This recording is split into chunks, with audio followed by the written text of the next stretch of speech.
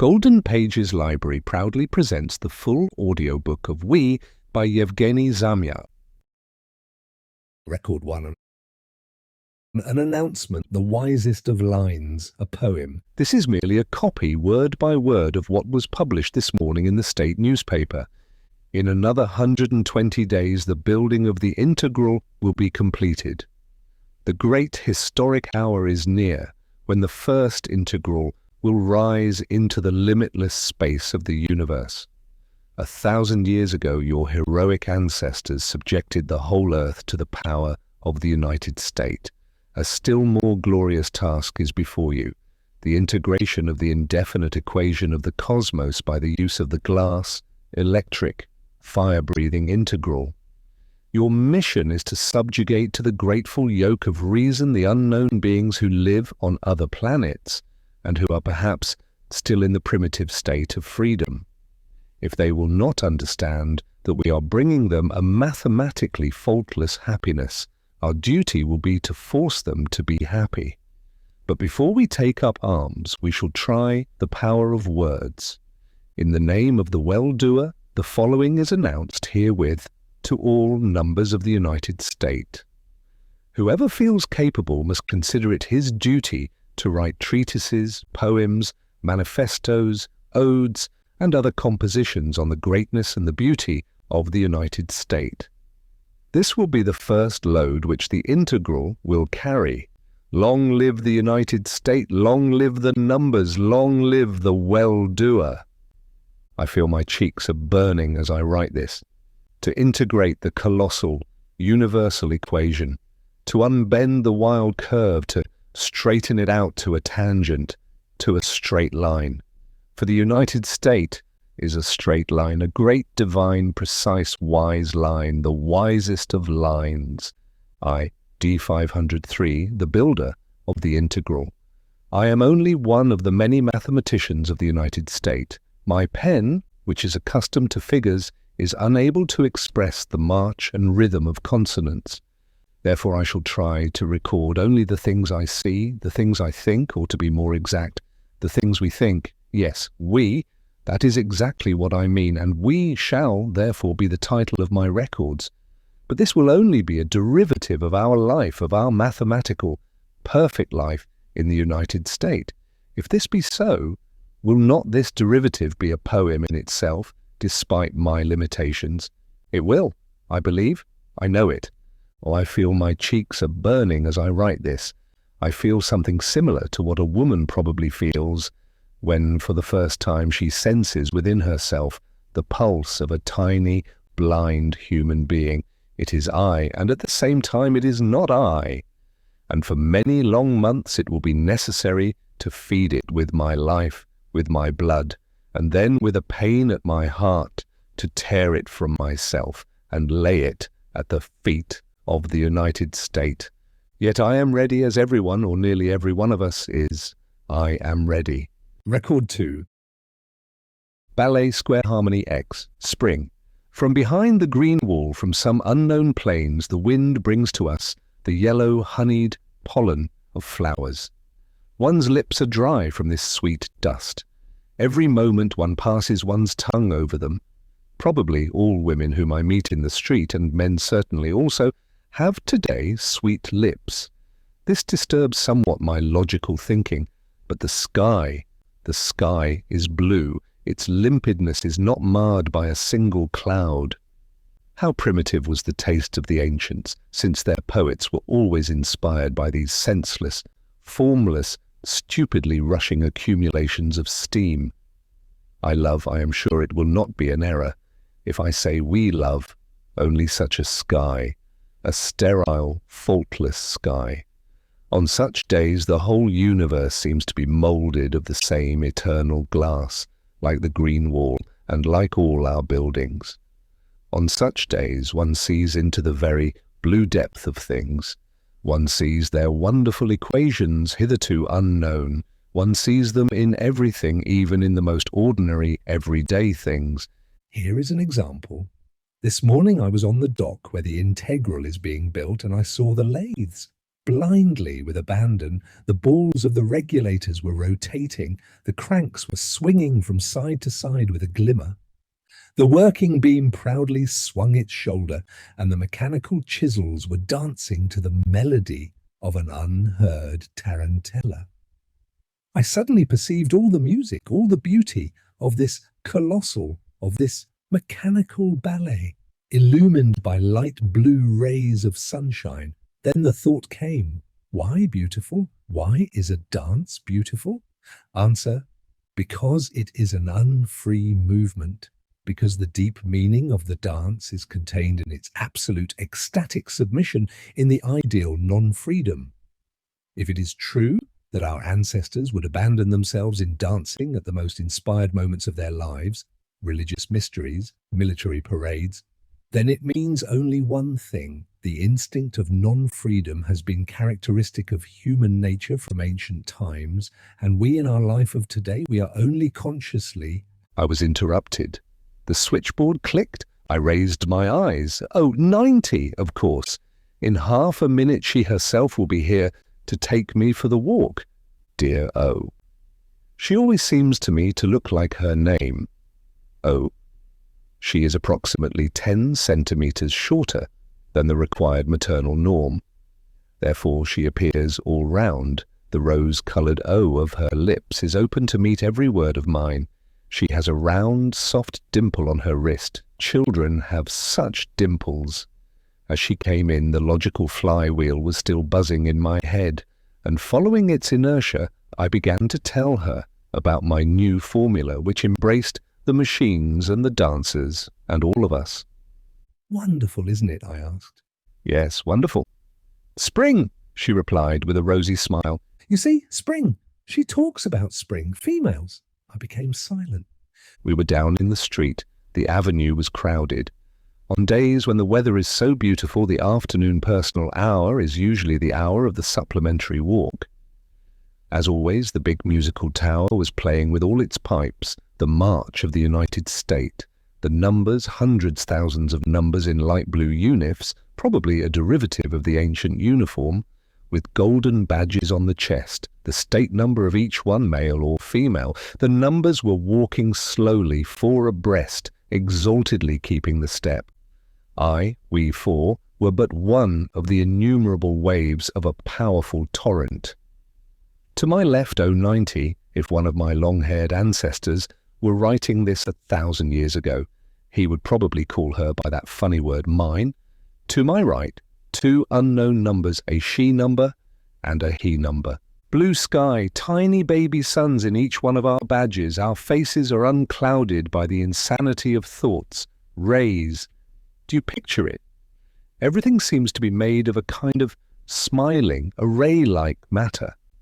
And the brass measures, tra-ta-ta-tam, tra-ta-ta-tam, stamping on the brassy steps which sparkle in the sun. With every step, you rise higher and higher into the dizzy blue heights. Then, as this morning on the dock, again I saw, as if for the first time in my life, the impeccably straight streets, the glistening glass of the pavement, the divine parallelepipeds of the transparent dwellings, the square harmony of the greyish-blue rows of numbers. And it seemed to me that not past generations, but I myself, had won a victory over the old God and the old life, that I myself had created all this. I felt like a tower. I was afraid to move my elbow, lest the walls, the cupola, and the machines should fall to pieces. Then, without warning, a jump through centuries. I remembered, apparently through an association by contrast, a picture in the museum, a picture of an avenue of the 20th century, a thundering, many-coloured confusion of men, wheels, animals, billboards, trees, colours,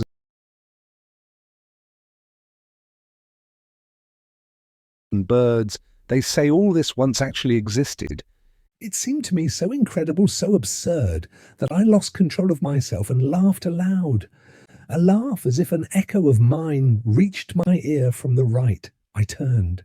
I saw white, very white, sharp teeth, and an unfamiliar female face. "I beg your pardon," she said, But you looked about you like an inspired mythological god on the seventh day of creation. You look as though you are sure that I, too, was created by you, by no one but you. It is very flattering. All this without a smile, even with a certain degree of respect.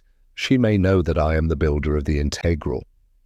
In her eyes, nevertheless, in her brows, there was a strange, irritating X, and I was unable to grasp it, to find an arithmetical expression for it. Somehow I was confused. With a somewhat hazy mind, I tried logically to motivate my laughter. It was absolutely clear that this contrast, this impassable abyss between the things of today and of years ago, but why impassable? What bright, sharp teeth! One might throw a bridge over that abyss. Please imagine. A drum battalion, rows, all this existed before, and consequently, oh yes, it is clear, I exclaimed. It was a remarkable intersection of thoughts. She said, almost in the same words, the things I wrote down before the walk. Do you understand? Even the thoughts. It is because nobody is one, but one of. We are all so much alike. Are you sure? I noticed her brows, which rose to the temples in an acute angle, like the sharp corners of an X. Again I was confused, casting a glance to the right, then to the left. To my right, she, slender, abrupt, resistantly flexible like a whip. I, 330, I saw her number now. To my left, O, totally different, made all of circles, with a childlike dimple on her wrist, and at the very end of our row, an unknown he number, double-curved like the letter S. We were all so different from one another. The one to my right, I 330, apparently caught my confused eye, for she said with a sigh, "Yes, alas." I don't deny that this exclamation was quite in place, but again there was something in her face or in her voice. With an abruptness unusual for me, I said, "Why, alas, science is developing, and if not now, then within 50 or 100 years, even the noses will." Yes, noses. This time I almost shouted, since there is still a reason, no matter what, for envy, since my nose is button-like, and someone else's is, well, your nose is rather classic, as they would say in the ancient days, although your hands, no, show me your hands. I hate to have anyone look at my hands. They are covered with long hair, a stupid atavism. I stretched out my hand and said as indifferently as I could, ape-like. She glanced at my hand, then at my face. "No, a very curious harmony." She weighed me with her eyes as though with scales. The little horns again appeared at the corners of her brows. "He is registered in my name," exclaimed O-90 with a rosy smile. I made a grimace. Strictly speaking, she was out of order. This dear O, how shall I say it? The speed of her tongue is not correctly calculated. The speed per second of her tongue should be slightly less than the speed per second of her thoughts. At any rate, not the reverse. At the end of the avenue, the big bell of the accumulating tower resounded 17. The personal hour was at an end. I 330 was leaving us with that S-like he number. He has such a respectable, and I noticed then such a familiar face. I must have met him somewhere, but where I could not remember. Upon leaving me, I 330 said with the same X-like smile, "Drop in day after tomorrow at auditorium 112. I shrugged my shoulders. If I am assigned to the auditorium you just named, she, with a peculiar, incomprehensible certainty, "You will." The woman had upon me a disagreeable effect, like an irrational component of an equation which you cannot eliminate. I was glad to remain alone with dear O, at least for a short while. Hand in hand with her, I passed 4 lines of avenues. At the next corner she went to the right, I to the left. O timidly raised her round blue crystalline eyes. "I would like so much to come to you today and pull down the curtains, especially today, right now." How funny she is. But what could I say to her? She was with me only yesterday, and she knows as well as I that our next sexual day is day after tomorrow. It is merely another case in which her thoughts are too far ahead. It sometimes happens that the spark comes too early to the motor. At parting, I kissed her twice. No, I shall be exact, 3 times on her wonderful blue eyes, such clear, unclouded eyes. Record 3. A coat, a wall, the tables. I looked over all that I wrote down yesterday, and I find that my descriptions are not sufficiently clear. That is, everything would undoubtedly be clear to one of us, but who knows to whom my integral will someday bring these records. Perhaps you, like our ancestors, have read the great book of civilization only up to the page of 900 years ago. Perhaps you don't know even such elementary things as the hour tables, personal hours, maternal norm, green wall, well-doer. It seems droll to me, and at the same time very difficult, to explain these things. It is as though, let us say, a writer of the 20th century should start to explain in his novel such words as coat, apartment, wife. Yet if his novel had been translated for primitive races, how could he have avoided explaining what a coat meant? I am sure that the primitive man would look at a coat and think, what is this for? It is only a burden, an unnecessary burden. I am sure that you will feel the same if I tell you that not one of us has ever stepped beyond the green wall since the 200 Years' War. But dear readers, you must think at least a little it helps. It is clear that the history of mankind, as far as our knowledge goes, is a history of the transition from nomadic forms to more sedentary ones. Does it not follow that the most sedentary form of life, ours, is at the same time the most perfect one?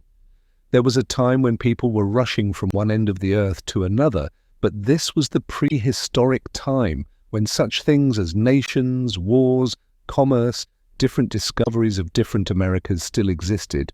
Who has need of these things now? I admit humanity acquired this habit of a sedentary form of life, not without difficulty and not at once. When the 200 Years' War had destroyed all the roads, which later were overgrown with grass, it was probably very difficult at first. It seemed uncomfortable to live in cities which were cut off from each other by green debris. But what of it? Man, soon after he lost his tail, probably did not learn at once how to chase away flies without its help. I am almost sure that at first he was even lonesome without his tail. But now, can you imagine yourself with a tail? Or can you imagine yourself walking in the street naked without clothes? It is possible you go without clothes still. Here we have the same case. I cannot imagine a city which is not clad with a green wall. I cannot imagine a life which is not clad with the figures of our tables. Tables! Now even purple figures look at me austerely yet kindly from the golden background of the wall. Involuntarily I am reminded of the thing which was called by the ancients sainted image, and I feel a desire to compose verses or prayers which are the same. Oh, why am not I a poet so as to be able properly to glorify the tables, the heart and pulse of the United State? All of us, and perhaps all of you, read in childhood while in school that greatest of all monuments of ancient literature, the official railroad guide. But if you compare this with the tables, you will see side by side graphite and diamonds, both are the same, carbon. But how eternal, transparent, how shining the diamond. Who does not lose his breath when he runs through the pages of the guide? The tables transformed each one of us actually into a 6-wheeled steel hero of a great poem, every morning with 6-wheeled precision. At the same hour, at the same minute we wake up, millions of us at once. At the very same hour, millions like one we begin our work, and millions like one we finish it. United into a single body with 1,000,000 hands, at the very same second, designated by the tables, we carry the spoons to our mouths. At the same second we all go out to walk, go to the auditorium, to the halls for the tailor exercises, and then to bed. I shall be quite frank. Even we have not attained the absolute exact solution of the problem of happiness. Twice a day from 16 to 17 o'clock and from 21 to 22, our united powerful organism dissolves into separate cells. These are the personal hours designated by the tables. During these hours, you would see the curtains discreetly drawn in the rooms of some. Others march slowly over the pavement of the main avenue or sit at their desks, as I sit now. But I firmly believe, let them call me an idealist and a dreamer. I believe that sooner or later we shall somehow find, even for these hours, a place in the general formula. Somehow, all of the 86,400 seconds will be incorporated in the tables of hours. I have had opportunity to read and hear many improbable things about those times when human beings still lived in the state of freedom, that is, an unorganized, primitive state. One thing has always seemed to me the most improbable. How could a government, even a primitive government, permit people to live without anything like our tables, without compulsory walks, without precise regulation of the time to eat, for instance? They would get up and go to bed whenever they liked. Some historians even say that in those days the streets were lighted all night, and all night people went about the streets. That I cannot understand. True, their minds were rather limited in those days, yet they should have understood, should they not, that such a life was actually wholesale murder, although slow murder, day after day. The state, humanitarianism, forbade in those days the murder of one person, but it did not forbid the killing of millions slowly and by half. To kill one, that is, to reduce the general sum of human life by 50 years, was considered criminal. But to reduce the general sum of human life by 50 million years was not considered criminal. Is it not droll? Today, this simple mathematical moral problem could easily be solved in half a minute's time by any 10-year-old number, yet they couldn't do it. All their Immanuel Kants together couldn't do it.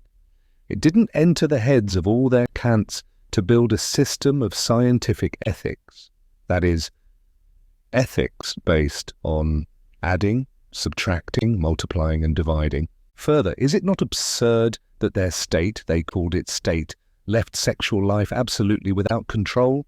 However, whenever and as much as they wanted, absolutely unscientific like beasts, and like beasts they blindly gave birth to children. Is it not strange to understand gardening, chicken farming, fishery?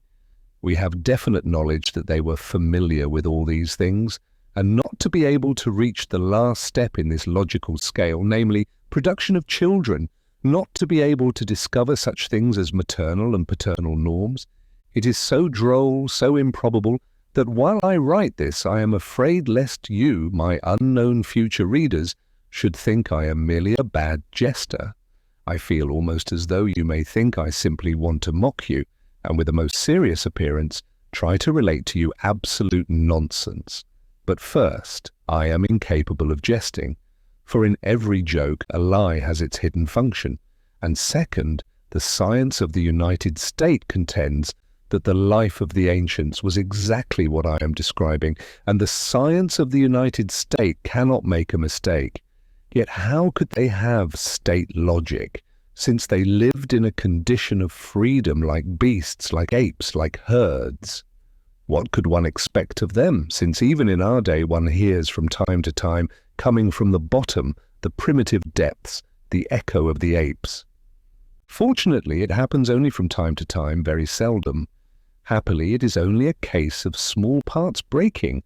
These may easily be repaired without stopping the eternal great march of the whole machine. And in order to eliminate a broken peg, we have the skillful, heavy hand of the well-doer. We have the experienced eyes of the guardians.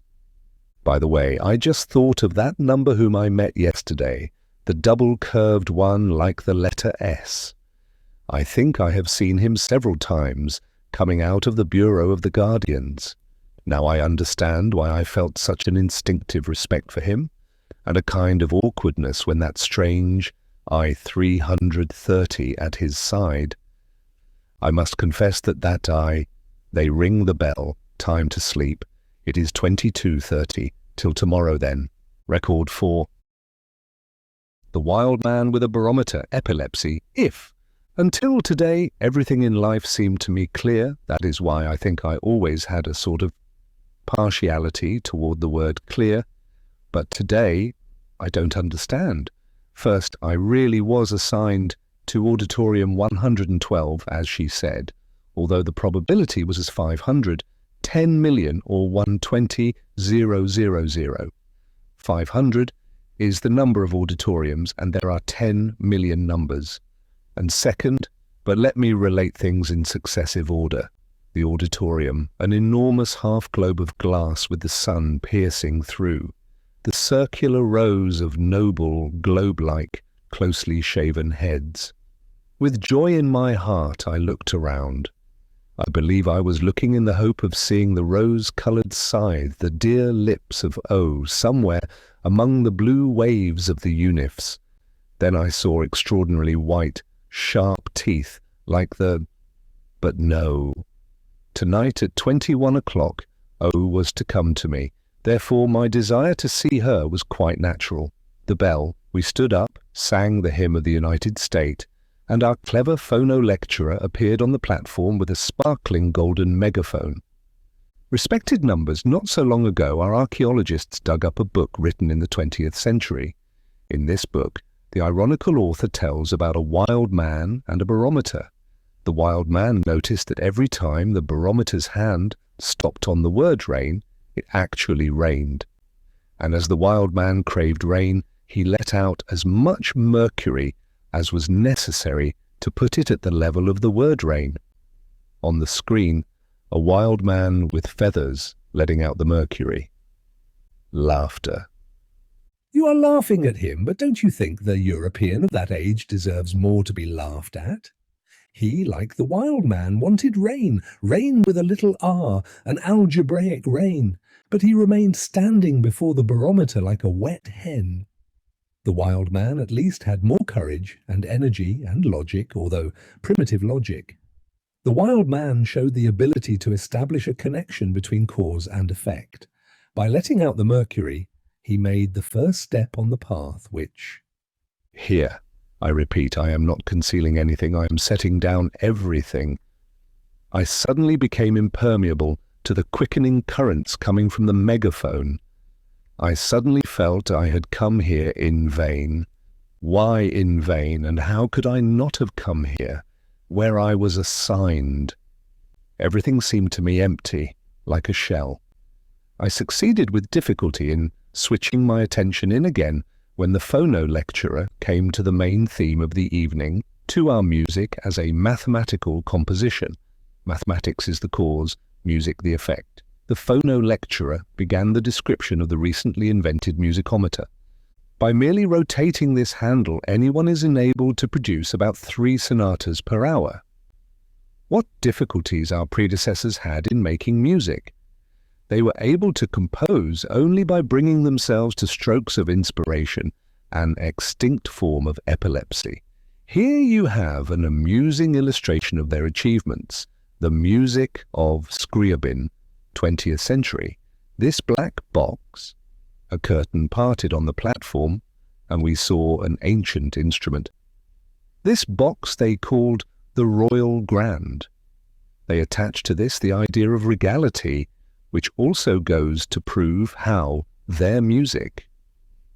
And I don't remember anything further, very possibly because, I'll tell you frankly, because she, I, 330, came to the royal box. Probably I was simply startled by her unexpected appearance on the platform. She was dressed in a fantastic dress of the ancient time, a black dress closely fitting the body, sharply delimiting the white of her shoulders and breast, and that warm shadow waving with her breath between, and the dazzling, almost angry teeth. A smile, a bite, directed downward. She took her seat. She began to play something wild, convulsive, loud like all their life then. Not a shadow of rational mechanism. Of course, all those around me were right. They were laughing, only a few. But why is it that I too, Yes, epilepsy, a mental disease, a pain, a slow, sweet pain bite, and it goes deeper and becomes sharper. And then slowly, sunshine, not our sunshine, not crystalline, bluish and soft, coming through the glass bricks. No, a wild sunshine, rushing and burning, tearing everything into small bits. The number at my left glanced at me and chuckled. I don't know why, but I remember exactly how a microscopic saliva bubble appeared on his lips and burst. That bubble brought me back to myself. Like all the other numbers I heard now, only the senseless, disorderly cracking of the chords. I laughed. I felt so light and simple. The gifted phono lecturer represented to us only too well that wild epoch. And that was all. With what a joy I listened afterward to our contemporary music. It was demonstrated to us at the end of the lecture for the sake of contrast. Crystalline, chromatic scales converging and diverging into endless series, and synthetic harmony of the formulae of Taylor and Maclaurin, wholesome, square and massive like the trousers of Pythagoras. Sad melodies dying away in waving movements. The beautiful texture of the spectrum of planets, dissected by Fraunhofer lines. What magnificent, what perfect regularity! How pitiful the willful music of the ancients, not limited except by the scope of their wild imaginations. As usual, in good order, four abreast, all of us left the auditorium. The familiar double-curved figure passed swiftly by. I respectfully bowed. Dear O was to come in an hour. I felt agitated, agreeably and usefully. Home at last. I rushed to the house office, handed over to the controller on duty my pink ticket, and received a certificate permitting the use of the curtains. This right exists in our state only for the sexual days. Normally we live surrounded by transparent wall which seem to be knitted of sparkling air. We live beneath the eye of everyone, always bathed in light. We have nothing to conceal from one another. Besides, this mode of living makes the difficult and exalted task of the guardians much easier. Without it, many bad things might happen. It is possible that the strange, opaque dwellings of the ancients were responsible for their pitiful, sellish psychology. My sick home is my fortress. How did they manage to think of such things? At 22 o'clock, I lowered the curtain, and at the same second, O came in, smiling, slightly out of breath. She extended to me her rosy lips and her pink ticket. I tore off the stub, but I could not tear myself away from the rosy lips up to the last moment, 22:15. And then I showed her my diary and I talked. I think I talked very well on the beauty of a square, a cube, a straight line. At first she listened so charmingly. She was so rosy. When suddenly a tear appeared in her blue eyes, then another and a third fell straight on the open page, page 7. The ink blurred. Well, I shall have to copy it again. My dear O, if only you, What if? If what? Again the old lament about a child, or perhaps something new regarding the other one, although it seems as though but that would be too absurd. Record 5. The square, the rulers of the world, an agreeable and useful function. Again with you, my unknown reader. I talk to you as though you were, let us say, my old comrade, R13, the poet with the lips of a Negro. Well, everyone knows him. Yet you are somewhere on the moon, or on Venus, or on Mars. Who knows you? Where? And who are you? Imagine a square, a living, beautiful square. Imagine that this square is obliged to tell you about itself, about its life. You realize that this square would hardly think it necessary to mention the fact that all its four angles are equal. It knows this too well. This is such an ordinary, obvious thing. I am in exactly the same square position. Take the pink checks, for instance, and all that goes with them. For me, they are as natural as the equality of the four angles of the square. But for you, they are perhaps more mysterious and hard to understand than the binum of Newton. Let me explain. An ancient sage once said a clever thing, accidentally beyond doubt. He said, "Love and hunger rule the world.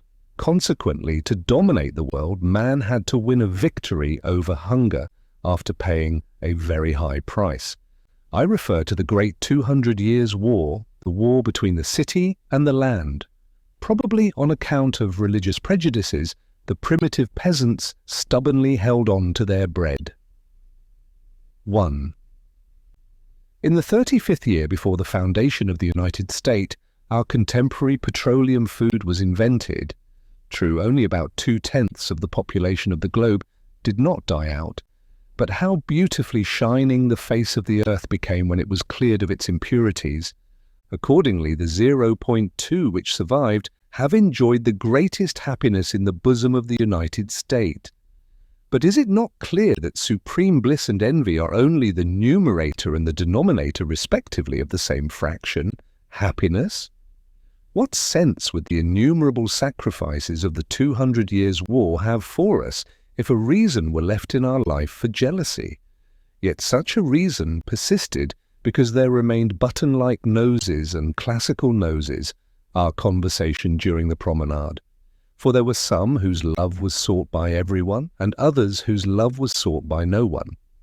Naturally, having conquered hunger, that is, algebraically speaking, having achieved the total of bodily welfare, the United States directed its attack against the second ruler of the world, against love. At last, this element also was conquered, that is, organized and put into a mathematical formula. It is already 300 years since our great historic lex sexualis was promulgated. A number may obtain a license to use any other number as a sexual product. The rest is only a matter of technique. You are carefully examined in the laboratory of the sexual department where they find the content of the sexual hormones in your blood, and they make out for you accordingly a table of sexual days. Then you file an application to enjoy the services of number so-and-so or number so-and-so.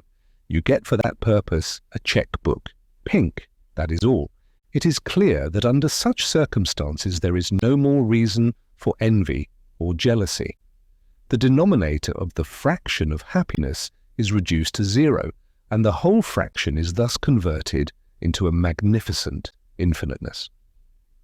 The thing which was for the ancients the source of innumerable stupid tragedies has been converted in our time into an harmonious, agreeable and useful function of the organism, a function like sleep, like physical labor, the taking of food, digestion.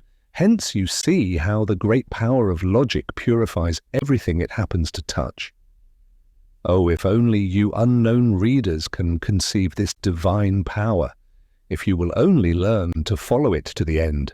It is very strange. While I was writing today of the loftiest summit of human history, all the while I breathed the purest mountain air of thought, but within me it was and remains cloudy, cobwebby, and there is a kind of cross-like, four-pawed X.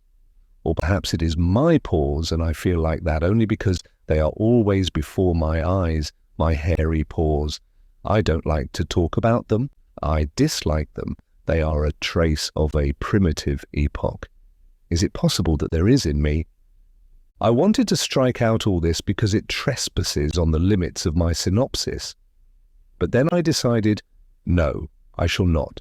Let this diary give the curve of the most imperceptible vibrations of my brain, like a precise seismograph, for at times such vibrations serve as forewarnings. Certainly this is absurd. This certainly should be stricken out. We have conquered all the elements. Catastrophes are not possible anymore. Now everything is clear to me. The peculiar feeling inside is a result of that very same square situation of which I spoke in the beginning. There is no X in me. There can be none. I am simply afraid lest some X will be left in you, my unknown readers. I believe you will understand that it is harder for me to write than it ever was for any author throughout human history. Some of them wrote for contemporaries, some for the future generations, but none of them ever wrote for their ancestors, or beings like their primitive, distant ancestors. Record 6. An accident, the cursed. It's clear. 24 hours. I must repeat, I made it my duty to write concealing nothing. Therefore, I must point out now that, sad as it may be, the process of hardening and crystallization of life has evidently not been completed even here in our state. A few steps remain to be made before we reach the ideal. The ideal, it's clear, is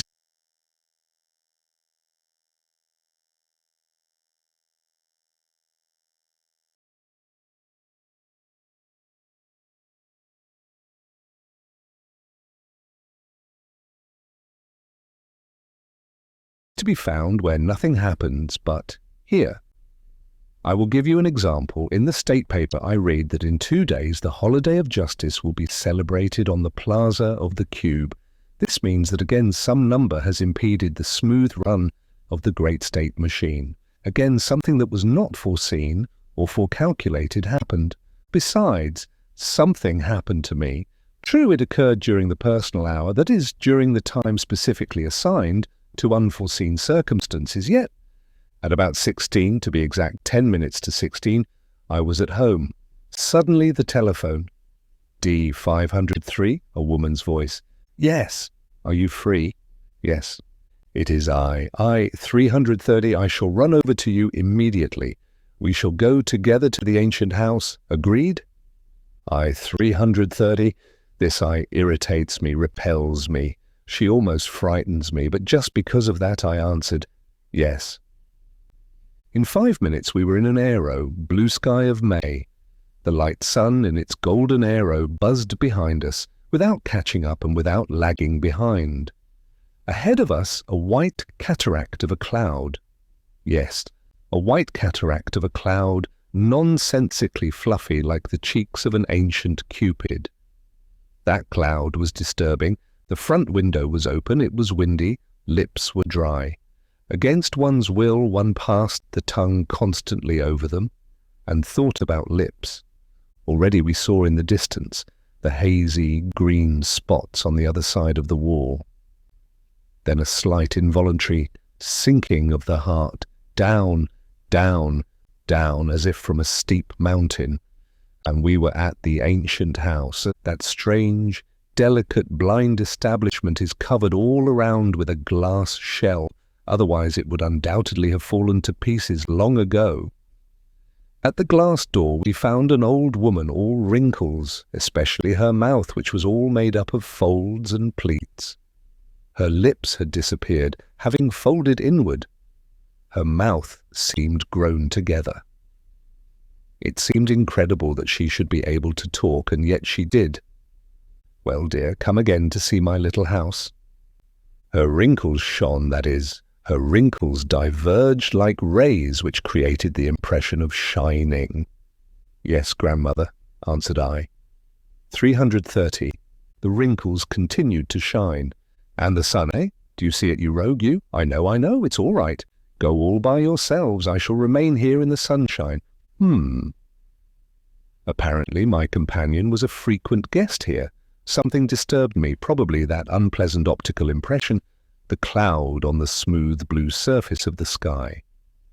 While we were ascending the wide, dark stairs, I, 330, said, I love her, that old woman. Why?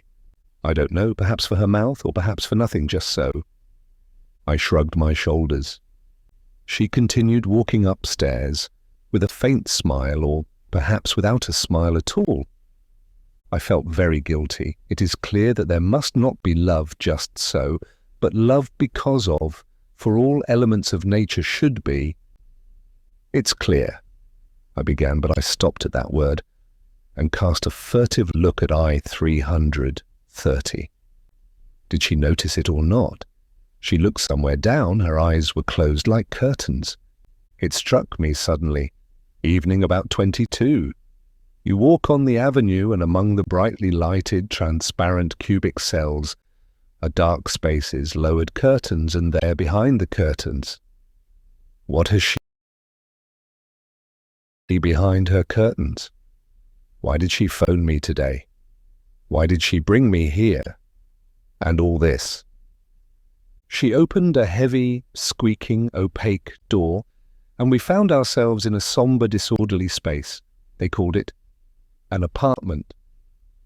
The same strange royal musical instrument, and a wild, unorganized, crazy loudness of colours and forms like their ancient music. A white plane above, dark blue walls, red, green, orange bindings of ancient books, yellow bronze candelabras, a statue of Buddha, furniture with lines distorted by epilepsy, impossible to reduce to any clear equation. I could hardly bear that chaos, but my companion apparently possessed a stronger constitution. "This is my most beloved," she suddenly caught herself again, a smile, bite and white sharp teeth. "To be more exact, the most nonsensical of all apartments, or to be most exact of all the states, thousands of microscopic states, fighting eternal wars, pitiless, like—" "Oh yes, it's clear," said I. 330 with apparent sincerity. We passed through a room where we found a few small children's beds. Children in those days were also private property. Then more rooms, glimmering mirrors, sombre closets, unbearably loud-coloured divans, an enormous fireplace, a large mahogany bed. Our contemporary beautiful transparent eternal glass was represented here only by pitiful, delicate, tiny squares of windows. And to think, here there was love just so. They burned and tortured themselves. Again the curtain of the eyes was lowered. What a stupid, uneconomical spending of human energy. Am I not right? She spoke as though reading my thoughts, but in her smile there remained always that irritating X. There behind the curtains something was going on, I don't know what, but something that made me lose my patience. I wanted to quarrel with her, to scream at her, exactly to scream. But I had to agree. It was impossible not to agree. We stopped in front of a mirror. At that moment, I saw only her eyes. An idea came to me. Human beings are built as nonsensically as these stupid apartments. Human heads are opaque, and there are only two very small windows that lead inside, the eyes. She seemed to have guessed my thoughts. She turned around. Well, here they are, my eyes. Well, this suddenly, then silence. There were in front of me two gloomy, dark windows, and behind them inside, such strange hidden life. I saw there only fire, burning like a peculiar fireplace, and unknown figures resembling. All this was certainly very natural. I saw in her eyes the reflection of my own face. But my feelings were unnatural and not like me. Evidently, the depressing influence of the surroundings was beginning to tell on me. I felt definitely fear. I felt as if I were trapped and caged in a strange cage.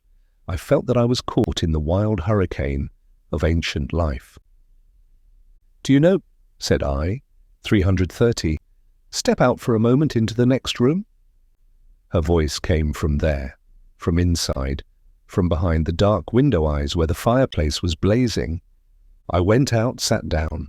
From a shelf on the wall there looked straight into my face, somewhat smiling, a snub-nosed, asymmetrical physiognomy of one of the ancient poets. I think it was Pushkin. Why do I sit here enduring this smile with such resignation, and what is this all about? Why am I here? And why all these strange sensations, this irritating, repellent female, this strange game? The door of the closet slammed. There was the rustle of silk. I felt it difficult to restrain myself from getting up and I don't remember exactly, probably I wanted to tell her a number of disagreeable things. But she had already appeared. She was dressed in a short, bright yellowish dress, black hat, black stockings. The dress was of light silk. I saw clearly very long black stockings above the knees, an uncovered neck, and the shadow between. "It's clear that you want to seem original, but is it possible that you—" "It is clear," interrupted I, 330, "that to be original means to stand out among others. Consequently, to be original means to violate the law of equality. What was called, in the language of the ancients, to be common, is with us only the fulfilling of one's duty, for—" "Yes, exactly," I interrupted impatiently, "and there is no use. She came near the bust of the snub-nosed poet, lowered the curtains on the wildfire of her eyes, and said, "This time I think she was really in earnest, or perhaps she merely wanted to soften my impatience with her, but she said a very reasonable thing. Don't you think it surprising that once people could stand types like this? Not only stand them, but worship them. What a slavish spirit, don't you think so?" It's clear. That is, I wanted, damn that cursed, it's clear. Oh yes, I understand. But in fact, these were rulers stronger than the crowned ones. Why were they not isolated and exterminated? In our state? "Oh yes, in our state," I began. Suddenly she laughed. I saw the laughter in her eyes. I saw the resounding sharp curve of that laughter, flexible, tense like a whip. I remember my whole body shivered. I thought of grasping her, and I don't know what. I had to do something, mattered little what. Automatically, I looked at my golden badge, glanced at my watch. 10 minutes to 17. "Don't you think it is time to go?" I said in as polite a tone as possible. "And if I should ask you to stay here with me?" "What? Do you realize what you are saying? In 10 minutes I must be in the auditorium. And all the numbers must take the prescribed courses in art and science," said I, 330 with my voice. Then she lifted the curtain, opened her eyes. Through the dark windows the fire was blazing. "I have a physician in the medical bureau. He is registered to me. If I ask him, he will give you a certificate declaring that you are ill, all right?" Understood. At last I understood where this game was leading. "Ah, so? But you know that every honest number, as a matter of course, must immediately go to the office of the guardians, and as a matter not of course?" Sharp smile bite. "I am very curious to know, will you or will you not go to the guardians? Are you going to remain here?" I grasped the knob of the door. It was a brass knob, a cold brass knob, and I heard, cold like brass, her voice. "Just a minute, may I?" She went to the telephone, called a number. I was so upset it escaped me, and spoke loudly. "I shall be waiting for you in the ancient house. Yes, yes, alone." I turned the cold brass knob. "May I take the aero?" "Oh yes, certainly, please." In the sunshine at the gate, the old woman was dozing like a plant. Again I was surprised to see her grown-together mouth open, and to hear her say, "And your lady, did she remain alone?" "Alone?" The mouth of the old woman grew together again. She shook her head. Apparently even her weakening brain understood the stupidity and the danger of the behavior of that woman. At 17 o'clock exactly I was at the lecture. There I suddenly realized that I did not tell the whole truth to the old woman. I, 330, was not there alone now. Possibly this fact, that I involuntarily told the old woman a lie, was torturing me now and distracting my attention. Yes, not alone, that was the point.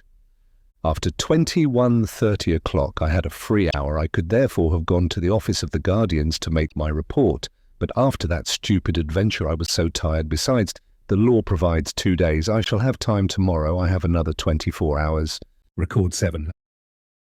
An eyelash, Taylor, henbane and lily of the valley, night, green, orange, blue, the red royal instrument, the yellow dress, then a brass Buddha.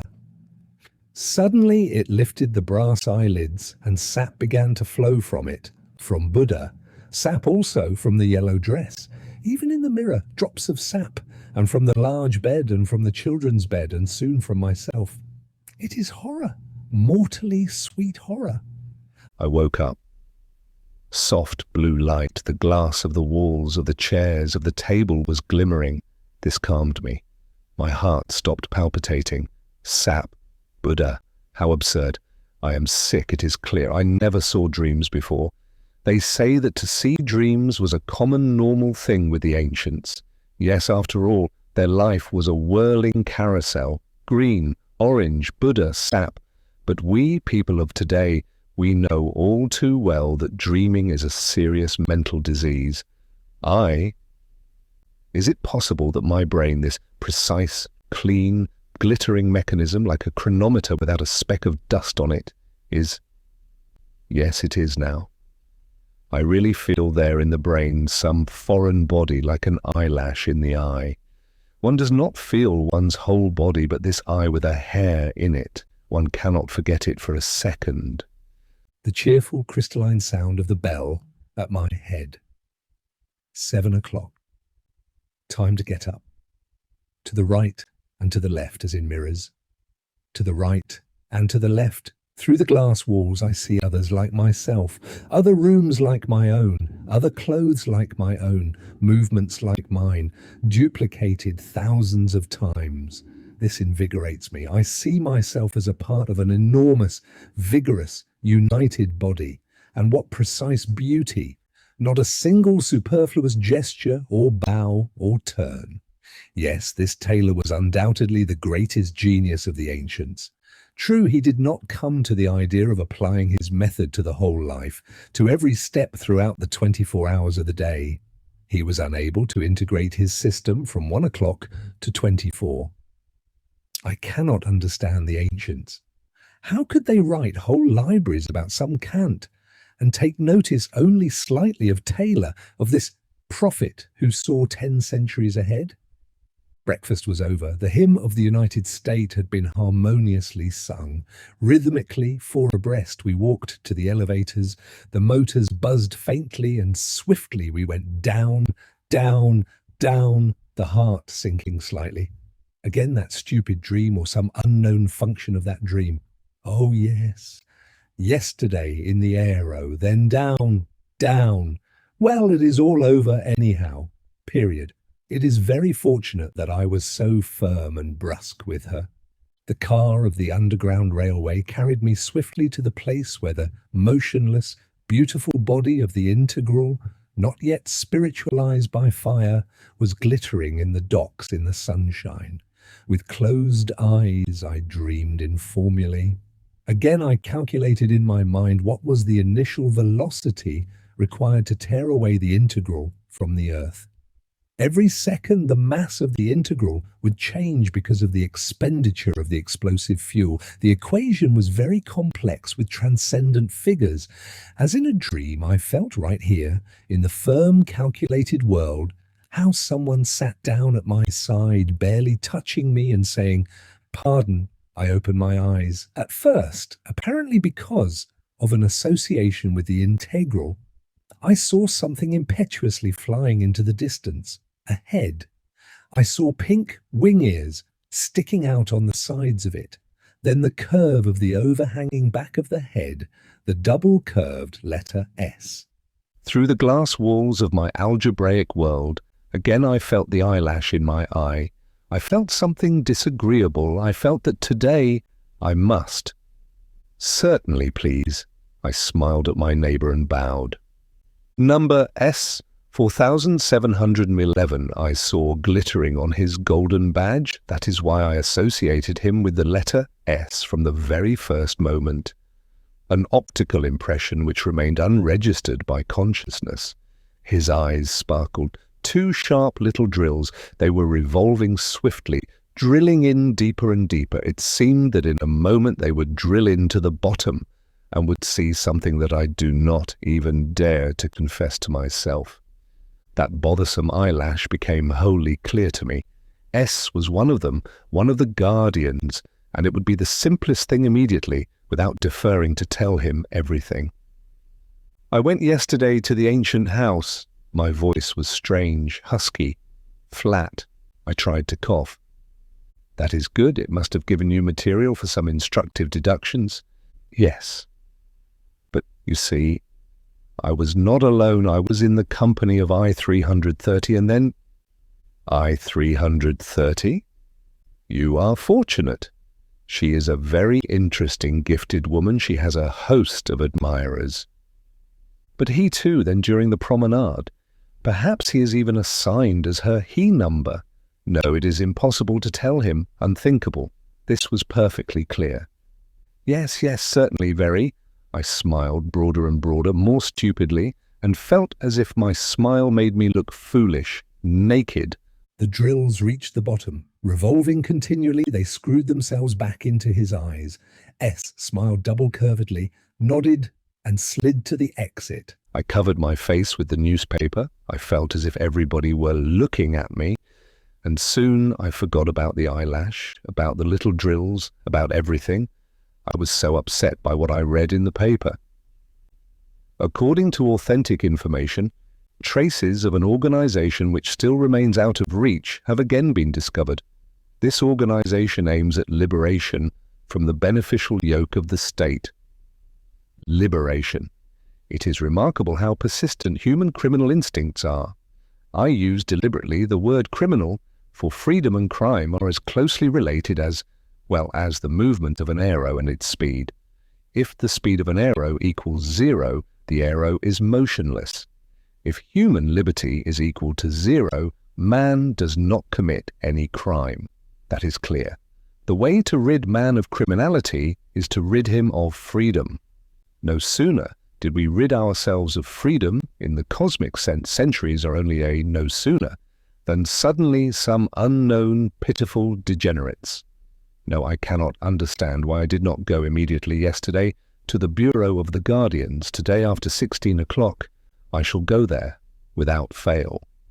At 16:10, I was in the street. At once, I noticed O-90 at the corner. She was all rosy with delight at the encounter. She has a simple, round mind, a timely meeting. She would understand and lend me support. Or, no, I did not need any support. My decision was firm. The pipes of the musical tower thundered out harmoniously the march, the same daily march. How wonderful the charm of this dailiness, of this constant repetition and mirror-like smoothness. Out for a walk. Her round blue eyes open towards me widely, blue windows leading inside. I penetrate there unhindered. There is nothing in there, I mean, nothing foreign, nothing superfluous. No, not for a walk. I must go. I told her where.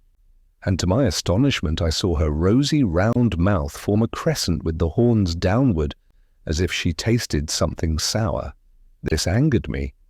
You she-numbers seem to be incurably eaten up by prejudices. You are absolutely unable to think abstractly. Forgive me the word, but this I call bluntness of mind. You? To the spies? How ugly! And I went to the botanical garden and brought you a branch of lily of the valley. Why, and I? Why this and? Just like a woman. Angrily, this I must confess, I snatched the flowers. Here they are, your lilies of the valley. Well, smell them. Good? Yes, why not use a little bit of logic? The lilies of the valley smell good.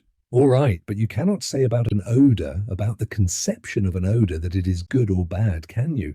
You can't, can you? There is the smell of lilies of the valley, and there is the disagreeable smell of henbane. Both are odours. The ancient states had their spies, we have ours. Yes, spies, I am not afraid of words. But is it not clear to you that there the spies were henbane, here they are lilies of the valley? Yes, lilies of the valley, yes! The rosy crescent quivered. Now I understand that it was only my impression, but at that moment I was certain she was going to laugh. I shouted still louder, Yes, lilies of the valley, and there is nothing funny about it, nothing funny. The smooth round globes of heads passing by were turning towards us. O-90 gently took my hand. You are so strange today. Are you ill? My dream? Yellow colour? Buddha? It was at once borne clearly upon me that I must go to the medical bureau. Yes, you are right, I am sick, I said with joy. That seems to me an inexplicable contradiction. There was nothing to be joyful about. You must go at once to the doctor.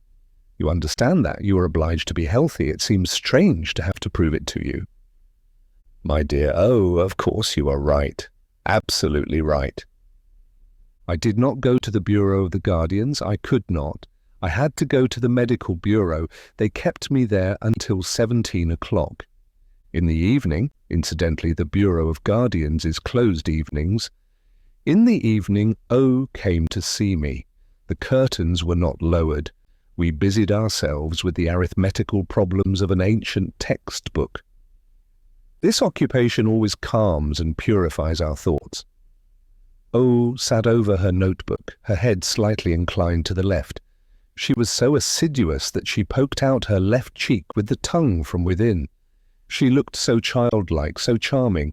I felt everything in me was pleasant, precise, and simple. She left. I remained alone. I breathed deeply 2 times. It is very good exercise before retiring for the night. Suddenly, an unexpected odour reminiscent of something very disagreeable. I soon found out what was the matter. A branch of lily of the valley was hidden in my bed. Immediately, everything was aroused again, came up from the bottom. Decidedly, it was tactless on her part surreptitiously to put these lilies of the valley there. Well, true, I did not go, I didn't, but was it my fault that I felt indisposed? Record 8. An irrational root. R13. The triangle. It was long ago during my school days when I first encountered the square root of -1. I remember it all very clearly. A bright, globe-like class hall, about 100 round heads of children, and Plapper, our mathematician. We nicknamed him Plapper. It was a very much used-up mathematician, loosely screwed together.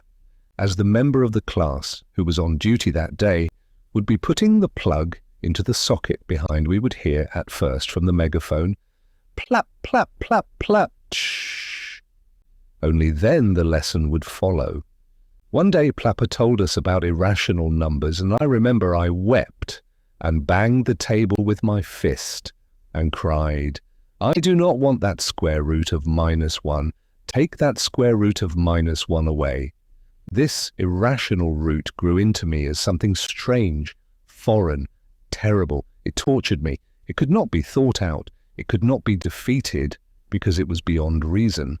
Now that square root of -1 is here again. I read over what I have written, and I clearly see that I was insincere with myself, that I lied to myself in order to avoid seeing that square root of -1. My sickness is all nonsense. I could go there. I feel sure that if such a thing had happened a week ago, I should have gone without hesitating. Why then am I unable to go now? Why? Today, for instance, at exactly 16:10, I stood before the glittering glass wall. Above was the shining, golden, sun-like sign, Bureau of Guardians. Inside a long queue of bluish-grey unifs awaiting their turns, faces shining like the oil lamps in an ancient temple. They came to accomplish a great thing. They came to put on the altar of the United States their beloved ones, their friends, their own selves. My whole being craved to join them, yet I could not. My feet were as though melted into the glass plates of the sidewalk. I simply stood there looking foolish. Mathematician. Dreaming? I shivered. Black eyes, varnished with laughter, looked at me. Thick, Negro lips. It was my old friend, the poet, R13, and with him, Rosie O. I turned around angrily. I still believed that if they had not appeared, I should have entered the bureau and have torn the square root of -1 out of my flesh. Not dreaming at all, if you will, standing in adoration, I retorted quite brusquely. Oh, certainly, certainly. You, my friend, should never have become a mathematician. You should have become a poet, a great poet. Yes, come over to our trade, to the poets, if you will. I can arrange it in a jiffy, huh? R13 usually talks very fast. His words run in torrents, his thick lips sprinkle. Every P is a fountain, every poet's a fountain. So far I have served knowledge, and I shall continue to serve knowledge. I frowned. I do not understand jokes, and R13 has the bad habit of joking. To the deuce with knowledge. Your much heralded knowledge is but a form of cowardice. It is a fact. Yes, you want to encircle the infinite with a wall, and you fear to cast a glance behind the wall. Yes, sir, and if ever you should glance beyond the wall, you would be dazzled and close your eyes. Yes. Walls are the foundation of every human, I began. R13 sprinkled his fountain. O laughed rosily and roundly. I waved my hand. Well, you may laugh. I don't care. I was busy with something else. I had to find a way of eating up, of crushing down that square root of -1. Suppose, I offered, we go to my place and do some arithmetical problems. The quiet hour of yesterday afternoon came to my memory, perhaps today also. O glanced at R, then serenely and roundly at me. The soft, endearing colour of our pink checks came to her cheeks. But today I have a check to him today. A glance at R. And tonight he is busy so that the moist, varnished lips whispered good-naturedly, "Half an hour is plenty for us, is it not, O? I am not a great lover of your problems. Let us simply go over to my place and chat." I was afraid to remain alone with myself, or to be more correct, with that new, strange self, who by some curious coincidence bore my number D503. So I went with R. True, he is not precise, not rhythmic. His logic is jocular and turned inside out, yet we are. 3 years ago we both chose our dear Rosie O. This tied our friendship more firmly together than our school days did. In Ara's room, everything seems like mine. The tables, the glass of the chairs, the table, the closet, the bed.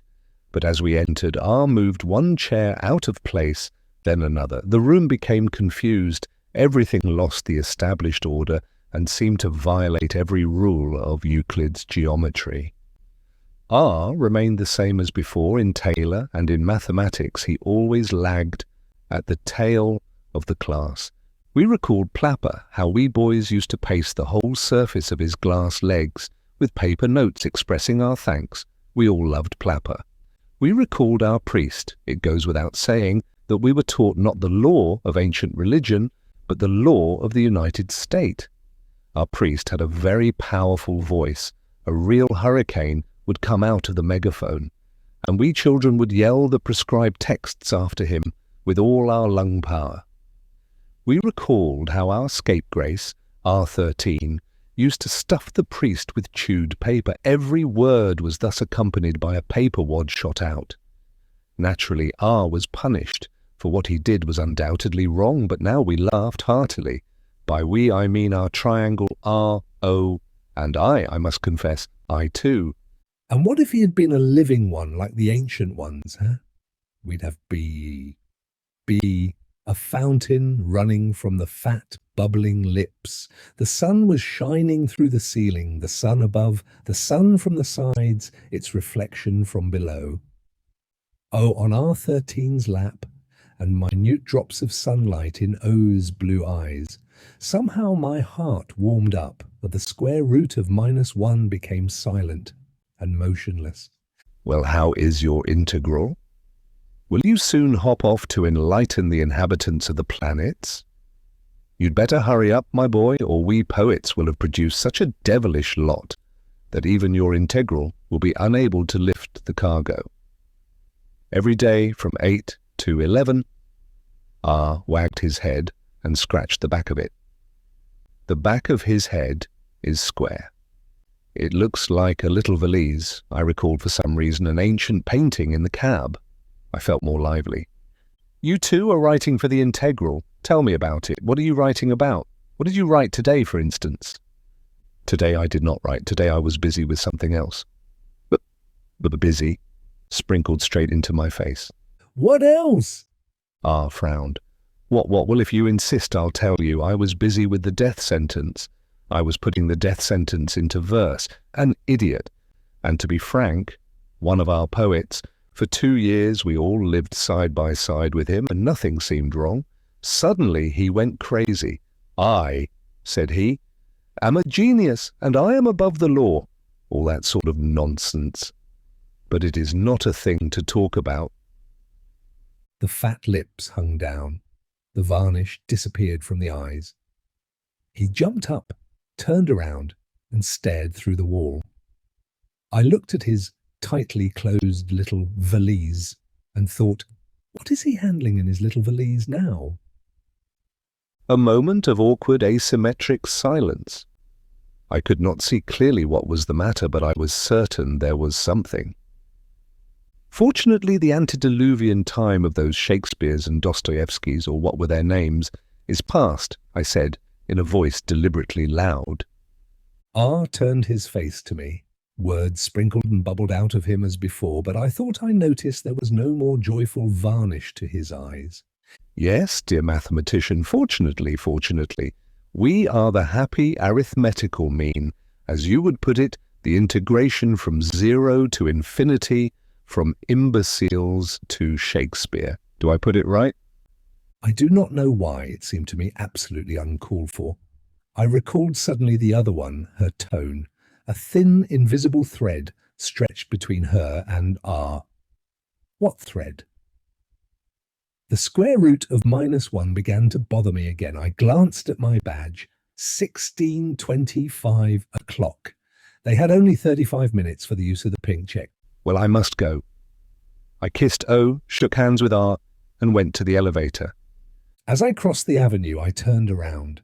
Here and there in the huge mass of glass penetrated by sunshine there were greyish-blue squares, the opaque squares of lowered curtains, the squares of rhythmic, taylorized happiness. On the 7th floor I found R13 square. The curtains were already lowered. Dear O, dear R, he also has, I do not know why I write this also, but I write as it comes from my pen. He too has something which is not entirely clear in him. Yet I, he and O, we are a triangle, I confess, not an isosceles triangle, but a triangle nevertheless. We, to speak in the language of our ancestors, perhaps to you, my planetary readers, this is the more comprehensible language, we are a family. And one feels so good at times when one is able for a short while at least to close oneself within a firm triangle, to close oneself away from anything that... Record 9. Liturgy, iambus, the cast-iron hand. A solemn, bright day. On such days one forgets one's weaknesses, inexactitudes, illnesses, and everything is crystalline and imperturbable like our new glass, the plaza of the cube. 66 imposing concentric circles stands, 66 rows of quiet, serene faces, eyes reflecting the shining of the sky, or perhaps it is the shining of the United States. Red like blood are the flowers, the lips of the women, like soft garlands, the faces of the children in the first rows, nearest the place of action. Profound, austere, Gothic silence. To judge by the descriptions which reach us from the ancients, they felt somewhat like this during their church services, but they served their nonsensical, unknown God. We serve our rational God, whom we most thoroughly know. Their God gave them nothing but eternal, torturing seeking. Our God gives us absolute truth. That is, he has rid us of any kind of doubt. Their God did not invent anything cleverer than sacrificing oneself. Nobody knows what for. We bring to our God, the United States, a quiet, rational, carefully thought-out sacrifice. Yes, it was a solemn liturgy for the United States, a reminiscence of the great days, years of the 200 Years' War, a magnificent celebration of the victory of all over one, of the sum over the individual. That one stood on the steps of the cube, which was filled with sunlight. A white, no, not even white, but already colourless glass face, lips of glass. And only the eyes, thirsty, swallowing, black holes leading into that dreadful world from which he was only a few minutes away. The golden badge with the number already had been taken off. His hands were tied with a red ribbon, a symbol of ancient custom. The explanation of it is that in the old times, when this sort of thing was not done in the name of the United States, the convicted naturally considered that they had the right to resist. Hence, their hands were usually bound with chains. On the top of the cube, next to the machine, the motionless metallic figure of him whom we call the well-doer. One could not see his face from below. All one could see was that it was bounded by austere, magnificent square lines. And his hands? Did you ever notice how sometimes in a photograph, the hands, if they were too near the camera, come out enormous? They then compel your attention, overshadow everything else. Those hands of his, heavy hands, quiet for the time being, were stony hands. It seemed the knees on which they rested must have had pains to bear their weight. Suddenly one of those hands rose slowly, a slow cast-iron gesture. Obeying the will of the lifted hand, a number came out on the platform. It was one of the state poets, whose fortunate lot it was to crown our celebration with his verses. Divine iambic brass verses thundered over the many stands. They dealt with the man who, his reason lost, and lips like glass, stood on the steps and waited for the logical consequences of his own insane deeds. Ablaze, buildings were swaying in those iambic lines, and sprinkling upward their liquefied golden substance, they broke and fell. The green trees were scorched, their sap slowly ran out, and they remained standing like black crosses, like skeletons. Then appeared Prometheus, that meant us. He harnessed fire with machines and steel, and fettered chaos with law. The world was renovated, it became like steel, a sun of steel, trees of steel, men of steel. Suddenly an insane man unchained the fire and set it free, and again the world had perished. Unfortunately, I have a bad memory for poetry, but one thing I am sure of. One could not choose more instructive or more beautiful parables. Another slow, heavy gesture of the cast-iron hand, and another poet appeared on the steps of the cube. I stood up. Impossible. But thick Negro lips, it was he. Why did he not tell me that he was to be invested with such high?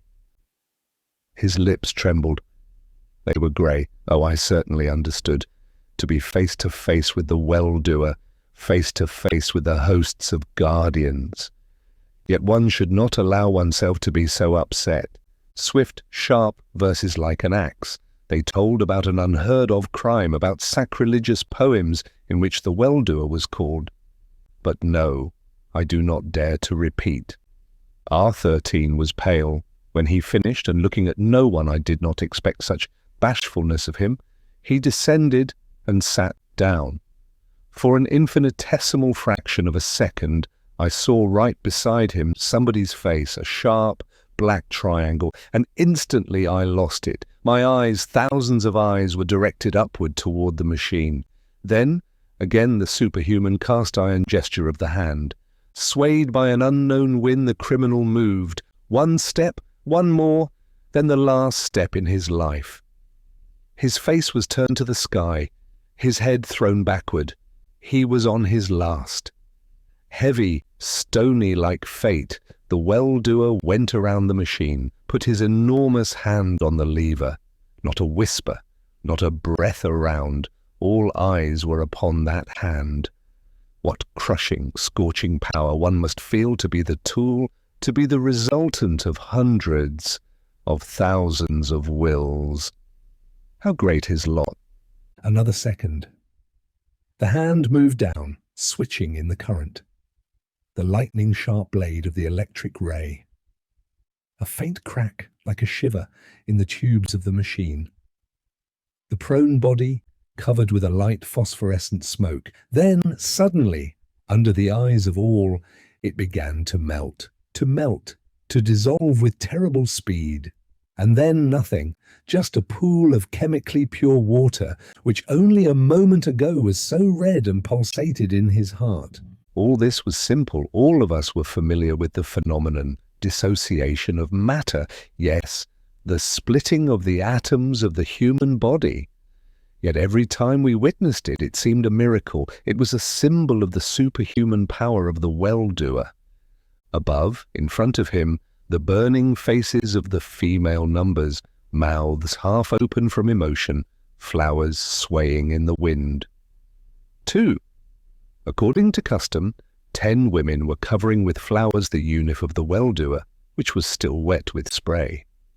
With the magnificent step of a supreme priest, he slowly descended, slowly passed between the rows of stands, and like tender white branches there rose toward him the arms of the women, and millions like one our tempestuous cheers.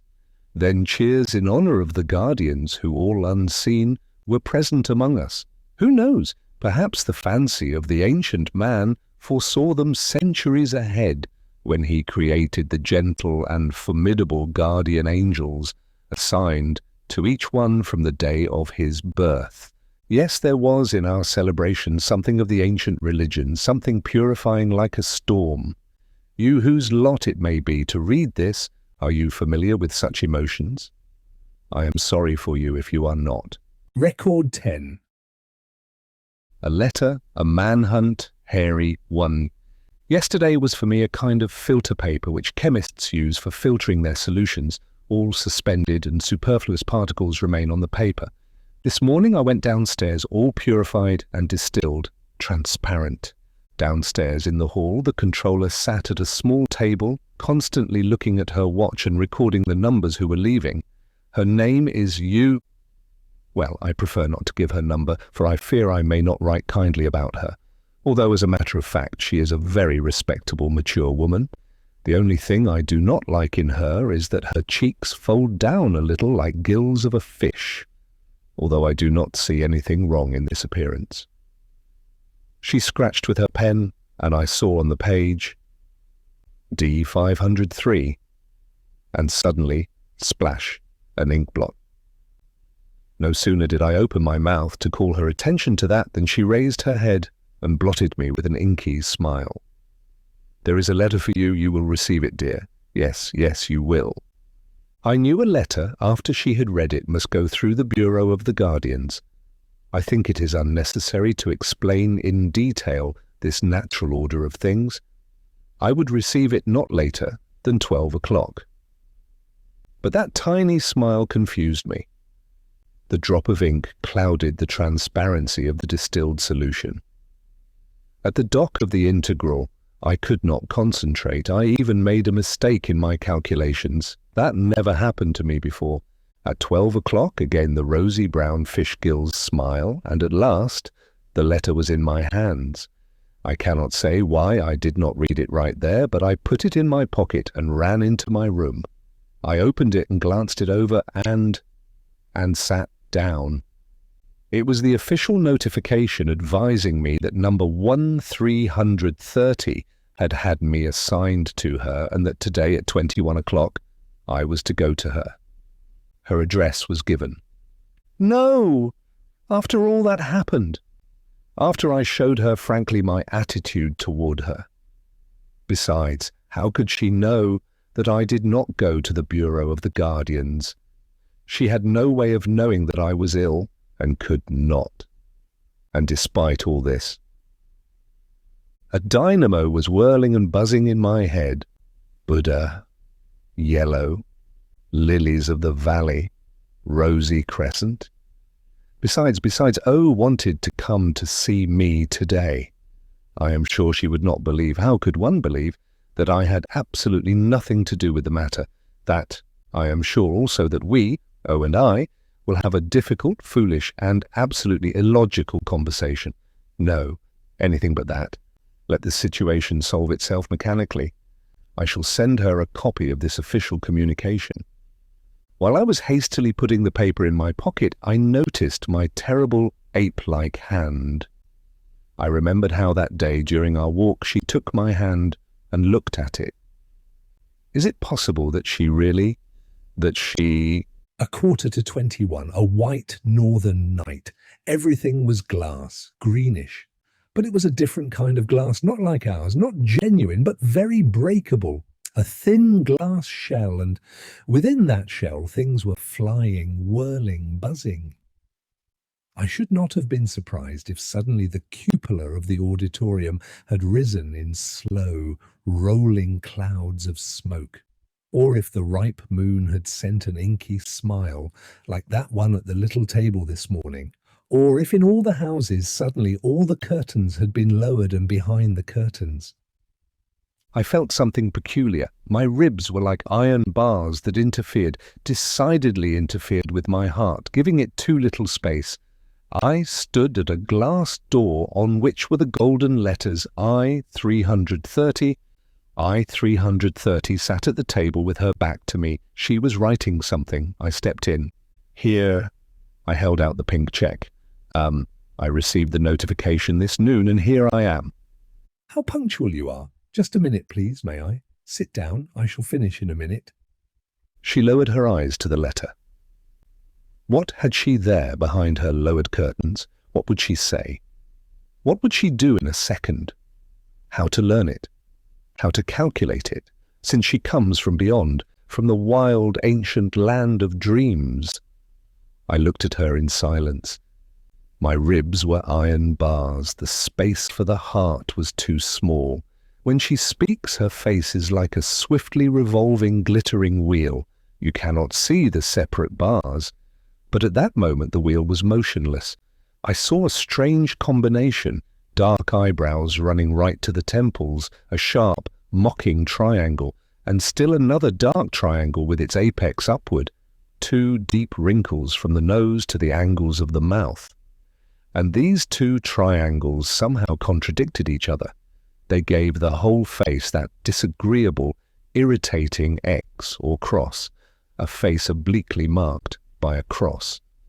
The wheel started to turn, its bars blurred. So you did not go to the Bureau of Guardians after all?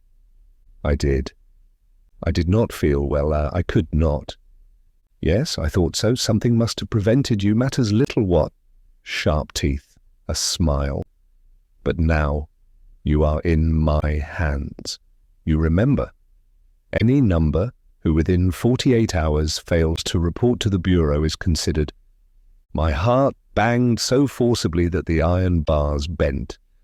If I were not sitting like a little boy, how stupid. I was caught like a little boy, and stupidly I kept silent. I felt I was in a net, neither my legs nor my arms. She stood up and stretched herself lazily. She pressed the button, and the curtains on all 4 walls fell with a slight rustle. I was cut off from the rest of the world, alone with her. She was somewhere behind me, near the closet door. The unif was rustling, falling. I was listening, all listening. I remembered, it glistened in my mind for 1/100th of a second. I once had to calculate the curve of a street membrane of a new type. These membranes are handsomely decorated and are placed on all the avenues, registering all street conversations for the Bureau of Guardians. I remembered a rosy concave, trembling membrane, a strange being consisting of 1 organ only, an ear. I was at that moment such a membrane. Now the click of the snap button at her collar, at her breast, and lower. The glassy silk rustled over her shoulders and knees, over the floor. I heard, and this was clearer than actual seeing, I heard how 1 foot stepped out of the greyish-blue heap of silk, then the other. Soon I'd hear the creak of the bed, and the tensely stretched membrane trembled and registered the silence. No, the sharp, hammer-like blows of the heart against the iron bars and endless pauses between beats. And I heard, saw, how she, behind me, hesitated for a second, thinking, the door of the closet, it slammed again, silk, silk. Well, all right. I turned around. She was dressed in a saffron yellow dress of an ancient style. This was 1,000 times worse than if she had not been dressed at all. 2 sharp points through the thin tissue glowing with rosiness, 2 burning embers piercing through ashes, 2 tender, round knees. She was sitting in a low armchair.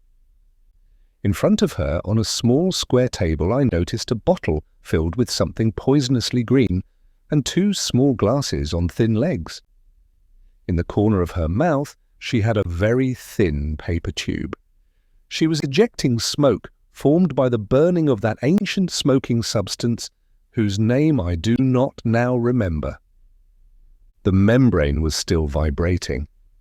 within the sledgehammer was pounding the red-hot iron bars of my chest. I heard distinctly every blow of the hammer, and what if she too heard it? But she continued to produce smoke very calmly. Calmly she looked at me, and nonchalantly she flicked ashes on the pink check. With as much self-control as possible, I asked, "If you still feel that way, why did you have me assigned to you?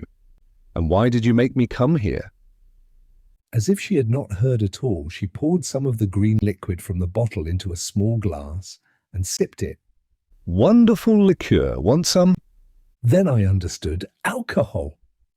Like lightning there came to memory what I saw yesterday, the stony hand of the well-doer, the unbearable blade of the electric ray, there on the cube, the head thrown backward, the stretched-out body. I shivered. "Please listen," I said. Do you not that anyone who poisons himself with nicotine, more particularly with alcohol, is severely treated by the United States?" Dark brows raised high to the temples, the sharp mocking triangle. "It is more reasonable to annihilate a few than to allow many to poison themselves. And degeneration. This is true to the point of indecency." Indecency? Yes, to let out into the street such a group of bald-headed, naked little truths. Only imagine, please. Imagine, say, that persistent admirer of mine, well, you know him.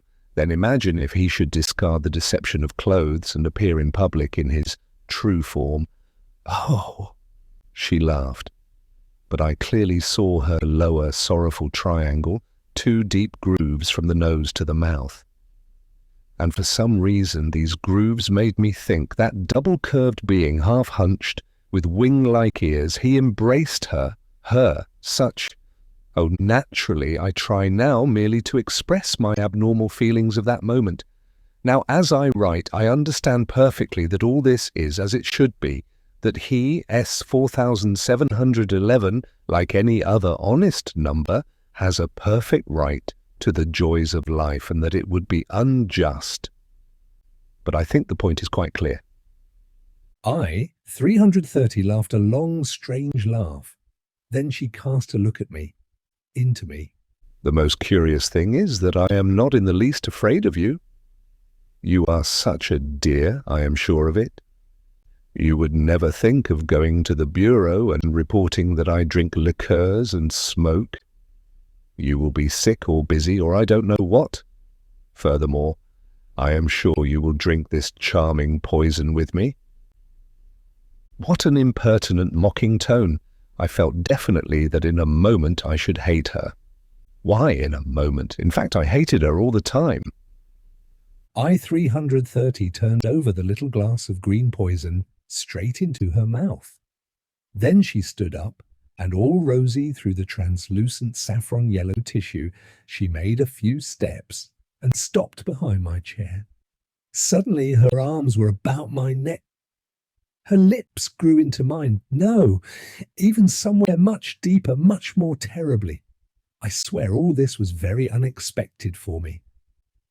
That is why, perhaps, for I could not, at this moment I see clearly, I could not myself have the desire to. Unbearably sweet lips, I suppose. It was the taste of the liqueur. It was as though burning poison were being poured into me, and more I tore away from the earth and began revolving as an independent planet, down, following an uncalculable curve. What happened next I am able to describe only in an approximate way, only by way of more or less corresponding analogies. It never occurred to me before, but it is true. We who live on the earth, we are always walking over a seething red sea of fire which is hidden in the womb of the earth. We never think of it.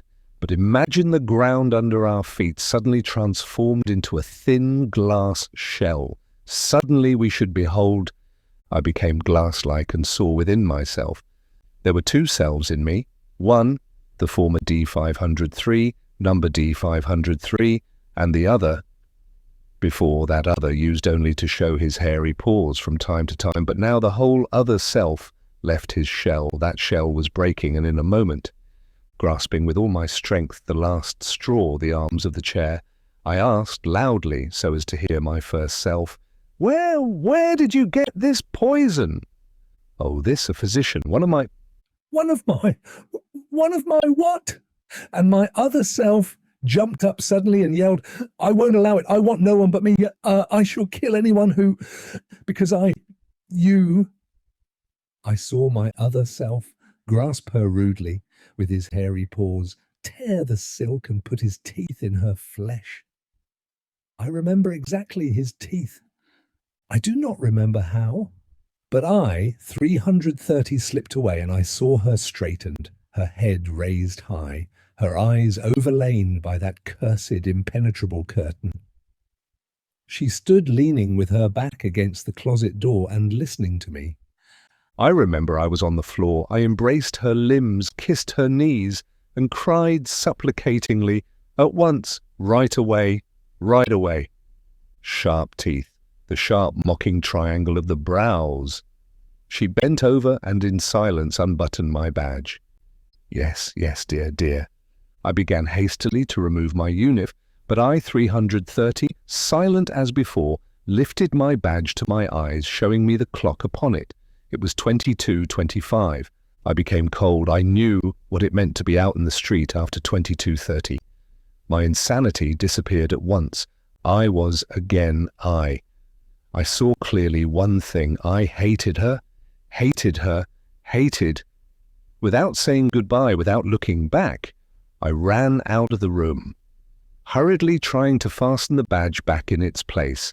I ran down the stairs, I was afraid lest someone notice me in the elevator, and jumped out into a deserted street. Everything was in its place, life so simple, ordinary, orderly. Glittering glass houses, pale glass sky, a greenish, motionless night. But under that cool glass, something wild, something red and hairy, was silently seething. I was gasping for breath, but I continued to run so as not to be late. Suddenly I felt that my badge, which I had hurriedly pinned on, was detaching itself. It came off and fell to the sidewalk. I bent over to pick it up, and in the momentary silence I heard somebody's steps. I turned. Someone small and hunched was disappearing around the corner, at least so it seemed. I started to run as fast as I could. The wind whistled in my ears. At the entrance of my house I stopped and looked at the clock. 1 minute to 22:30. I listened. Nobody behind. It was my foolish imagination. The effect of the poison. The night was full of torture. My bed seemed to lift itself under me, then to fall again, then up again. I used auto-suggestion. At night all the numbers must sleep. Sleeping at night is a duty, just like working during the day. To sleep at night is necessary for the next day's work. Not to sleep at night is criminal. Yet I could not sleep. I was perishing. I was unable to fulfill my duties to the United States. Record 11. No, I can't. Let it be without headings. Evening, it is somewhat foggy. The sky is covered with a milky golden tissue, and one cannot see what is there beyond on the heights. The ancients knew that the greatest, bored skeptic, their god, lived there. We know that crystalline, blue, naked, indecent nothing is there. I do not know any more what is there. I have learned too many things of late. Knowledge, self-confident knowledge, which is sure that it is faultless, is faith.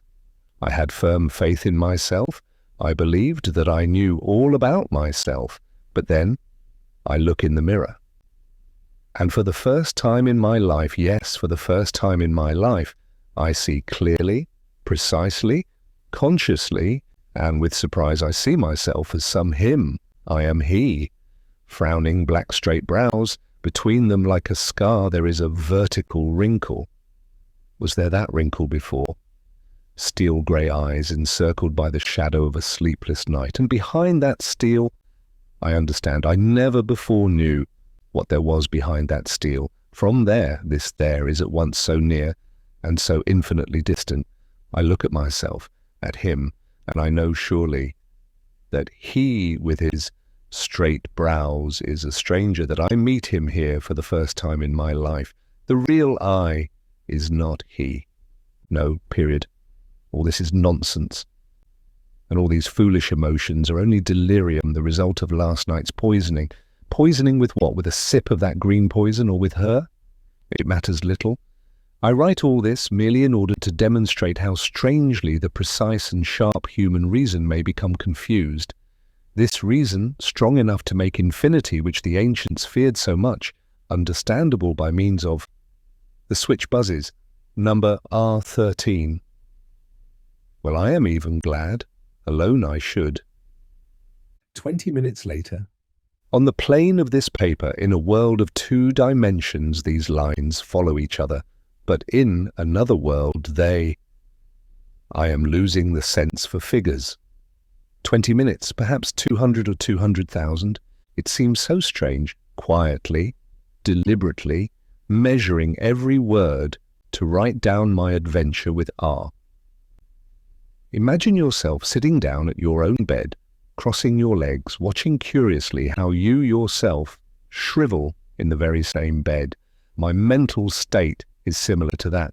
When R13 came in, I was perfectly quiet and normal.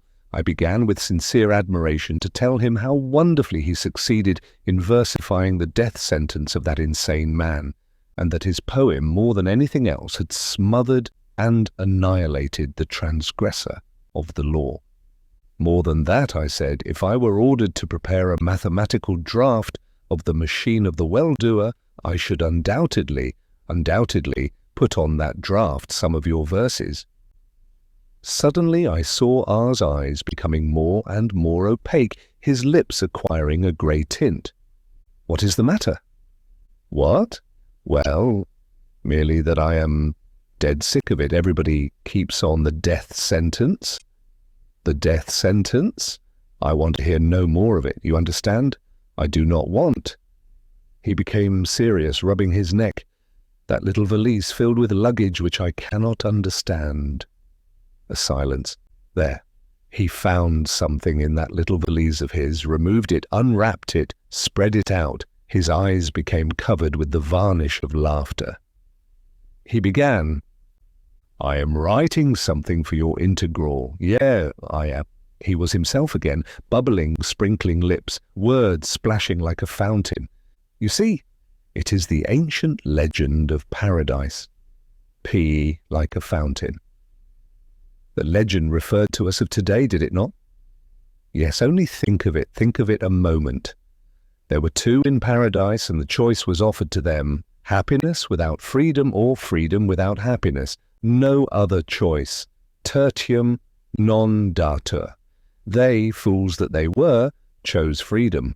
Naturally, they longed for centuries afterwards for fetters, for the fetters of yore. This was the meaning of their world-weariness, Weltschmerz. For centuries, and only we found a way to regain happiness. No, listen, follow me. The ancient God and we, side by side at the same table. Yes, we helped God definitely and finally to defeat the devil. It was he, the devil, who lead people to transgression, to taste pernicious freedom. He, the cunning serpent, and we came along, planted a boot on his head, and squash, done with him, paradise again. We return to the simple-mindedness and innocence of Adam and Eve. No more meddling with good and evil and all that. Everything is simple again, heavenly, childishly simple. The well-doer, the machine, the cube, the giant gas bell, the guardians, all these are good. All this is magnificent, beautiful, noble, lofty, crystalline, pure. For all this preserves our non-freedom, that is, our happiness. In our place, those ancients would indulge in discussions, deliberations. They would break their heads trying to make out what was moral or unmoral. But we... Well, in short, these are the highlights of my little paradise poem. What do you think of it? And above all, the style is most solemn, pious. Understand me? Nice little idea, is it not? Do you understand? Of course I understood. I remember my thoughts at that moment. His appearance is nonsensical and lacking in symmetry, yet what an orderly working mind he has. This made him dear to me, that is, to the real me. I still insist that I of before is the real one. My I of late is certainly only an illness. Apparently R read my thought in my face. He put his hand on my shoulders and laughed. "Oh, you, Adam. By the way, about Eve." He searched for something in his pockets, took out a little book, turned over a few leaves and said, "For the day after tomorrow, oh no, 2 days from now, O-90 has a pink check on you. How about it?" As before. "You want her to?" Of course, of course. "All right, then I'll tell her. You see, she herself is very bashful." What a funny story. You see, for me she has only a pink check affection, but for you, and you did not even come to tell us how a fourth member sneaked into our triangle. Who is it? Repent, sinner, come on. A curtain rose inside me, rustle of silk, green bottle, lips. Without any reason whatever, I exclaimed, "Oh, why didn't I restrain myself at that moment? Tell me, did you ever have the opportunity to try nicotine or alcohol?" R sucked in his lips, looked at me from under his brows. I distinctly heard his thoughts. Friend though he is, yet.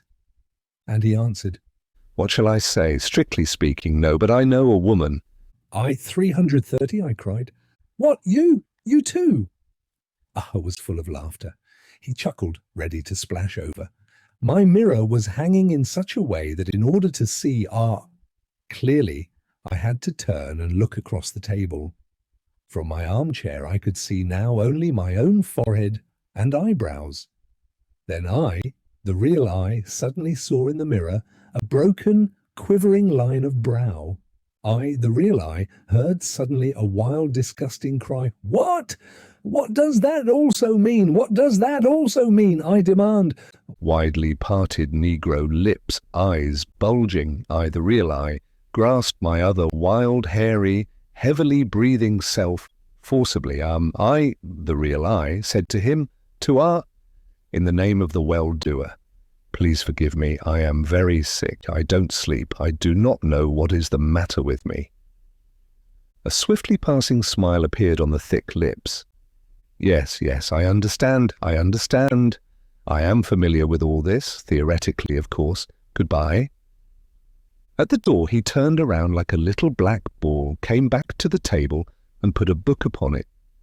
"This is my latest book. I came to bring it to you. Almost forgot. Goodbye."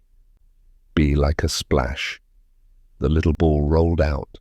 I am alone, or to be more exact, I am tete-a-tete with that other self. I sit in the armchair and, having crossed my legs, I watch curiously from some indefinite there how I, myself,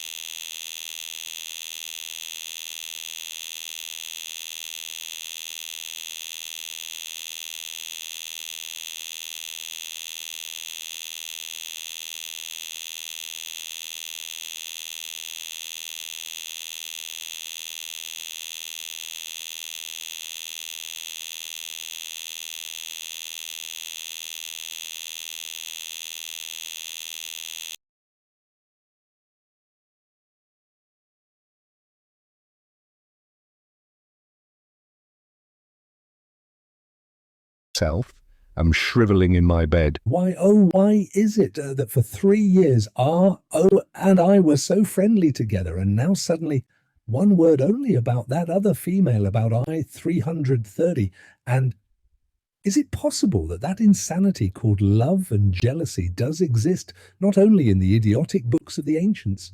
What seems most strange is that equations, formulae, figures, and suddenly this. I can't understand it. I can't. Tomorrow I shall go to R and tell him.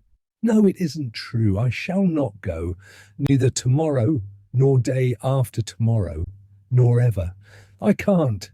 I do not want to see him. This is the end. Our triangle is broken up. I am alone. It is evening. There is a light fog. The sky is covered by a thin, milky golden tissue. If I only knew what is there, higher. If I only knew who I am. Which I am I. Record 12. The delimitation of the infinite, angel, meditations on poetry.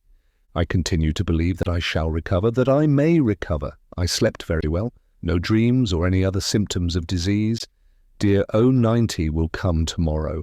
Everything will again be simple, regular, and limited like a circle. I am not afraid of this word limited. The work of the highest faculty of man, judgment, is always directed toward the constant limiting of the infinite, toward the breaking up of the infinite into comfortably digestible portions, differentials. This is what gives divine beauty to my element, mathematics, and it is exactly this beauty that other female lacks. But this last thought of mine is only an accidental mental association. These thoughts swarmed in my mind while I was listening to the regular, rhythmic sounds of the underground railway. Silently I followed the rhythm of its wheels and recited to myself R's verses from the book which he gave me yesterday, and I felt that behind me someone was leaning over my shoulder and looking at the open pages. I did not turn around, but with the corner of my eye I noticed pink ears, spread like wings, the double curved like the letter. It was he, but I did not want to disturb him. I feigned not to have noticed him. How he came in, I do not know. I did not see him when I got into the car. This incident, insignificant in itself, had an especially good effect upon me. It invigorated me, I should say. It is pleasant to feel that somebody's penetrating eye is watching you from behind your shoulder, lovingly guarding you from making the most minute mistake, from the most minute incorrect step. It may seem to you too sentimental, but I see in all this the materialization of the dream of the ancients about a guardian angel. How many things about which the ancients had only dreams are materialized in our life? At the moment when I became aware of the presence of the guardian angel behind me, I was enjoying a poem entitled Happiness. I think I am not mistaken when I say that it is a piece of rare beauty and depth of thought. Here are the first 4 lines. 2 times 2, eternal lovers, inseparable in passion, 4. Most flaming lovers in the world, eternally welded, 2 times 2. And the rest is in the same vein, on the wisdom and the eternal happiness of the multiplication table. Every poet is inevitably a Columbus. America existed before Columbus for ages, but only Columbus found it. The multiplication table existed before R13 for ages, but only R13 could find in the virginal forest of figures a new El Dorado. Is it not true? Is there any happiness more wise and cloudless in this wonderful world? Steel may rust. The ancient God created the ancient man, the man capable of mistakes. Ergo, the ancient God himself made a mistake. The multiplication table is more wise and more absolute than the ancient God, for the multiplication table never, do you understand, never makes mistakes. There are no more fortunate and happy people than those who live according to the correct, eternal laws of the multiplication table. No hesitation, no errors.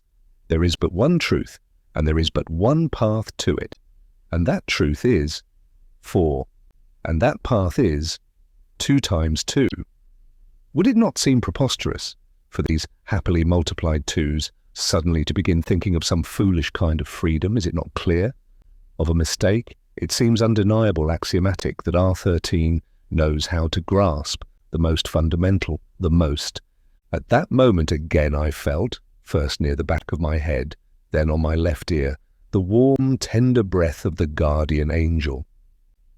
He apparently noticed that the book on my lap had long been closed and that my thoughts were somewhere very far. Well, I am ready this minute to spread before him the pages of my brain. This gives one such a feeling of tranquility and joy. I remember I even turned around and gazed long and questioningly into his eyes, but either he did not understand or he did not want to understand me. He did not ask me anything. The only thing left for me is to relate everything to you, my unknown readers. You are to me now as dear and as near and as far out of reach as he was at that moment. This was my way of thinking, from the part to the whole. 13 is the part. The whole is our institution of state poets and authors. I thought, how was it that the ancients did not notice the utter absurdity of their prose and poetry? The gigantic, magnificent power of the artistic word was spent by them in vain. It is really droll. Anybody wrote whatever happened to come into his head. It was as foolish as the fact that in the days of the ancients, the ocean blindly splashed at the shore for 24 hours without interruption or use. The millions of kilogram meters of energy which were hidden in the waves were used only for the stimulation of sweethearts. We obtained electricity from the amorous whisper of the waves. We made a domestic animal out of that sparkling, foaming, rabid one. And in the same manner we domesticated and harnessed the wild element of poetry. Now poetry is no longer the unpardonable whistling of nightingales, but a state service. Poetry is a commodity. Our famous mathematical norms. Without them in our schools, how could we love so sincerely and dearly our 4 rules of arithmetic? And thorns. This is a classical image. The guardians are thorns about a rose, thorns that guard our tender state flower from coarse hands. Whose heart could resist, could remain indifferent to see and hear the lips of our children recite like a prayer. A bad boy caught the rose with his hand, but the thorn of steel pricked him like a needle. The bad boy cried and ran home, and the daily odes to the well-doer, who, having read them, will not bow piously before the unselfish service of that number of all numbers, and the dreadful red flowers of court sentences, and the immortal tragedy, those who come late to work, and the popular book, stanzas on sex hygiene. Our whole life in all its complexity and beauty is thus stamped forever in the gold of words. Our poets do not soar any longer in the unknown. They have descended to earth, and they march with us, keeping step to the accompaniment of our austere and mechanical march of the musical state tower. Their lyre is the morning rubbing sound of the electric toothbrushes and the threatening crack of the electric sparks coming from the machine of the well-doer, and the magnificent echo of the hymn of the United State, and the intimate ringing of the crystalline, shining wash-basins, and the stimulating rustle of the falling curtains, and the joyous voices of the newest cookbooks, and the almost imperceptible whisper of the street membranes. Our gods are here below. They are with us in the bureau, in the kitchen, in the shops, in the restrooms. The gods have become like us, ergo we have become like gods. And we shall come to you, my unknown readers on another planet. We shall come to you to make your life as godlike, as rational, and as correct as ours. Record 13. Fog, thou. A decidedly absurd adventure. I awoke at dawn. The rose-coloured firmament looked into my eyes. Everything was beautiful round. O-90 is to come tonight. Surely I am healthy again. I smiled and fell asleep. The morning bell. I got up. Everything looked different. Through the glass of the ceiling, through the walls, nothing could be seen but fog. Fog everywhere. Strange clouds becoming heavier and nearer. The boundary between earth and sky disappeared. Everything seemed to be floating and thawing and falling, not a thing to hold to, no houses to be seen. They all were dissolved in the fog like crystals of salt in water. On the sidewalks and inside the houses, dark figures like suspended particles in a strange milky solution were hanging below, above, up to the 10th floor. Everything seemed to be covered with smoke, as though a fire were somewhere raging noiselessly. At 11:45 exactly, I looked at the clock, particularly at that time, to catch the figures, to save at least the figures. At 11:45, just before leaving, according to our table of hours, to go and occupy myself with physical labour, I dropped into my room for a moment. Suddenly the telephone rang, a voice, a long needle slowly penetrating my heart. Oh, you are at home. I am very glad. Wait for me at the corner. We shall go together. Where? Well, you'll see. You know perfectly well that I am going to work now. You know perfectly well that you'll do as I say. Au revoir. In 2 minutes. I stood at the corner. I had to wait to try to make clear to her that only the United States directs me, not she. You'll do as I say. How sure she is. One hears it in her voice. And what if... Units, dull grey, as if woven of damp fog, would appear for a second at my side and then soundlessly redissolve. I was unable to turn my eyes away from the clock. I seemed myself to have become that sharp, quivering hand which marked the seconds. 10, 8 minutes.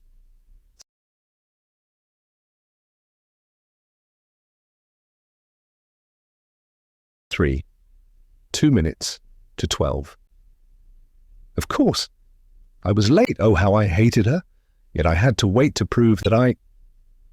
A red line in the milky whiteness of the fog, like blood, like a wound made by a sharp knife. Her lips. I made you wait, I think. And now you are late for your work anyway. How? Well, yes, it is too late now. I glanced at her lips in silence. All women are lips, lips only. Some are rosy lips, tense and round, a ring, a tender fence, separating one from the world. But these. A second ago, they were not here. And suddenly, the slash of a knife, I seemed to see even the dripping sweet blood in... She came nearer. She leaned gently against my shoulder. We became one. Something streamed from her into me. I knew it should be so. Every fibre of my nervous system told me this, every hair on my head, every painfully sweet heartbeat. And what a joy it was to submit to what should be. A fragment of iron ore probably feels the same joy of submission to precise, inevitable law when it clings to a lodestone. The same joy is in a stone which, thrown aloft, hesitates a little at the height of its flight and then rushes down to the ground. It is the same with a man when in his final convulsion he takes a last deep breath and dies. I remember I smiled vaguely and said for no reason at all, "Fog, very. Thou lovest fog, dost thou? This ancient, long-forgotten thou, the thou of a master to his slave, penetrated me slowly, sharply. Yes, I was a slave. This too was inevitable, was good." Yes, good, I said aloud to myself and then to her. I hate fog. I am afraid of fog. Then you love it, for if you fear it because it is stronger than you, hate it because you fear it, you love it. For you cannot subject it to yourself. One loves only the things one cannot conquer. Yes, that is so. That is precisely why We were walking as one. Somewhere beyond the fog, the sun was singing in a faint tone, gradually swelling, filling the air with tension and with pearl and gold and rose and red. The whole world seemed to be one unembraceable woman, and we who were in her body were not yet born. We were ripening in joy. It was clear to me, absolutely clear, that everything existed only for me, the sun, the fog, the gold, for me. I did not ask where we were going. What did it matter? It was pleasure to walk, to ripen, to become stronger and more tense. Here, I-330 stopped at a door. It so happens that today there is someone on duty who... I told you about him in the ancient house. Carefully guarding the forces ripening within me, I read the sign. Medical Bureau. Automatically only, I understood. A glass room filled with golden fog, shelves of glass, coloured bottles, jars, electric wires, bluish sparks in tubes, and a male number, a very thinly flattened man. He might have been cut out of a sheet of paper. Wherever he was, whichever way he turned, he showed only a profile, a sharply pointed, glittering blade of a nose and lips like scissors. I could not hear what I-330 told him. I merely saw her lips when she was talking, and I felt that I was smiling irrepressibly, blissfully. The scissors-like lips glittered, and the doctor said, "Yes, yes, I see. A most dangerous disease. I know of nothing more dangerous." And he laughed. With his thin, flat, papery hand, he wrote something on a piece of paper and gave it to I-330. He wrote on another piece of paper and handed it over to me. He had given us certificates testifying that we were ill, that we were unable to go to work. Thus, I stole my work from the United States. I was a thief. I deserved to be put beneath the machine of the well-doer. Yet I was indifferent to this thought. It was as distant from me as though it were written in a novel. I took the certificate without an instant's hesitation. I, all my being, my eyes, my lips, my hands, knew it was as it should be. At the corner, from a half-empty garage, we took an aero. I-330 took the wheel as she had done before, pressed the starter, and we tore away from the earth. We soared. Behind us, the golden haze, the sun. The thin, blade-like profile of the doctor seemed to me suddenly so dear, so beloved. Formerly I knew everything was revolving around the sun. Now I knew everything was revolving around me, slowly, blissfully, with half-closed eyes. At the gate of the ancient house we found the same old woman. What a dear mouth with lips grown together and ray-like wrinkles around it. Probably those lips have remained grown together all these days, but now they parted and smiled. "Ah, you mischievous girl, you. Work is too much for you. Well, all right, all right. If anything happens, I'll run up and warn you." A heavy, squeaky, opaque door. It closed behind us, and at once my heart opened painfully, widely, still wider. My lips, hers. I drank and drank from them. I tore myself away. In silence, I looked into her widely open eyes, and then again. The room, in half-dusk. Blue and saffron-yellow lights, dark green Morocco leather, the golden smile of Buddha, a wide mahogany bed, a glimmer of mirrors. And my dream of a few days before became so comprehensible, so clear to me. Everything seemed saturated with the golden prime juice of life, and it seemed that I was overflowing with it. 1 second more, and it would splash out, like iron ore to a lodestone. In sweet submission to the precise and unchangeable law, inevitably I clung to her. There was no pink check, no counting, no United States. I myself was no more. Only, drawn together, the tenderly sharp teeth were there, only her golden, widely open eyes, and through them I saw deeper, within. And silence. Only somewhere in a corner, thousands of miles away it seemed, drops of water were dripping from the faucet of the washstand. I was the universe, and between drops whole epochs, eras were elapsing. I put on my unif and bent over I-330 to draw her into me with my eyes for the last time. "I knew it. I knew you," said I. 330 in a very low voice. She passed her hand over her face as though brushing something away. Then she arose brusquely, put on her unif and her usual sharp bite-like smile. "Well, my fallen angel, you perished just now, do you know that? No? You are not afraid? Well, au revoir. You shall go home alone. Well?" She opened the mirror door of the cupboard and, looking at me over her shoulder, she waited. I left the room obediently.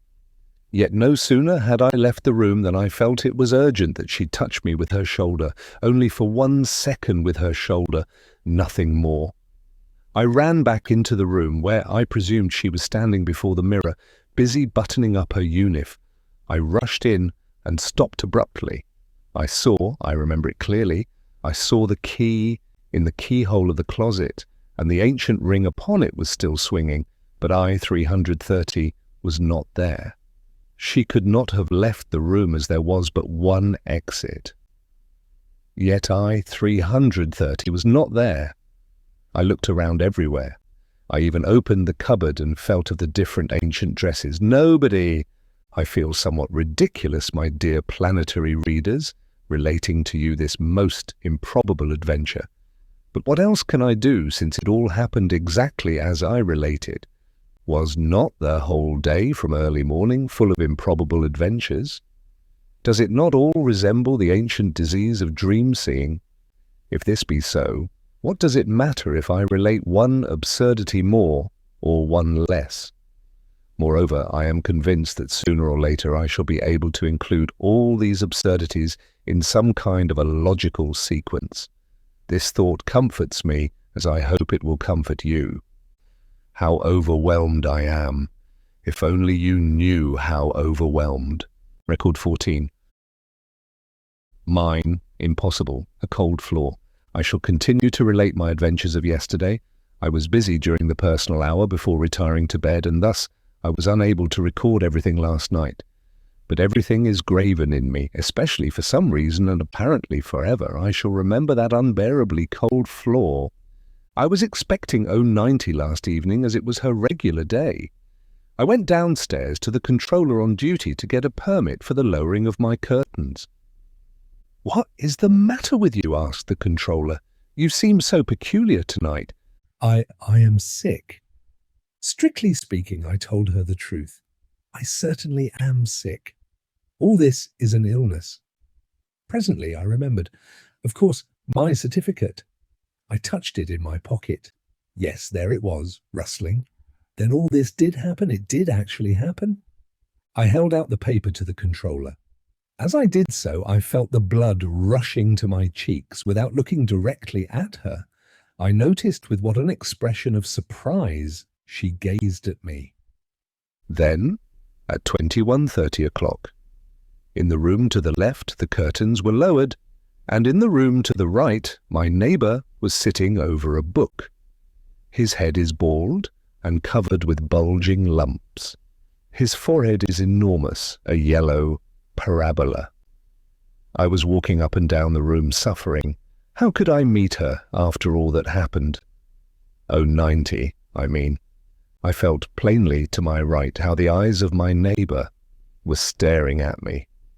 I clearly saw the wrinkles on his forehead like a row of yellow, illegible lines.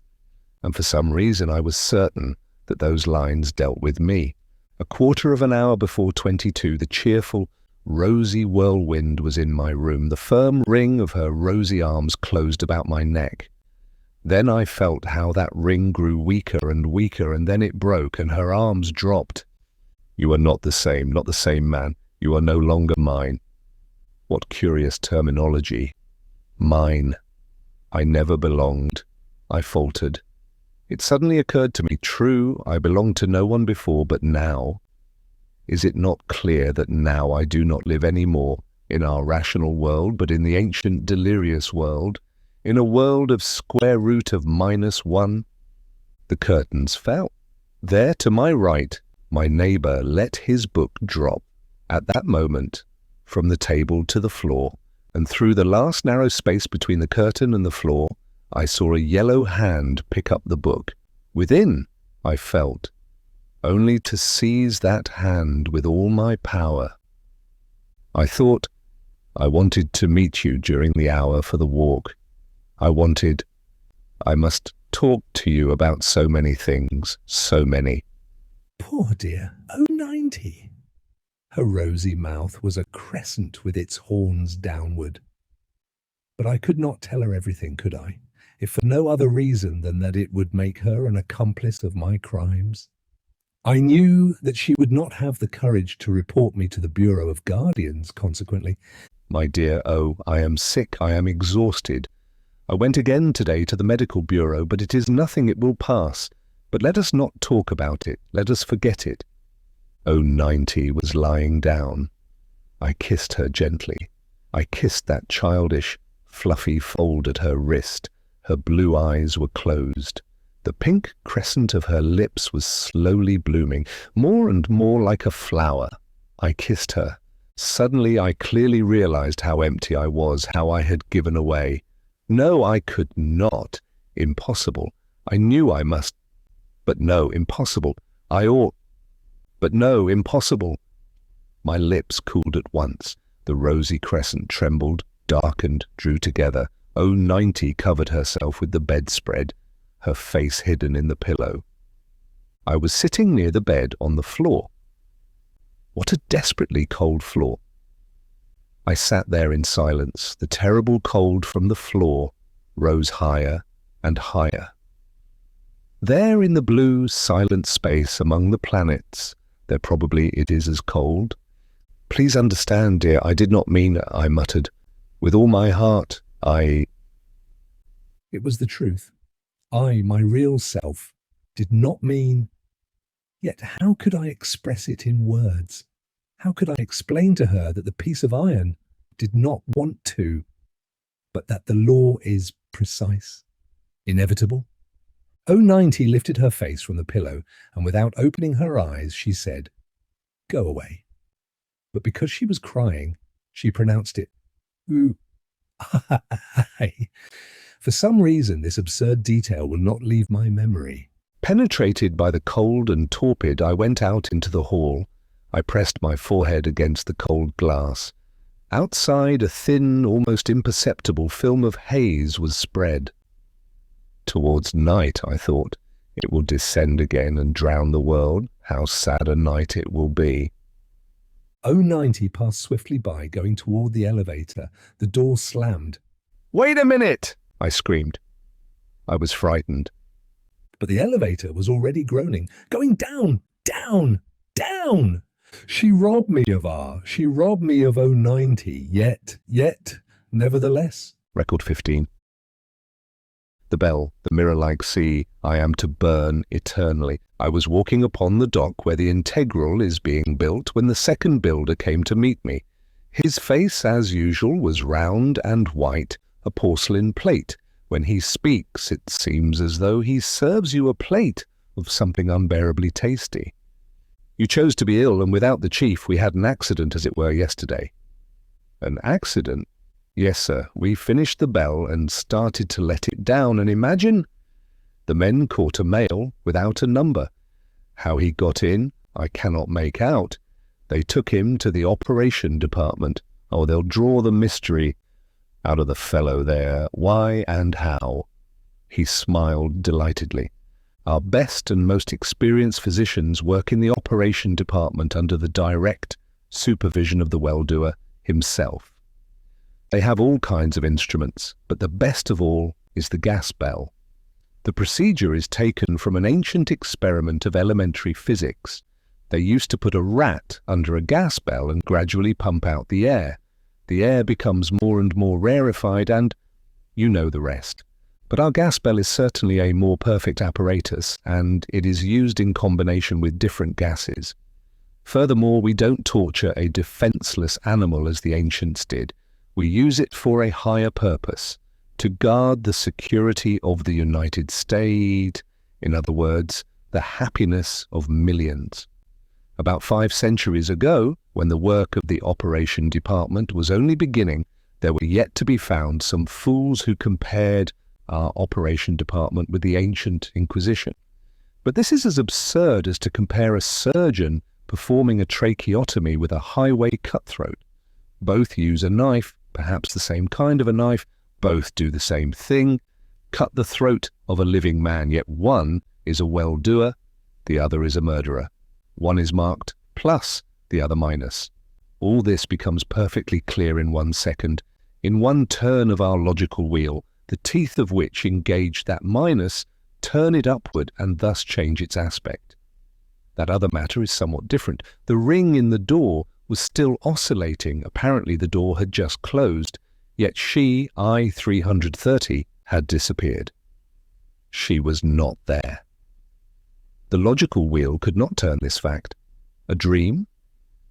But even now I feel still in my right shoulder that incomprehensible sweet pain of I 330 near me in the fog, pressing herself against me. Thou lovest fog? Yes, I love the fog too. I love everything, and everything appears to me wonderful, new, tense. Everything is so good. So good, I said aloud. Good? The porcelain eyes bulged out. What good do you find in that? If that man without a number contrived to sneak in, it means that there are others around here, everywhere, all the time, here, around the integral. Whom do you mean by they? How do I know who? But I sense them all the time. Have you heard about the new operation which has been invented? I mean the surgical removal of fancy. There really were rumours of late about something of the sort. No, I haven't. What has that to do with it? Merely this. If I were you, I should go and ask to have this operation performed upon me. The plate expressed distinctly something lemon-like, sour. Poor fellow. He took offence if one even hinted that he might possess imagination. Well, a week ago I too should have taken offence at such a hint. Not so now, for I know that I have imagination that is what my illness consists in, and more than that, I know that it is a wonderful illness.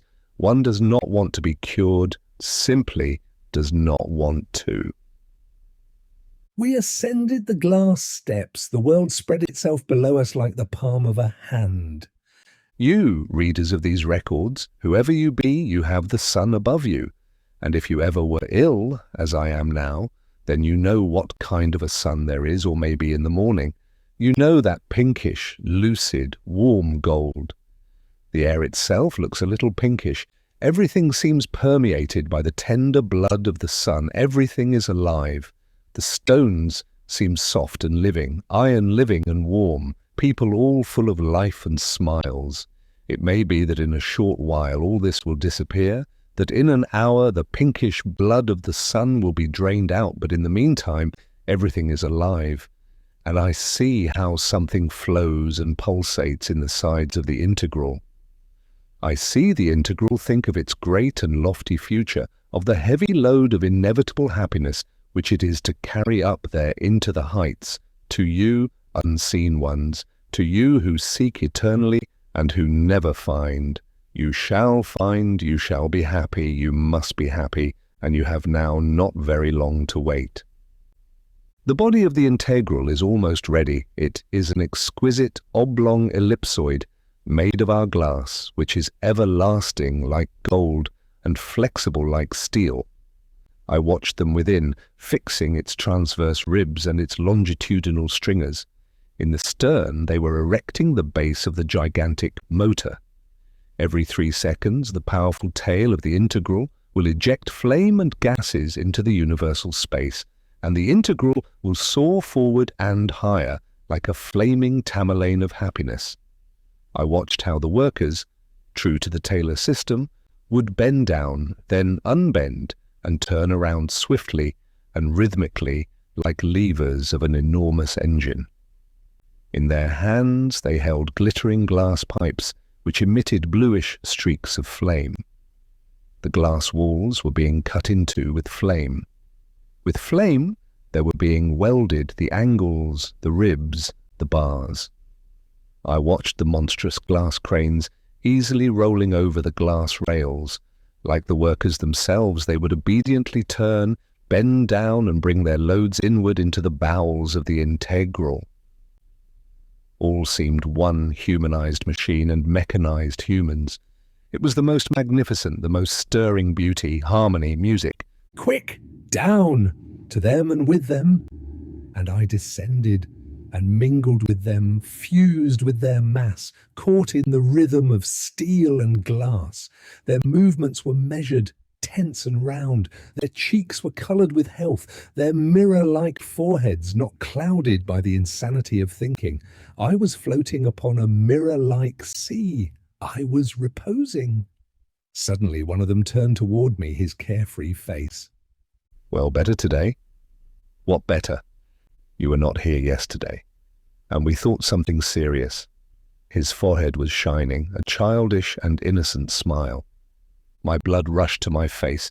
No, I could not lie facing those eyes. I remained silent. I was drowning, Above, the shiny, round, white porcelain face appeared in the hatchway. Hey, D503, come up here. Something is wrong with a frame and brackets here, and... Not waiting until he had finished, I rushed to him upstairs. I was shamefully saving myself by flight. I had not the power to raise my eyes. I was dazed by the sparkling glass steps under my feet, and with every step I made, I felt more and more hopeless. I, a corrupted man, a criminal, was out of place here. No, I shall probably never again be able to fuse myself into this mechanical rhythm, nor to float over this mirror-like untroubled sea. I am to burn eternally from now on, running from place to place, seeking a nook where I may hide my eyes eternally until A spark cold as ice pierced me. I myself, I matter little. But is it necessary that she also... I must see that she... I crawled through the hatchway to the deck and stood there. Where was I to go now? I did not know what I had come for. I looked aloft. The midday sun, exhausted by its march, was fuming dimly. Below was the integral, a grey mass of glass, dead. The pink blood was drained out. It was clear to me that all this was my imagination, and that everything remained as before. Yet it was also clear to me that... What is the matter with you, D503? Are you deaf? I call you and call. What is the matter with you? It was the second builder, yelling directly into my ear. He must have been yelling that way for quite a while. What was the matter with me? I had lost my rudder. The motor was groaning as before. The aero was quivering and rushing on, but it had no rudder. I did not even know where I was rushing, down to the earth or up to the sun, to its flame. Record 16. Yellow, a two-dimensional shadow, an incurable soul. I have not written for several days, for I don't know how many. All my days are alike. All are of one colour, yellow like dry, overheated sand. Not a patch of shade, not a drop of water, only an infinity of yellow sand. I cannot live without her, but she, since she disappeared that day so mysteriously in the ancient house. Since that time I have seen her only once, during the hour for the walk, 2, 3, 4 days ago. I do not remember exactly. All my days are alike. She only passed swiftly by, and for a second filled up the yellow, empty world. With her arm in arm, reaching not higher than her shoulder, were the double-curved S and the thin, papery doctor, and a fourth person whose fingers only I remember well. They streamed out, those fingers, from the sleeve of the unif like a bundle of rays, uncommonly thin, white, long. I-330 raised her hand and waved to me, then she bent toward the one with the ray-like fingers over the head of S. I overheard the word integral. All four turned around to look at me, and then they disappeared in the bluish-grey sea, and my road was once more dry and yellow. That same evening, she had a pink check on me. I stood before the switchboard, and with hatred and tenderness, I implored it to click and soon to show the number, I-330. I would jump out into the hall at every sound of the elevator. The door of the latter would open heavily. Pale, tall, blonde, and dark. They would come out of the elevator, and here and there curtains were falling, but she was not there. She did not come. And it is quite possible that now, at this minute as I write these lines, at 22 o'clock exactly, with her eyes closed, she is pressing her shoulder against somebody else in the same way, and in the same way she may be asking someone, "Do you love me?" Whom? Who is he? That one with ray-like fingers, or that thick-lipped, sprinkling R, or S? Why is it that I have heard his steps splashing behind me as though in a ditch all these days? Why has he been following me all these days like a shadow? Ahead of me, to my side, behind me, a greyish-blue two-dimensional shadow. People cross it, people step on it, but it remains nearby, attached to me by unseen ties. Perhaps that tie is I-330, I do not know. Or perhaps they, the guardians, already know that I... If someone should tell you your shadow sees you all the time, would you understand? All at once, peculiar sensations arise in you. Your arms seem to belong to someone else. They are in the way. That is how I feel very frequently now. I notice how absurdly I wave my hands without any rhythm. I have an irresistible desire to glance behind me, but I am unable to do so. My neck might as well be forged of iron. I flee, I run faster and faster, and even with my back I feel that shadow following me as fast as I can run, and there is no place to hide myself. No place. At length I reach my room, alone at last, but here I find another thing. The telephone. I pick up the receiver. Yes, I-330, please. And again I hear a light noise through the receiver. Someone step in the hall there, passing the door of her room, and silence. I drop the receiver. I cannot bear it any longer, and I run to see her. This happened yesterday. I ran there, and for a whole hour from 16 to 17 I wandered near the house in which she lives. Numbers were passing by in rows. Thousands of feet were beating the time like a behemoth with a million legs passing by.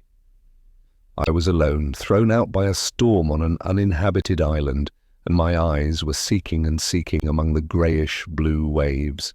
There soon, I thought, will appear from somewhere the sharp, mocking angles of the brows lifted to the temples, and the dark window eyes, and there behind them a flaming fireplace and someone's shadow.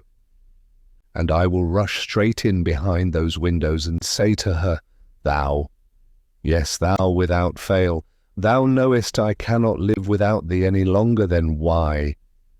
But silence reigned. Suddenly I heard the silence. Suddenly I heard the musical tower silenced, and I understood. It was after 17 already. Everyone had already left. I was alone. It was too late to return home.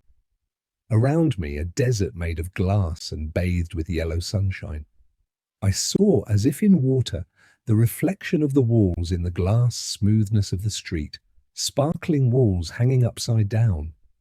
Myself also upside down, hanging absurdly in the glass.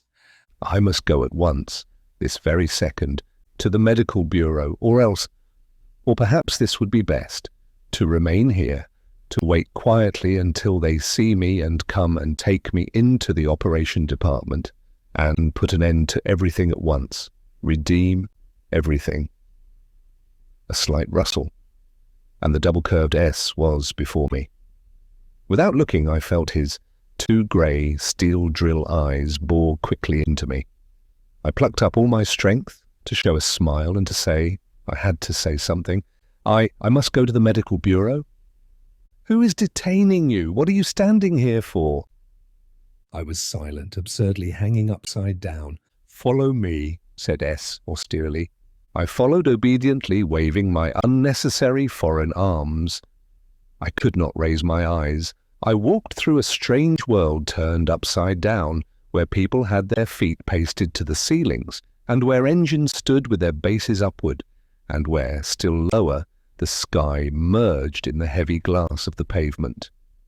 I remember what pained me most was the fact that looking at the world for the last time in my life, I should see it upside down rather than in its natural state.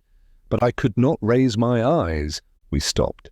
Steps, one step, and I should see the figures of the doctors in their white aprons and the enormous dumb bell. With force, with some sort of an inner screw, at length I succeeded in tearing my eyes away from the glass beneath my feet, and I noticed the golden letters. Medical Bureau. Why did he bring me here, rather than to the operation department? Why did he spare me? About this, I did not even think at that moment. I made one jump over all the steps, firmly closed the door behind me, and took a very deep breath, as if I had not breathed since morning, and as if my heart had not beaten for the same length of time, as if only now I started to breathe, and only now there opened a sluice in my chest. Inside, there were two of them, one a short specimen with heavy legs, his eyes like the horns of a bull, tossing the patients up, the other extremely thin, with lips like sparkling scissors, a nose like a blade. It was the same man who... I ran to him, as to a dear friend, straight over close to the blade, and muttered something about insomnia, dreams.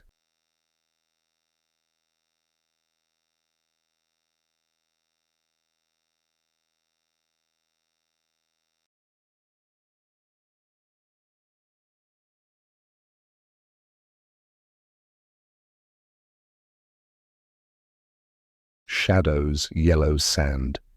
The scissor's lips sparkled and smiled. Yes, it is too bad. Apparently a soul has formed in you. A soul, that strange ancient word that was forgotten long ago. Is it,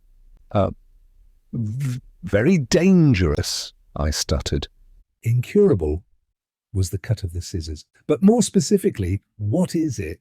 Somehow, I cannot imagine. You see, how shall I put it? Are you a mathematician? Yes. Then you see, imagine a plane, let us say this mirror. You and I are on its surface, you see. There we are, squinting our eyes to protect ourselves from the sunlight. Or here is the bluish electric spark in that tube. There the shadow of that aero that just passed. All this is on the surface, is momentary only. Now imagine this very same surface softened by a flame so that nothing can any longer glide over it. So everything instead will penetrate into that mirror world which excites such curiosity in children. I assure you, children are not so foolish as we think they are. The surface becomes a volume, a body, a world. And inside the mirror, within you, there is the sunshine and the whirlwind caused by the aero propeller, and your trembling lips and someone else's lips also. You see, the cold mirror reflects, throws out while this one absorbs. It keeps forever a trace of everything that touches it. Once you saw an imperceptible wrinkle on someone's face, and this wrinkle is forever preserved within you, you may happen to hear in the silence a drop of water falling, and you will hear it forever. Yes, yes, that is it. I grasped his hand. I could hear drops of water dripping in the silence from the faucet of a washstand, and at once I knew it was forever. But tell me, please, why suddenly a soul? There was none, yet suddenly. Why is it that no one has it, yet I pressed the thin hand. I was afraid to loosen the safety belt. Why? Well, why don't we grow feathers or wings, but only shoulder blades, bases for wings? We have aeros, wings would only be in the way. Wings are needed in order to fly, but we don't need to fly anywhere. We have arrived at the terminus. We have found what we wanted. Is that not so? I nodded vaguely. He glanced at me and laughed a scalpel-like metallic laugh. The other doctor overheard us and stamped out of his room on his heavy legs. He picked up the thin doctor with his horn eyes, then picked me up. What is the matter, a soul? You say a soul? Oh, damn it. We may soon retrogress even to the cholera epidemics, I told you. He tossed the thin one on the horns. I told you the only thing to do is to operate on them all wholesale, simply extirpate the centre for fancy. Only surgery can help here. Only surgery. He put on a pair of enormous X-ray spectacles and remained thus for a long while, looking into my skull, through the bones into my brain and making notes. Very, very curious. Listen. He looked firmly into my eyes.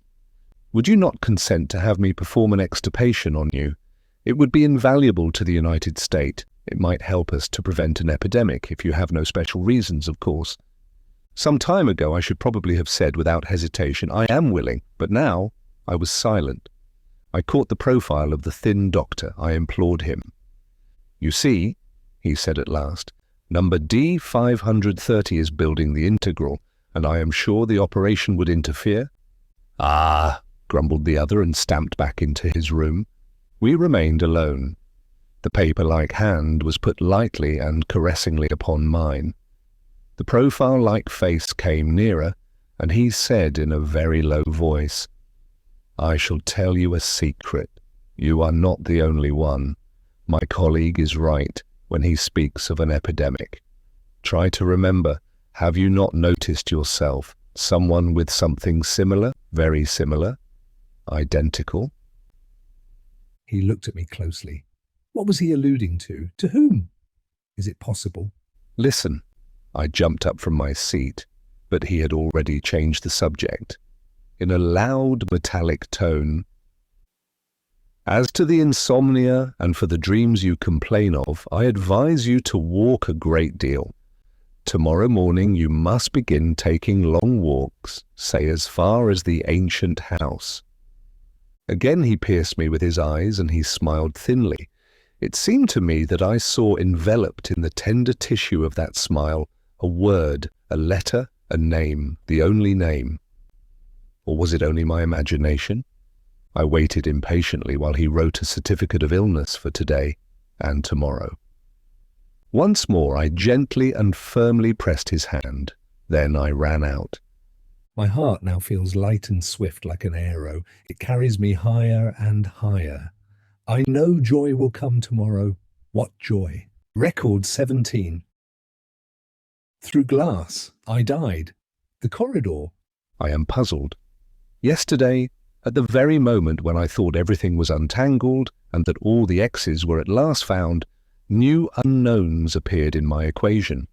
The origin of the coordinates of the whole story is, of course, the ancient home. From this center, the axes of all the X's, Y's, and Z's radiate, and recently they have entered into the formation of my whole life. I walked along the X-axis, Avenue 59, towards the center. The whirlwind of yesterday still raged within me, houses and people upside down, my own hands torturingly foreign to me, glimmering scissors, the sharp sound of drops dripping from the faucet. All this existed once. All these things were revolving wildly, tearing my flesh, rotating wildly beneath the molten surface, there where the soul is located. In order to follow the instructions of the doctor, I chose the road, which followed not the hypotenuse, but the two legs of a triangle. Soon I reached the road running along the green wall. From beyond the wall, from the infinite ocean of green, there rose toward me an immense wave of roots, branches, flowers, leaves. It rose higher and higher. It seemed as though it would splash over me, and that from a man, from the finest and most precise mechanism which I am, I would be transformed into. But fortunately there was the green wall between me and that wild green sea. Oh, how great and divinely limiting is the wisdom of walls and bars. This green wall is, I think, the greatest invention ever conceived. Man ceased to be a wild animal the day he built the first wall. Man ceased to be a wild man only on the day when the green wall was completed, when by this wall we isolated our machine-like perfect world from the irrational, ugly world of trees, birds, and beasts. The blunt snout of some unknown beast was to be seen dimly through the glass of the wall. Its yellow eyes kept repeating the same thought, which remained incomprehensible to me. We looked into each other's eyes for a long while. Eyes are shafts which lead from the superficial world into a world which is beneath the surface.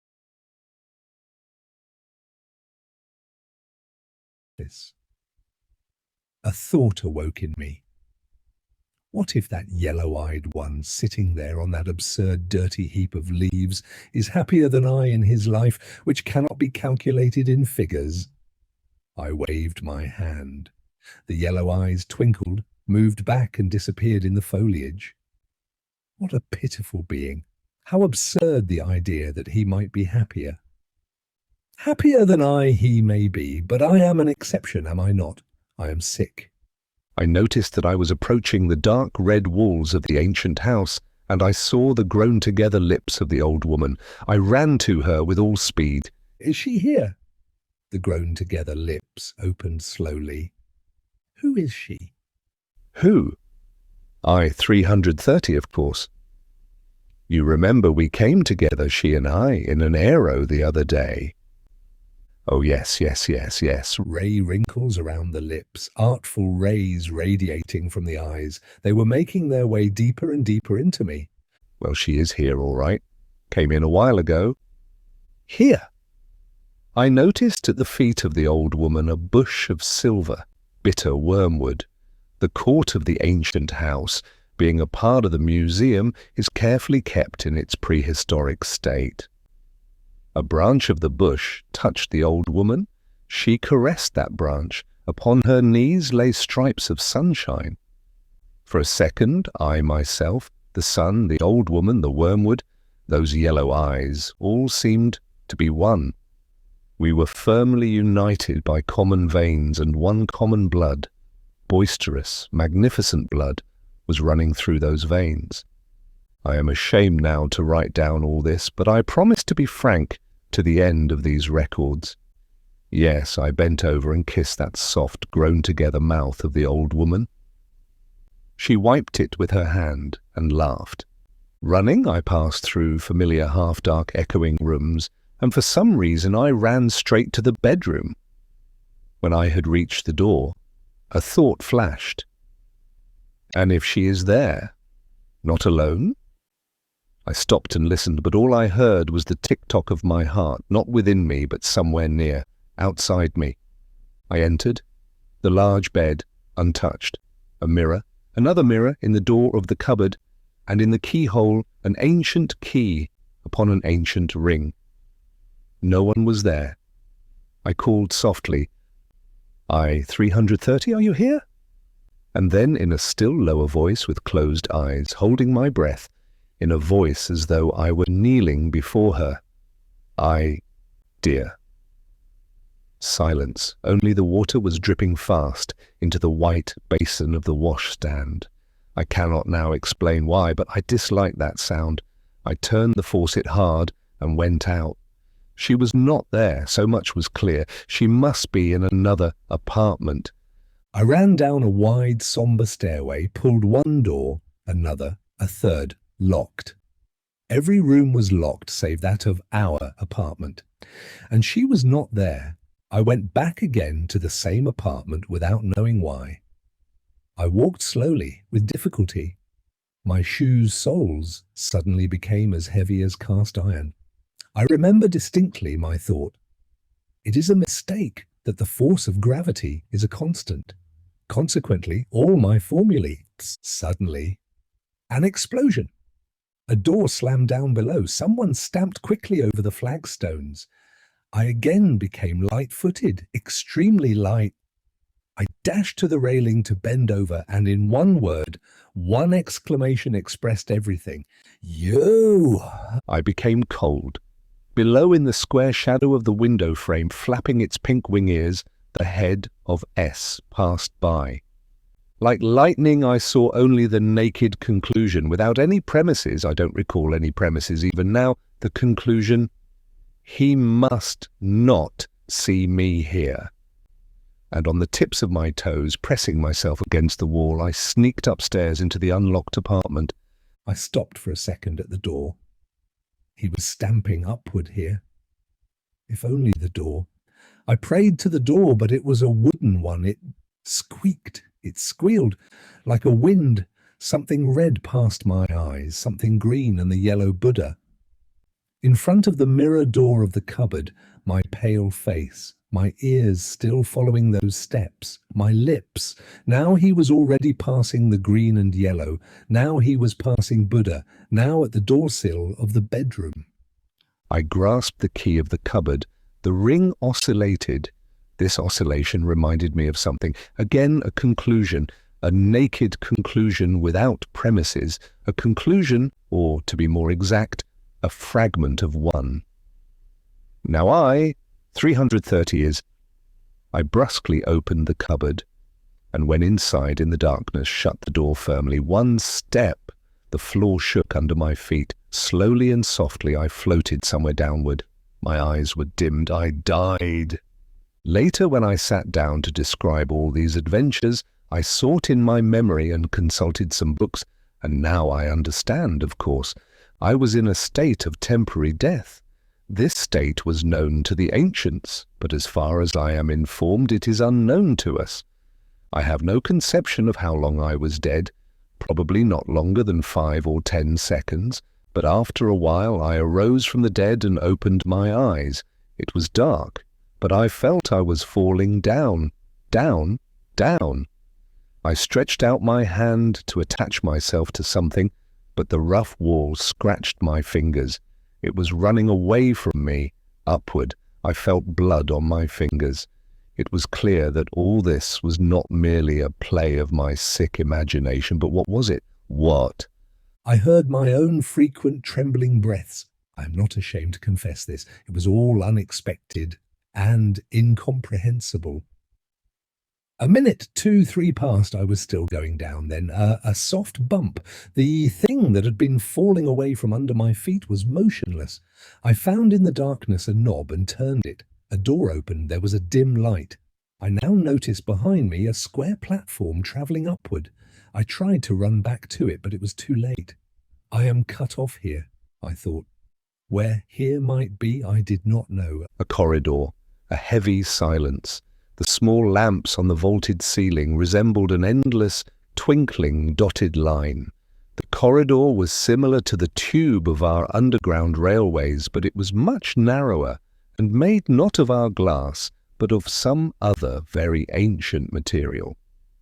For a moment I thought of the underground caves where they say many tried to save themselves during the 200 Years' War. There was nothing to do but to walk ahead.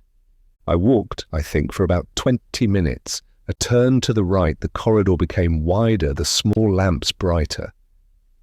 There was a dim droning somewhere.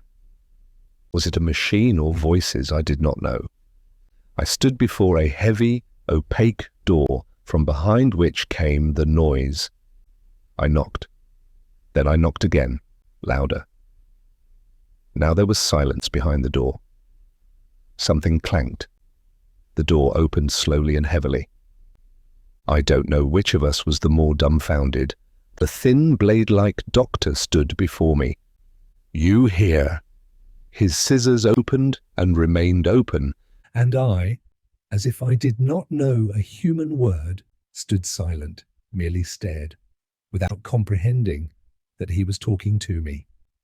He must have told me to leave, for with his thin paper stomach he slowly pressed me to the side, to the more brightly lighted end of the corridor, and poked me in the back. "Beg your pardon, I thought that 3:30, but behind me." "Stay where you are," said the doctor brusquely, and he disappeared. At last. At last she was nearby, here, and what did it matter where here was? I saw the familiar saffron yellow silk, the smile bite, the eyes with their curtains drawn. My lips quivered, so did my hands and knees, and I had a most stupid thought. Vibrations make sounds. Shivering must make a sound. Why then don't I hear it? Her eyes opened for me widely. I entered into them. I could not any longer. Where have you been? Why?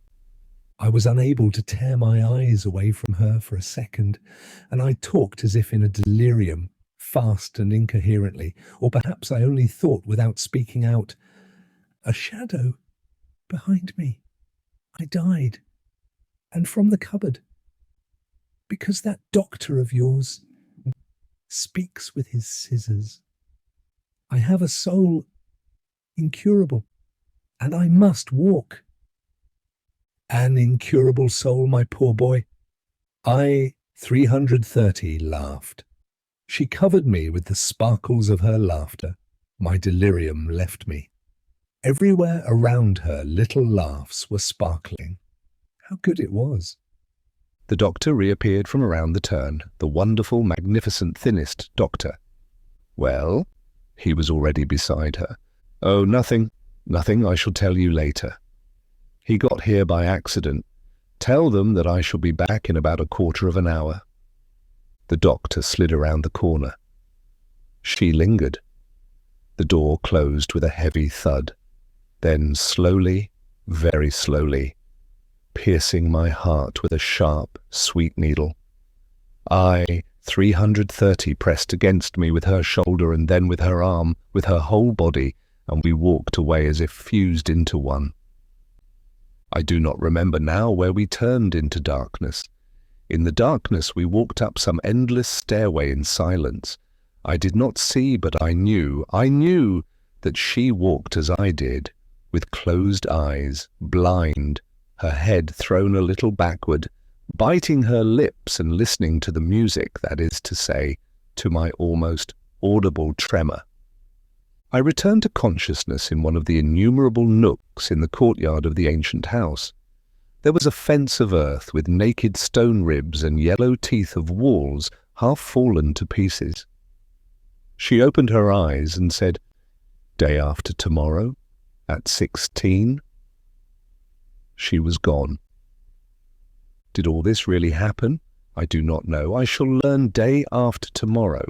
One real sign remains. On my right hand the skin has been rubbed from the tips of 3 fingers, but today, on the integral, the second builder assured me that he saw me touch the polishing wheel with those very same fingers.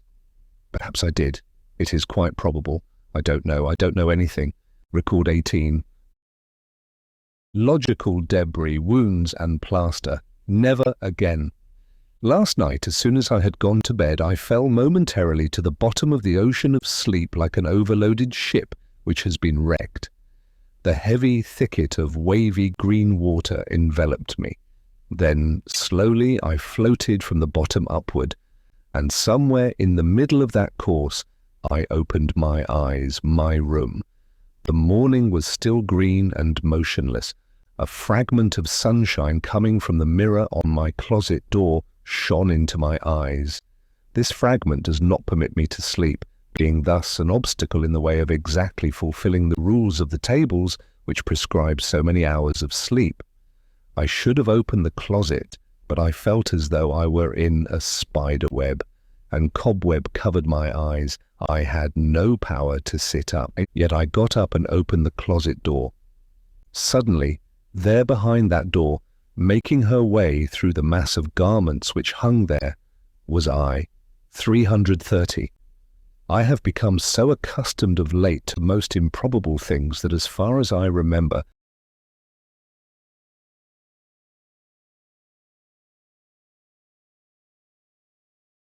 I was not even surprised. I did not even ask a question. I jumped into the closet, slammed the mirror door behind me, and breathlessly, brusquely, blindly, avidly, I clung to her. I remember clearly even now. Through the narrow crack of the door, a sharp sun ray like lightning broke into the darkness and played on the floor and walls of the closet, and a little higher, the cruel ray blade fell upon the naked neck of I 330, and this for some reason seemed to me so terrible that I could not bear it, and I screamed, and again I opened my eyes. My room. The morning was still green and motionless.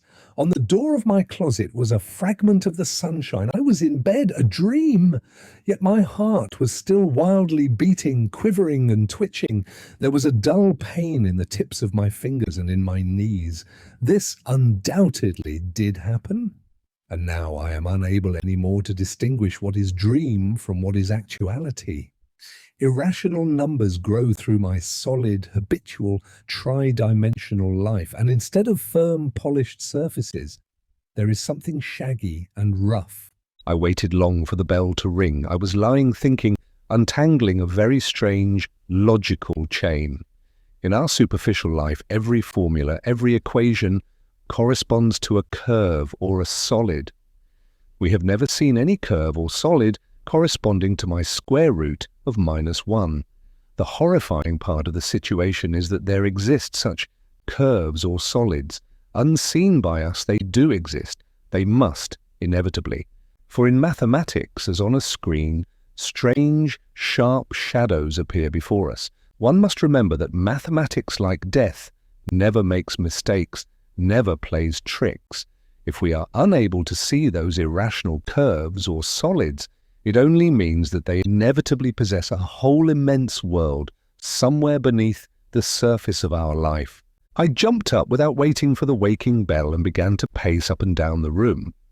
My mathematics, the only firm and immovable island of my shaken life, this too was torn from its anchor and was floating, whirling. Then it means that that absurd thing, the soul, is as real as my unif, as my boots, although I do not see them since they are behind the door of the closet. If boots are not a sickness, why should the soul be one? I sought, but I could not find a way out of the logical confusion. It looked to me like that strange and sad debris beyond the green wall. My logical debris, too, is filled with extraordinary, incomprehensible, wordless but speaking beings. It occurred to me for a moment that through some strange, thick glass I saw it. I saw it at once infinitely large and infinitely small, scorpion-like, with hidden but ever perceptible sting. I saw the square root of -1. Perhaps it was nothing else but my soul which, like the legendary scorpion of the ancients, was voluntarily stinging itself with the bell. The day began. All I saw and felt neither died nor disappeared. It merely became covered with daylight, as our visible world does not die or disappear at the end of the day, but merely becomes covered with the darkness of night. My head was filled by a light, thin haze. Through that haze I perceived the long glass tables and the globe-like heads, busy chewing, slowly, silently, in unison. At a distance, through the haze, the metronome was slowly beating its tick-tock, and to the accompaniment of this customary and caressing music, I joined with the others in counting automatically to 50. 50 is the number of chewing movements required by the law of the state for every piece of food. And automatically then, keeping time, I went downstairs and put my name down in the book for the outgoing numbers, as everyone did. But I felt I lived separately from everybody. I lived by myself, separated by a soft wall which absorbs noises. Beyond that wall, there was my world. Here a thought occurred to me. If that world is only my own, why should I tell about it in these records? Why should I recount all these absurd dreams about closets, endless corridors? With great sorrow, I noticed that instead of a correct and strictly mathematical poem in honor of the United States, I am writing a fantastic novel. Oh, if only it were a novel and not my actual life full of x's, square roots of -1 and downfallings. It all may be for the best. Probably you, my unknown readers, are children still as compared with us. We are brought up by the United States. Consequently, we have reached the highest summits attainable by man, and you, being children, may swallow without crying all the bitter things I am to give you, only if they be coated with the syrup of adventures. The same evening, are you familiar with the following sensation? You are in an aero and you dash upward along a blue spiral line. The window is open and the wind rushes past your face, whistling. There is no earth. The earth is forgotten. The earth is as far from you as Venus, Saturn, or Jupiter. That is how I live now. A hurricane wind beats into my face. I forget the earth, forget Rosie, dear O-90. Yet the earth does exist, and sooner or later I must plane down to that earth. Only I close my eyes to avoid seeing the date at which there is the name O-90 written on my tables. This evening the distant earth reminded me of itself. In order to fulfill the recommendation of the doctor, I desire sincerely, most sincerely, I desire to be cured, I wandered for 2 hours and 8 minutes over the straight lines of the deserted avenues. Everybody was in the auditoriums in accordance with the table. Only I, cut off from the rest, I was alone. Strictly speaking, it was a very unnatural situation. Imagine a finger cut off from the whole, from the hand, a separate human finger, somewhat hunched, running over the glass sidewalk. I was such a finger. What seemed most strange and unnatural was that the finger had no desire to be with its hand with its fellows. I want either to be alone or with her, to transfuse my whole being into hers through a contact with her shoulder or through our interwoven fingers. I came home as the sun was setting. The pink dust of evening was covering the glass of the walls, the golden peak of the accumulating tower, the voices and smiles of the numbers. Is it not strange? The passing rays of the evening sun fall to the earth at the same angle as the awakening rays of the morning, yet they make everything seem so different. The pink tinge is different. At sunset, it is so quiet, somewhat melancholy. At sunrise, it is resounding, boisterous. In the hall downstairs, when I entered, I saw you, the controller.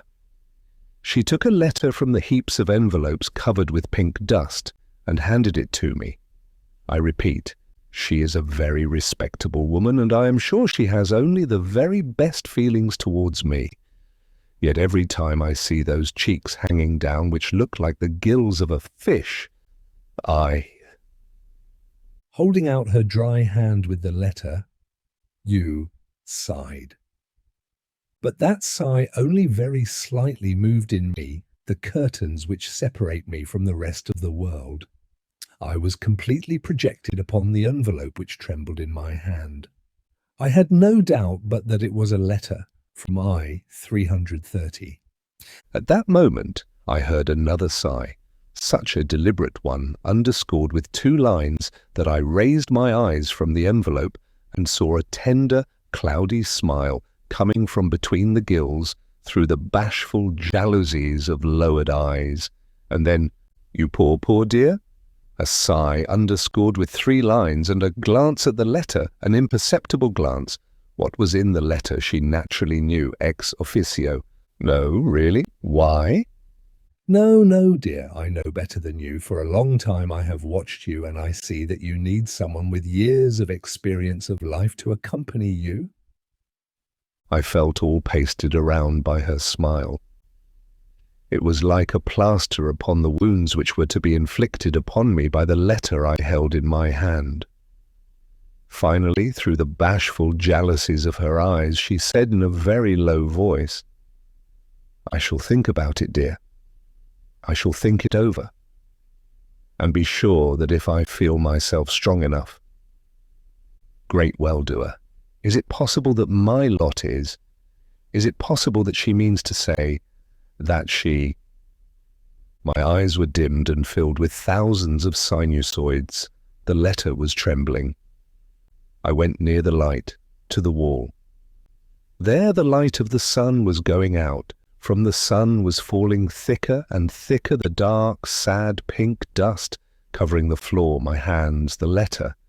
I opened the envelope and found the signature as fast as I could. The first wound. It was not I-330, it was O-90. And another wound in the right-hand corner, a slovenly splash, a blot. I cannot bear blots. It matters little whether they are made by ink or by, it matters not by what. Heretofore, such a blot would have had only a disagreeable effect, disagreeable to the eyes. But now, why did that small grey blot seem to be like a cloud and seem to spread about me a leaden, bluish darkness? Or was it again the soul at work? Here is a transcript of the letter. You know, or perhaps you don't, I cannot write well. Little it matters. Now you know that without you there is for me not a single day, a single morning, a single spring, for R is only, that is of no importance to you. At any rate, I am very grateful to him, for without him alone all these days, I don't know what would. During these last few days and nights, I have lived through 10 years, or perhaps 20 years. My room seemed to me not square, but round. I walk around without end, round after round, always the same thing, not a door to escape through. I cannot live without you because I love you, and I should not. I cannot be with you any more, because I love you, because I see, and I understand that you need no one now. No one in the world save that other. And you must realize that it is precisely because I love you I must I need another 2 or 3 days in order to paste together the fragments of myself and thus restore at least something similar to the O-90 of old. Then I shall go myself, and myself I shall state that I take your name from my list, and this will be better for you. You must feel happy now. I shall never again. Goodbye, O. Never again. Yes, that is better. She is right, but why then? Why then? Record 19. The infinitesimal of the third order, from under the forehead, over the railing. There in the strange corridor lighted by the dotted line of dim little electric lamps. Or no, later, when we had already reached one of the nooks in the courtyard of the ancient house, she said, "Day after tomorrow." That day after tomorrow is today, and everything seems to have wings and to fly. The day flies, and our integral too already has wings. We finished placing the motor and tried it out today without switching it in. What magnificent, powerful salvos! Each of them sounded for me like a salute in honor of her, the only one in honor of today.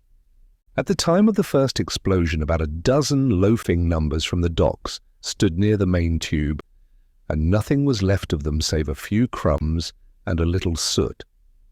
With pride I write down now that this occurrence did not disturb the rhythm of our work even for a second. Not a man shrank. We and our lathes continued our rectilinear or curved motions with the same sparkling and polished precision as before, as if nothing had happened. As a matter of fact, what did happen? A dozen numbers represent hardly 100 millionth part of the United States. For practical consideration, that is but an infinitesimal of the third order. That pity, a result of arithmetical ignorance, was known to the ancients. To us it seems absurd. It seems droll to me also that yesterday I was thinking, even relating in these pages, about a grey blot. All that was only the softening of the surface, which is normally as hard as diamond, like our walls. There is an ancient saying, shooting beans at a stone wall. 16 o'clock. I did not go for the supplementary walk. Who knows, she might come now, when the sun is so noisily bright. I am almost the only one in his room. Through the walls full of sunshine I see, for a distance to the right and to the left, and below strings of other rooms, repeating each other as if in a mirror, hanging in the air, and empty. Only on the bluish stairway, striped by the golden ink of the sun, is seen rising a thin, grey shadow. Already I hear steps, and I see through the door, and I feel a smile pasted to my face like a plaster. But it passed to another stairway, and down the click of the switchboard, I threw myself to that little white slit, and an unfamiliar male number. A consonant means a male number.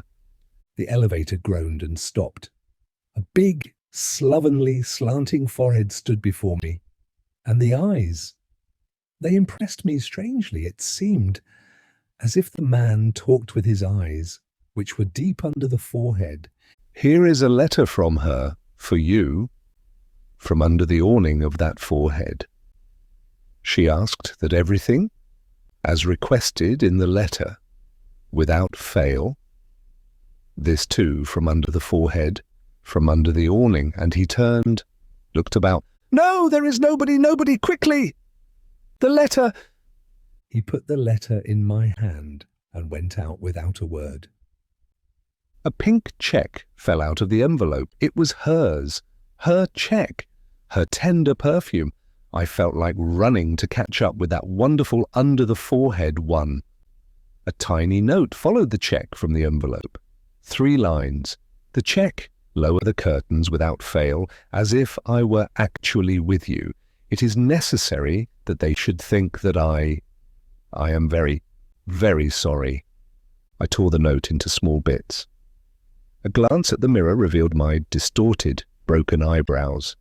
I took the check and was ready to do with it as I had done with the note. She asked that everything, as requested in the letter, without fail. My arms weakened and the hands loosened. The check was back on the table. She is stronger than I, stronger than I.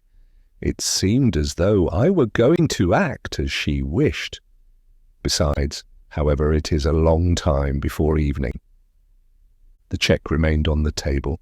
In the mirror, my distorted, broken eyebrows. Oh, why did I not have a doctor's certificate for today? I should like to go and walk without end around the green wall, and then to fall on my bed, to the bottom of.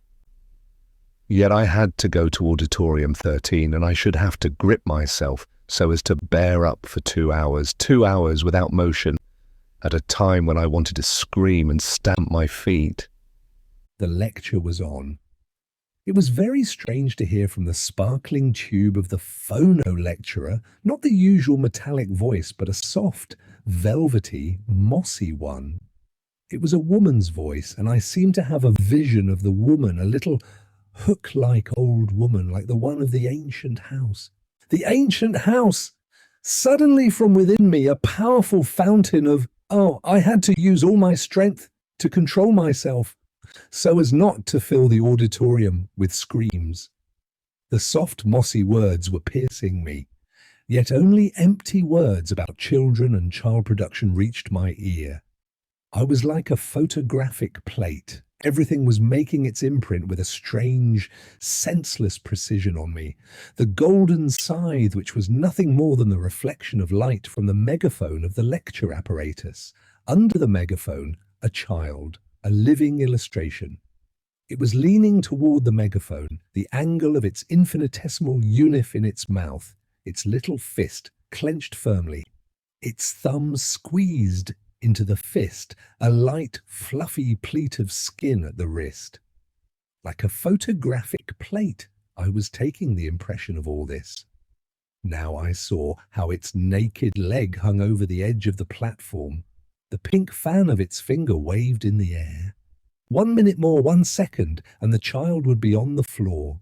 A female's scream, a wave of translucent wings, her unif on the platform. She caught the child. Her lips clung to the fluffy pleat of the baby's wrist. She moved the child to the middle of the table and left the platform.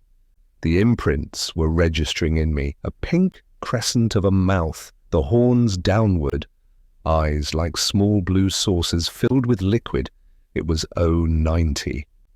And as if reading a consequential formula, I suddenly felt the necessity, the naturalness of that insignificant occurrence. She sat down behind me, somewhat to my left. I looked back. She quietly removed her gaze from the table and the child, and looked straight into me. Within again, she, I, the table on the platform, 3 points. And through those 3 points lines were drawn, a projection of some as yet unforeseen events. Then I went home through the green, dusky street, which seemed many-eyed because of the electric lights. I heard myself tick-tocking like a clock. And the hands of that clock seemed to be about to pass a figure. I was going to do something that would cut off every way of retreat.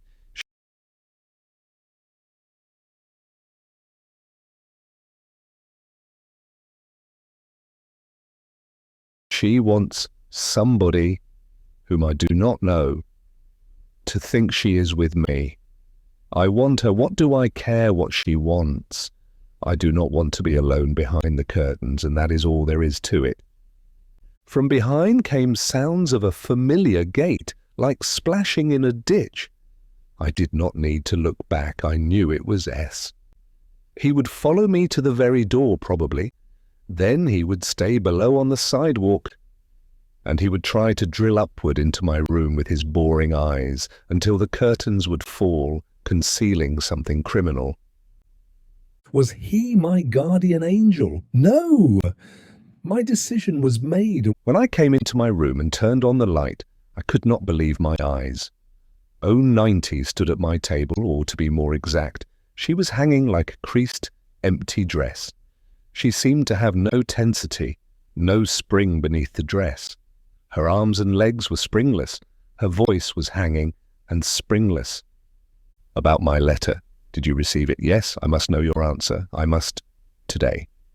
I shrugged my shoulders. I enjoyed looking into her blue eyes, which were filled with tears as if she were the guilty one. I lingered over my answer. With pleasure, I pricked her. Answer? Well, you are right, undoubtedly, in everything. Then she tried to cover the minute tremor with a smile, but it did not escape me. Well, all right. I shall leave you at once. Yet she remained drooping over the table, drooping eyelids, drooping arms and legs. The pink check of the other was still on the table. I quickly opened this manuscript, and with its pages I covered the check, trying to hide it from myself rather than from O. See here, I am still busy writing, already 101 pages. Something quite unexpected comes out in this writing, in a voice, in a shadow of a voice. And do you remember how the other day on the 7th page, and it dropped? The tiny blue saucers filled to the borders. Silently and rapidly the tears ran down her cheeks, and suddenly, like the dropping of the tears rushing forth, words, I cannot. I shall leave you in a moment. I shall never again, and I don't care. Only I must have a child from you. Give me a child and I will leave. I will. I saw she was trembling all over beneath her unif, and I felt I too would. I put my hands behind my back and smiled. What? You desire to go under the machine of the well-doer? Like a stream, her words ran over the dam. I don't care. I shall feel it for a while within me. I want to see only once the little fold of skin here at the wrist, like that one on the table in the auditorium, only for one day. 3 points. She, I, and a little fist with a fluffy fold of skin there on the table. I remember how once when I was a child they took me up on the accumulating tower at the very top. I bent over the glass railing of an opening in the tower. Below, people seemed like dots. My heart contracted sweetly. What if? On that occasion, I only clenched my hands around the railing. Now I jumped over. So you desire, being perfectly aware that... Her eyes were closed, as if the sun were beating straight into her face. A wet, shining smile. Yes, I want it. Quickly I took out the pink check of the other from under the manuscript, and down I went to the controller on duty. O-90 caught my hand, screamed out something, but what it was I understood only later when I returned. She was sitting on the edge of the bed, hands firmly clasped about the knees. Is it her check? What does it matter? Well, it is hers, yes. Something cracked.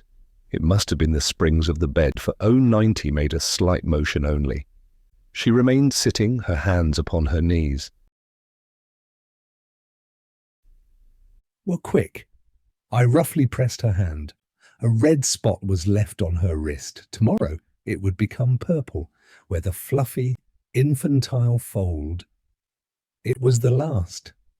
I turned the switch. My thoughts went out with the light.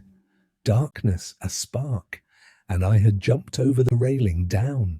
Record 20. Discharge, the material of an idea, the zero rock. Discharge is the best word for it. Now I see that it was actually like an electric discharge. The pulse of my last few days had been becoming drier and drier, more and more frequent, more intense.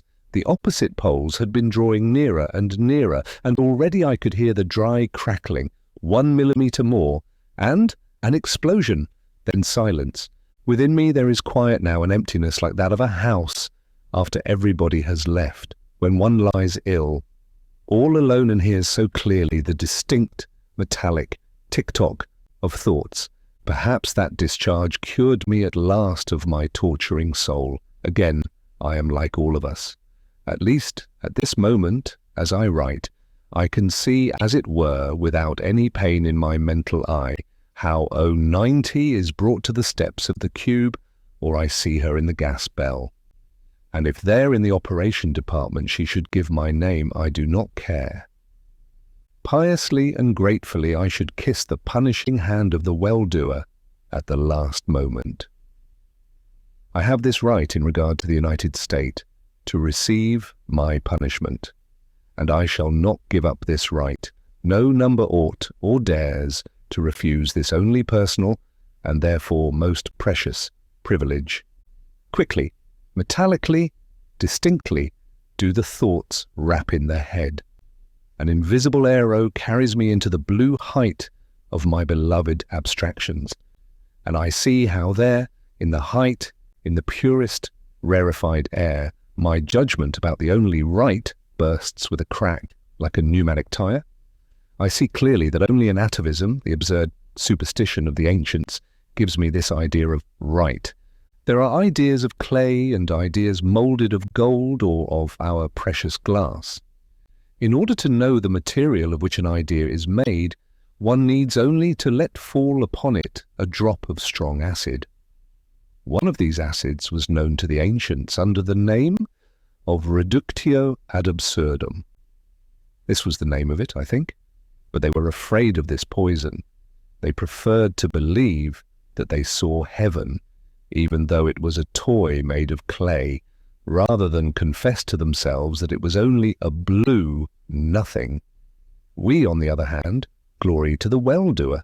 We are adults and we have no need of toys. Now, if we put a drop of acid on the idea of right, even the ancients, the most mature of them, knew that the source of right was might. Right is a function of might. Here we have our scale. On the one side, an ounce, on the other a ton. On one side, I, on the other we, the United States. Is it not clear? To assume that I may have any right, as far as the state is concerned, is like assuming that an ounce may equilibrate a ton in a scale, hence the natural distribution. Tons, rights, grams, duties. And the natural road from nothingness to greatness is to forget that one is a gram and to feel that one is 1/1,000,000th of a ton. You ripe-bodied bright Venerians, you sooty blacksmith-like Uranians, I almost hear your protests in this silence. But only think, everything that is great is simple. Remember, only the 4 rules of arithmetic are unshakable and eternal, and only that mortality will be unshakable and eternal which is built upon those 4 rules. This is the superior wisdom. This is the summit of that pyramid around which people red with sweat, fought and battled for centuries trying to crawl up. Looking from this summit down to the bottom where something is still left, swarming like worms, from this summit all that is left over in us from the ancients seems alike. Alike are the unlawful coming motherhood of O-90, a murder, and the insanity of that number who dared to throw verses into the face of the United States, and alike is the judgment for them, premature death. This is that divine justice of which those stone-housed ancients dreamed, lit by the naive pink rays of the dawn of history. Their God punished sacrilege as a capital crime. You Uranians, morose and as black as the ancient Spaniards, who were wise in knowing so well how to burn at the stake, you are silent. I think you agree with me. But I hear you, pink Venerians, saying something about tortures, executions, return to barbarism. My dear Venerians, I pity you. You are incapable of philosophical, mathematical thinking. Human history moves upward in circles like an arrow. The circles are at times golden, sometimes they are bloody, but all have 360 degrees. They go from 0 degrees to 10 degrees, 20 degrees, 200 degrees, 360 degrees, and then again 0 degrees. Yes, we have returned to 0, but for a mathematically working mind, it is clear that this 0 is different. It is a perfectly new 0. We started from 0 to the right and came to 0 on the left. Hence, instead of +0, we are at -0. Do you understand?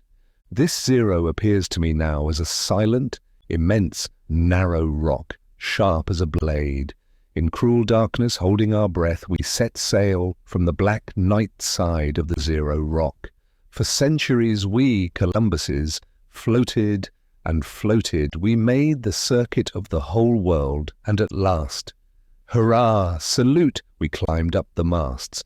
Before us now was a new side of the zero rock, hitherto unknown, bathed in the polar light of the United States, a blue mass covered with rainbow sparkles.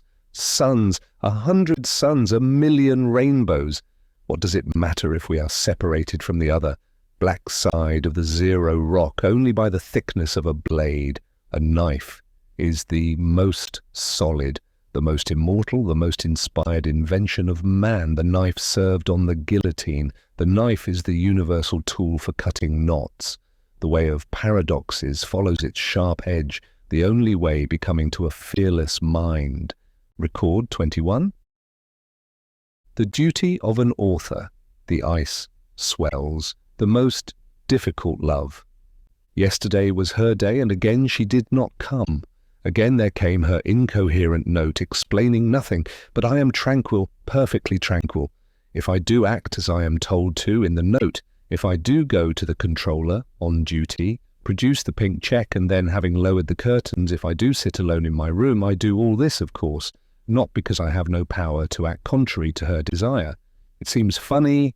Decidedly not. It is quite simple. Separated from all curative plaster-like smiles, I am enabled quietly to write these very lines.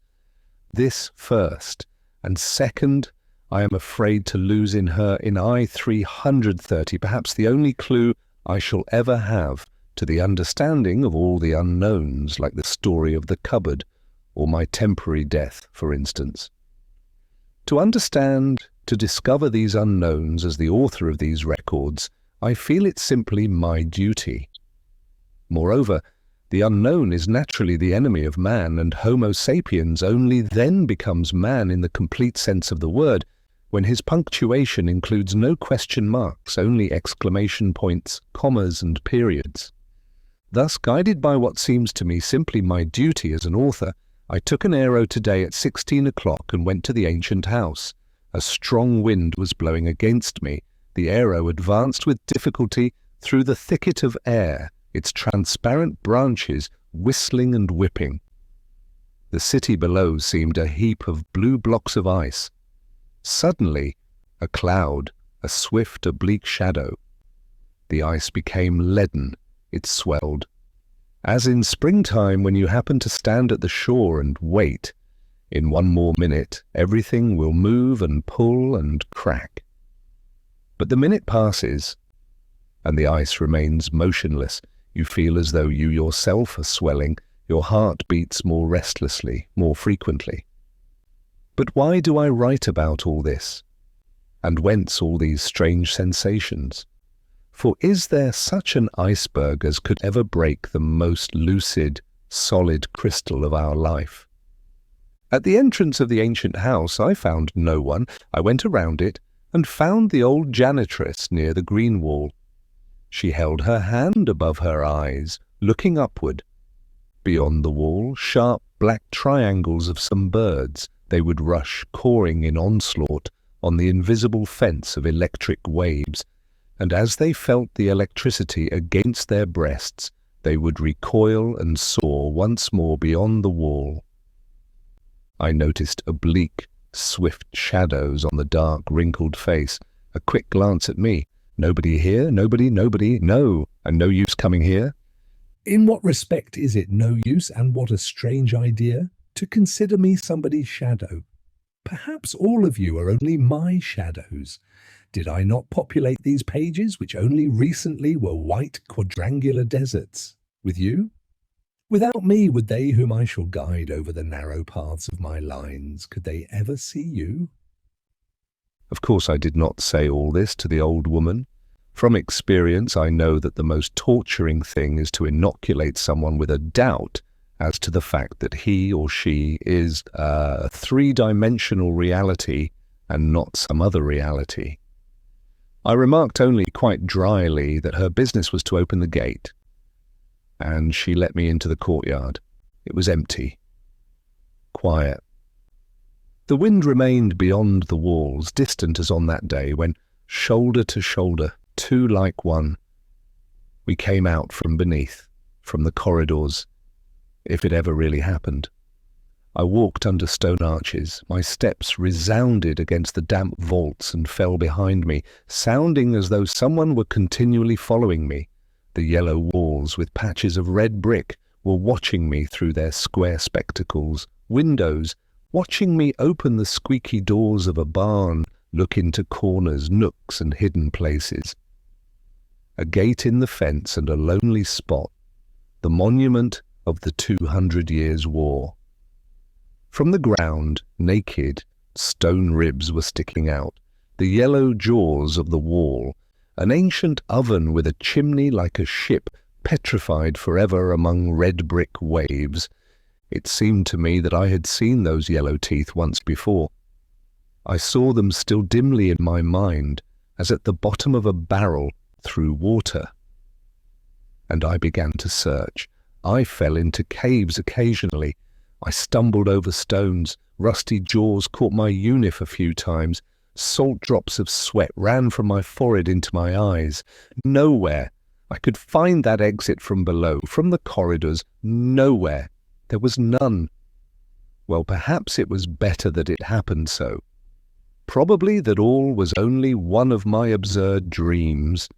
Tired out, covered with cobweb and dust, I opened the gate to return to the main yard, when suddenly a rustle behind me, splashing steps, and there before me were the pink wing-like ears and the double-curved smile of Essam. Half closing his eyes, he bored his little drills into me and asked, "Taking a walk?" I was silent. My arms were heavy. "Well, do you feel better now?" "Yes, thank you. I think I am getting normal again." He let me go. He lifted his eyes, looked upward, and I noticed his Adam's apple for the first time. It resembles a broken spring sticking out from beneath the upholstery of a divan. Above us, not very high, about 50 meters, arrows were buzzing. By their low, slow flight, and by the observation tubes which hung down, I recognized them. They were the arrows of the Guardians, but there were not 2 or 3, as usual. There were about 10 or 12. I regret to have to confine myself to an approximate figure. "Why are there so many today?" I dared to ask S. Why? A real physician begins to treat a patient when he is still well, but on the way to becoming sick tomorrow, day after tomorrow, or within a week. Prophylaxis, yes. He nodded and went splashing over the stones of the yard. Then he turned his head and said over his shoulder, "Be careful." Again I was alone. Silence, emptiness. Far beyond the green wall, the birds and the wind. What did he mean? My arrow ran very fast with the wind. Light and heavy shadows from the clouds. Below blue cupolas, cubes of glass ice were becoming leaden and swelling. The same evening, I took up my pen just now in order to write upon these pages a few thoughts which, it seems to me, will prove useful for you, my readers. These thoughts are concerned with the great day of unanimity, which is now not far away. But as I sat down, I discovered that I cannot write at present.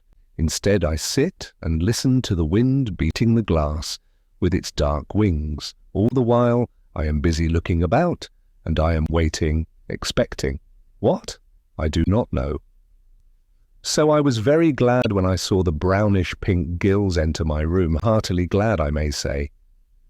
She sat down and innocently smoothed a fold of her unif that fell between her knees, and very soon she pasted upon me, all over me, a host of smiles, a bit of a smile on each crack of my face, and this gave me pleasant sensations, as if I were tightly bound like an infant of the ancients in a swaddling cloth.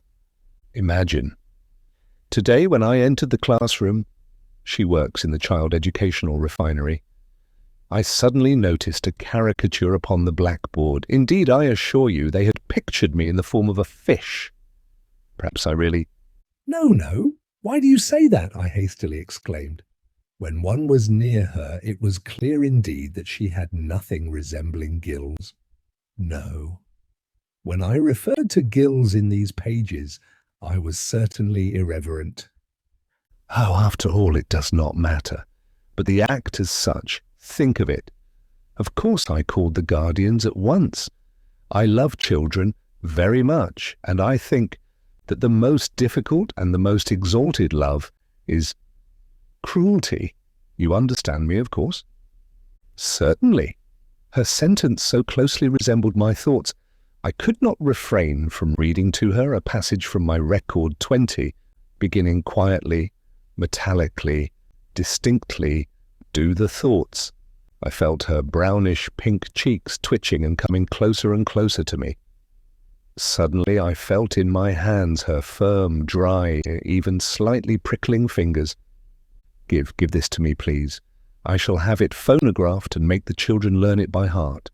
Not only your Venerians need all this, but we ourselves right now, tomorrow, day after tomorrow. She glanced around and said in a very low voice, Have you heard? They say that on the day of unanimity, I sprang to my feet. What? What do they say? What, on the day of unanimity? The coziness of my room, its very walls, seemed to have vanished.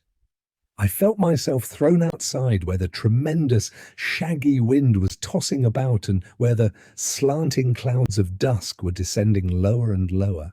You boldly and firmly grasped me by the shoulders. I even noticed how her fingers, responding to my emotion, trembled slightly. Sit down, dear, and don't be upset. They say many things, must we believe them all? Moreover, if only you need me, I shall be near you on that day. I shall leave the school children with someone else, and I shall stay with you for you, dear. You too are a child, and you need— No, no. I raise my hands in protest. Not for anything. You really think then that I am a child, and that I cannot do without a— Oh no, not for anything in the world. I must confess I had other plans for that day. She smiled. The wording of that smile apparently was, "Oh, what a stubborn boy." She sat down, eyelids lowered.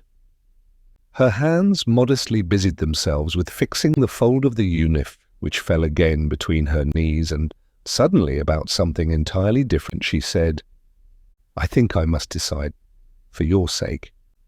But I implore you, do not hurry me. I must think it over." I did not hurry her, although I realized that I ought to have been delighted, as there is no greater honor than to crown someone's evening years. All night strange wings were about. I walked and protected my head with my hands from those wings, and a chair, not like ours, but an ancient chair, came in with a horse-like gait, first the right fore and left hind leg, then the left fore and right hind leg. It rushed to my bed and crawled into it, and I liked that wooden chair, although it made me uncomfortable and caused me some pain. It is very strange. Is it really impossible to find any cure for this dream sickness, or to make it rational, perhaps even useful? Record 22. The benumbed waves, everything is improving. I am a microbe. Please imagine that you stand at the seashore. The waves go rhythmically up, down, up. Suddenly, when they have risen, they remain in that position, benumbed, torpid. It was just as weird and unnatural when everything became confused and our regular walk, which is prescribed by the tables, suddenly came to an end. The last time such a thing happened was 119 years ago, when, according to our historians, a meteorite fell hissing and fuming into the very midst of the marchers. We were walking yesterday as usual, that is, like warriors on the Assyrian monuments, 1,000 heads and 2 composite integrated legs and 2 swinging integrated arms. At the end of the avenue where the accumulating tower was formidably resounding, a quadrangle appeared, on the sides, in front and behind, guards, in the centre 3 numbers. Their uniforms were already stripped of the Golden State badges. Everything was painfully clear. The enormous dial on the top of the tower looked like a face. It bent down from the clouds, and spitting down its seconds, it waited with indifference. It showed 6 minutes past 13 exactly.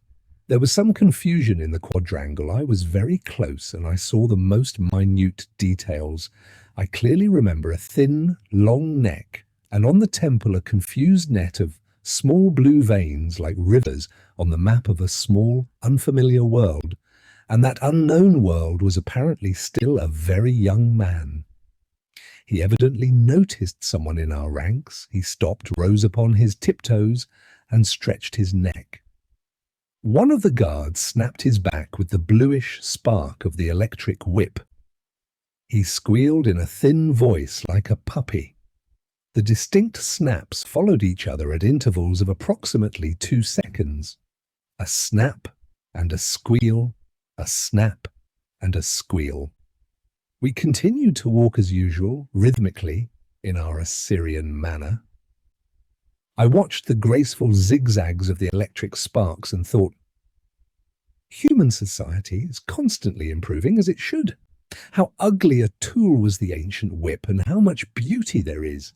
At that moment, like a nut flying from a wheel revolving at full speed, a female number, thin, flexible and tense, tore herself from our rows, and with a cry, "Enough! Don't you dare!" she threw herself straight into the quadrangle. It was like the meteorite of 119 years ago. Our march came to a standstill, and our rows appeared like the grey crests of waves frozen by sudden cold. For a second I looked at that woman's figure with the eye of a stranger, as all the others did. She was no number any longer. She was only a human being, and she existed for us only as a substantiation of the insult which she cast upon the United States. But a motion of hers, her bending while twisting to the left upon her hips, revealed to me clearly who she was. I knew that body, flexible as a whip. My eyes, my lips, my hands knew it. At that moment, I was absolutely certain. 2 of the guards dashed to catch her. One more moment, and that limpid, mirror-like point on the pavement would have become the point of meeting of their trajectories, and she would have been caught. My heart fell, stopped. Without thinking whether it was permissible or not, whether it was reasonable or absurd, I threw myself straight to that point. I felt thousands of eyes bulging with horror fixed upon me, but that only added a sort of desperately joyful power to that wild being with hairy paws which arose in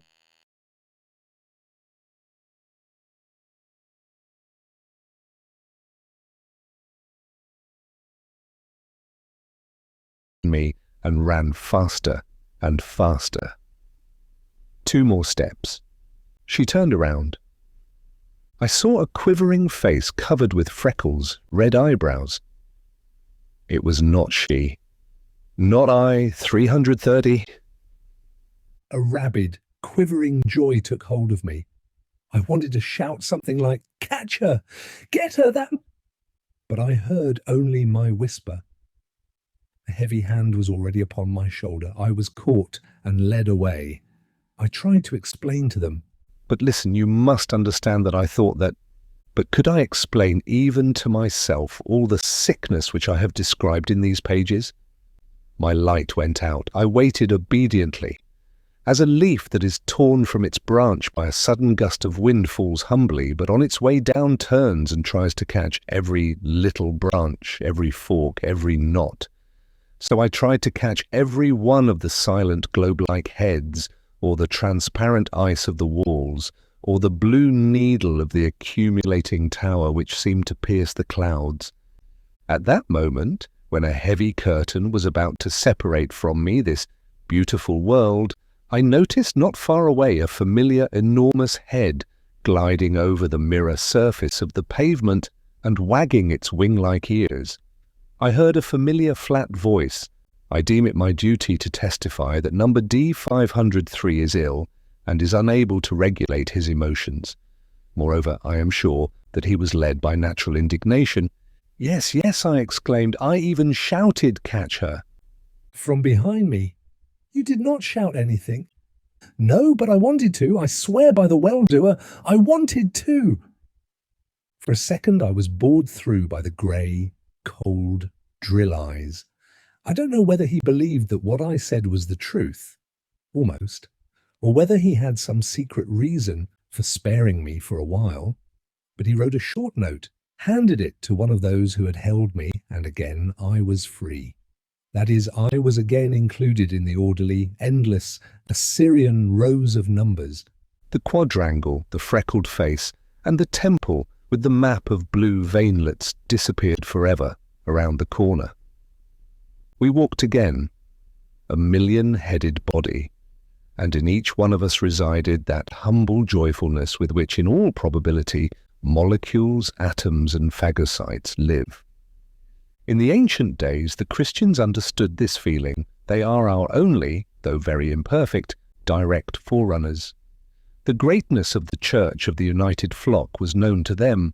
They knew that resignation is virtue and pride a vice, that we is from God, I from the devil. I was walking, keeping step with the others, yet separated from them. I was still trembling from the emotion just felt, like a bridge over which a thundering ancient steel train has passed a moment before. I felt myself. To feel one's self, to be conscious of one's personality, is the lot of an eye inflamed by a cinder or an infected finger or a bad tooth. A healthy eye or finger or tooth is not felt, it is non-existent, as it were. Is it not clear, then, that consciousness of oneself is a sickness? Apparently, I am no longer a phagocyte which, quietly, in a businesslike way, devours microbes with freckled faces and blue temples. Apparently, I am myself a microbe, and she too, I 330, is a microbe, a wonderful, diabolic microbe. It is quite possible that there are already thousands of such microbes among us, still pretending to be phagocytes as I pretend. What if today's accident, although in itself not important, is only a beginning, only the first meteorite of a shower of burning and thundering stones which the infinite may have poured out upon our glass paradise? Record 23. Flowers, the dissolution of a crystal, if only. They say there are flowers that bloom only once in 100 years. Why not suppose the existence of flowers that bloom only once 1,000 years? We may have known nothing about them until now, only because today is the once in 1,000 years. Happy and dizzy, I walked downstairs to the controller, on duty and quickly under my gaze all around me, and silently the 1,000-year-old buds burst, and everything was blooming: armchairs, shoes, golden badges, electric bulbs, someone's dark, heavy eyes, the polished columns of the banisters, the handkerchief which someone lost on the stairs, the small, ink-blotted desk of the controller, and the tender brown, somewhat freckled cheeks of you. Everything seemed not ordinary, new, tender, rosy, moist. You took the pink stub from me, while the blue, aromatic moon, hanging from an unseen branch, shone through the glass of the wall and over the head of you. With a solemn gesture I pointed my finger and said, "The moon, you see?"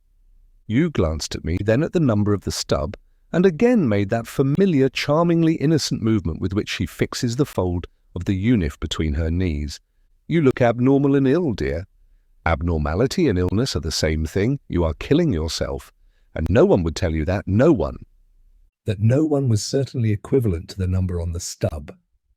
I, 330. This thought was confirmed by an ink blot which fell close to the figure 330. Dear, wonderful you. You are right, of course. I am not reasonable. I am sick. I have a soul. I am a microbe, but is blooming, not a sickness. Is it not painful when the buds are bursting? And don't you think that spermatozoa are the most terrible of all microbes?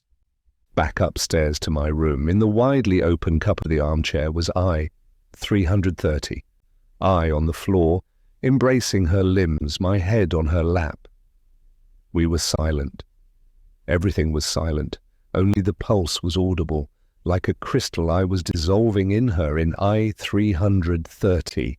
I felt most distinctly how the polished facets which limited me in space were slowly thawing, melting away. I was dissolving in her lap, in her, and I became at once smaller and larger, unembraceable. For she was not she, but the whole universe. For a second, I and that armchair near the bed, transfixed with joy, we were one. And the wonderfully smiling old woman at the gate of the ancient house, and the wild debris beyond the green wall, and some strange silver wreckage on a black background, dozing like the old woman, and the slam of a door in the distance. All this was within me, was listening to my pulse and soaring through the happiest of seconds. In absurd, confused, overflowing words, I attempted to tell her that I was a crystal and that there was a door in me, and that I felt how happy the armchair was. But something nonsensical came out of the attempt, and I stopped. I was ashamed, and suddenly, Dear I, forgive me. I understand nothing. I talk so foolishly. And why should you think that foolishness is not fine? If we had taken pains to educate human foolishness through centuries, as we have done with our intelligence, it might perhaps have been transformed into something very precious. Yes, I think she is right. How could she be wrong at that moment? and for this foolishness of yours, and for what you did yesterday during the walk, I love you the more, much more. Then why did you torture me? Why would you not come? Why did you send me the pink check and make me... Perhaps I wanted to test you. Perhaps I must be sure that you will do anything I wish, that you are completely mine. Yes, completely. She took my face, my whole self, between her palms, lifted my head. And how about it is the duty of every honest number, eh? Sweet, sharp, white teeth. A smile. In the open cup of the armchair she was like a bee, sting and honey combined. Yes, duty. I turned over in my mind the pages of my records. Indeed, there is not a thought about the fact that, strictly speaking, I was silent. Exaltedly, and probably stupidly, I smiled, looking into the pupils of her eyes. I followed first one eye and then the other, and in each of them I saw myself, a millimetric self imprisoned in those tiny rainbow cells, then again the lips and the sweet pain of blooming. In each number of the United States there is an unseen metronome which tick-tocks silently. Without looking at the clock, we know exactly the time of day within 5 minutes, but now my metronome had stopped, and I did not know how much time had passed. In fright, I grasped my badge with its clock from under the pillow. Glory be to the well-doer. I had 20 minutes more. But those minutes were such tiny, short ones. They ran, and I wanted to tell her so many things. I wanted to tell her all about myself, about the letter from O, and about that terrible evening when I gave her a child, and for some reason also about my childhood, about our mathematician Plapper, and about the square root of -1, and how, when I attended the glorification on the day of unanimity for the first time in my life, I wept bitterly because there was an ink stain on my unif on such a holy day. 330 lifted her head. She leaned on her elbow. In the corners of her lips, 2 long, sharp lines and the dark angle of lifted eyebrows, a cross. Perhaps on that day, her brow grew darker. She took my hand and pressed it hard. Tell me, will you ever forget me? Will you always remember me? But why such talk? What is it, dear? She was silent, and her eyes were already sliding past me, through me, away into the distance. I suddenly heard the wind beating the glass with its enormous wings. Of course it had been blowing all the while, but I had not noticed it until then, and for some reason those cawing birds over the green wall came to my mind. 330 shook her head with a gesture of throwing something off. Once more she touched me for a second with her whole body, as an arrow before landing touches the ground for a second with all the tension of a recoiling spring. Well, give me my stockings, quick! The stockings were on the desk on the open manuscript, on page 124. Being in haste, I caught some of the pages and they were scattered over the floor so that it was hard to put them back in the proper order. Moreover, even if I put them in that order, there will be no real order. There are obstacles to that anyway, some undiscoverable unknowns. I can't bear it, I said. You are here near me, yet you seem to be behind an opaque ancient wall. Through that wall I hear a rustle and voices. I cannot make out the words. I don't know what is there. I cannot bear it. You seem always to withhold something from me. You have never told me what kind of a place it was where I found myself that day beneath the ancient house. Where did those corridors lead? Why was the doctor there? Or perhaps all that never happened? 330 put her hands on my shoulders and slowly entered deeply into my eyes. You want to know all? Yes, I do. And you would not be afraid to follow me anywhere, wherever I should lead you? Anywhere. All right, then, I promise you after the holiday, if only, oh yes, there is your integral. I always forget to ask. Will it soon be completed? No. If only what again? If only what? She already at the door. You shall see. I was again alone. All that she left behind her was a barely perceptible scent, similar to that of a sweet, dry, yellow dust of flowers from behind the green wall. Also, sunk deeply within me, question marks like small hooks, similar to those the ancients used for fishing, vied the prehistoric museum. Why did she suddenly ask about the integral? Record 24. The limit of the function, Easter, to cross out everything. I am like a motor set in motion at a speed of too many revolutions per second. The bearings have become too hot, and in one more minute the molten metal will begin to drip and everything will go to the devil. Cold water, quick, some logic. I pour pailfuls of it, but my logic merely sizzles on the hot metal and disappears in the air in the form of vapor. Of course, it is clear that in order to establish the true meaning of a function, one must establish its limit. It is also clear that yesterday's dissolution in the universe taken to its limit is death. For death is exactly the most complete dissolution of the self in the universe. Hence, L equals sign, F, D, love is the function of death. Yes, exactly, exactly.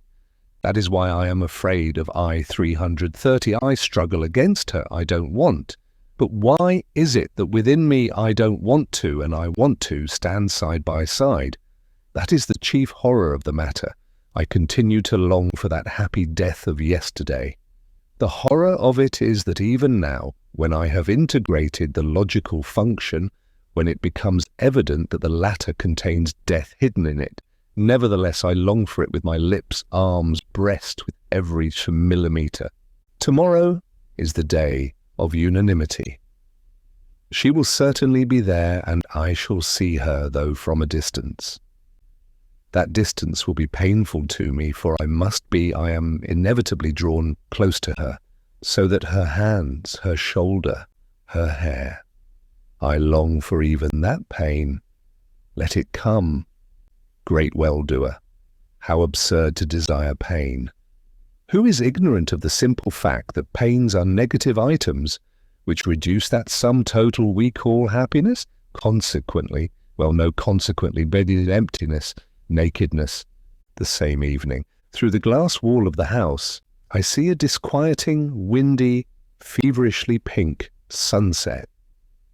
I move my armchair to avoid that pinkness and turn over these pages, and I find I am forgetting that I write this not for myself, but for you unknown people whom I love and pity, for you who still lag centuries behind, below. Let me tell you about the day of unanimity, about that great day. I think that day for us is what Easter was for the ancients. I remember I used to prepare an hour calendar the eve of that day. Solemnly I would cross out every time the figure of the hour elapsed. Nearer by 1 hour, 1 hour less to wait.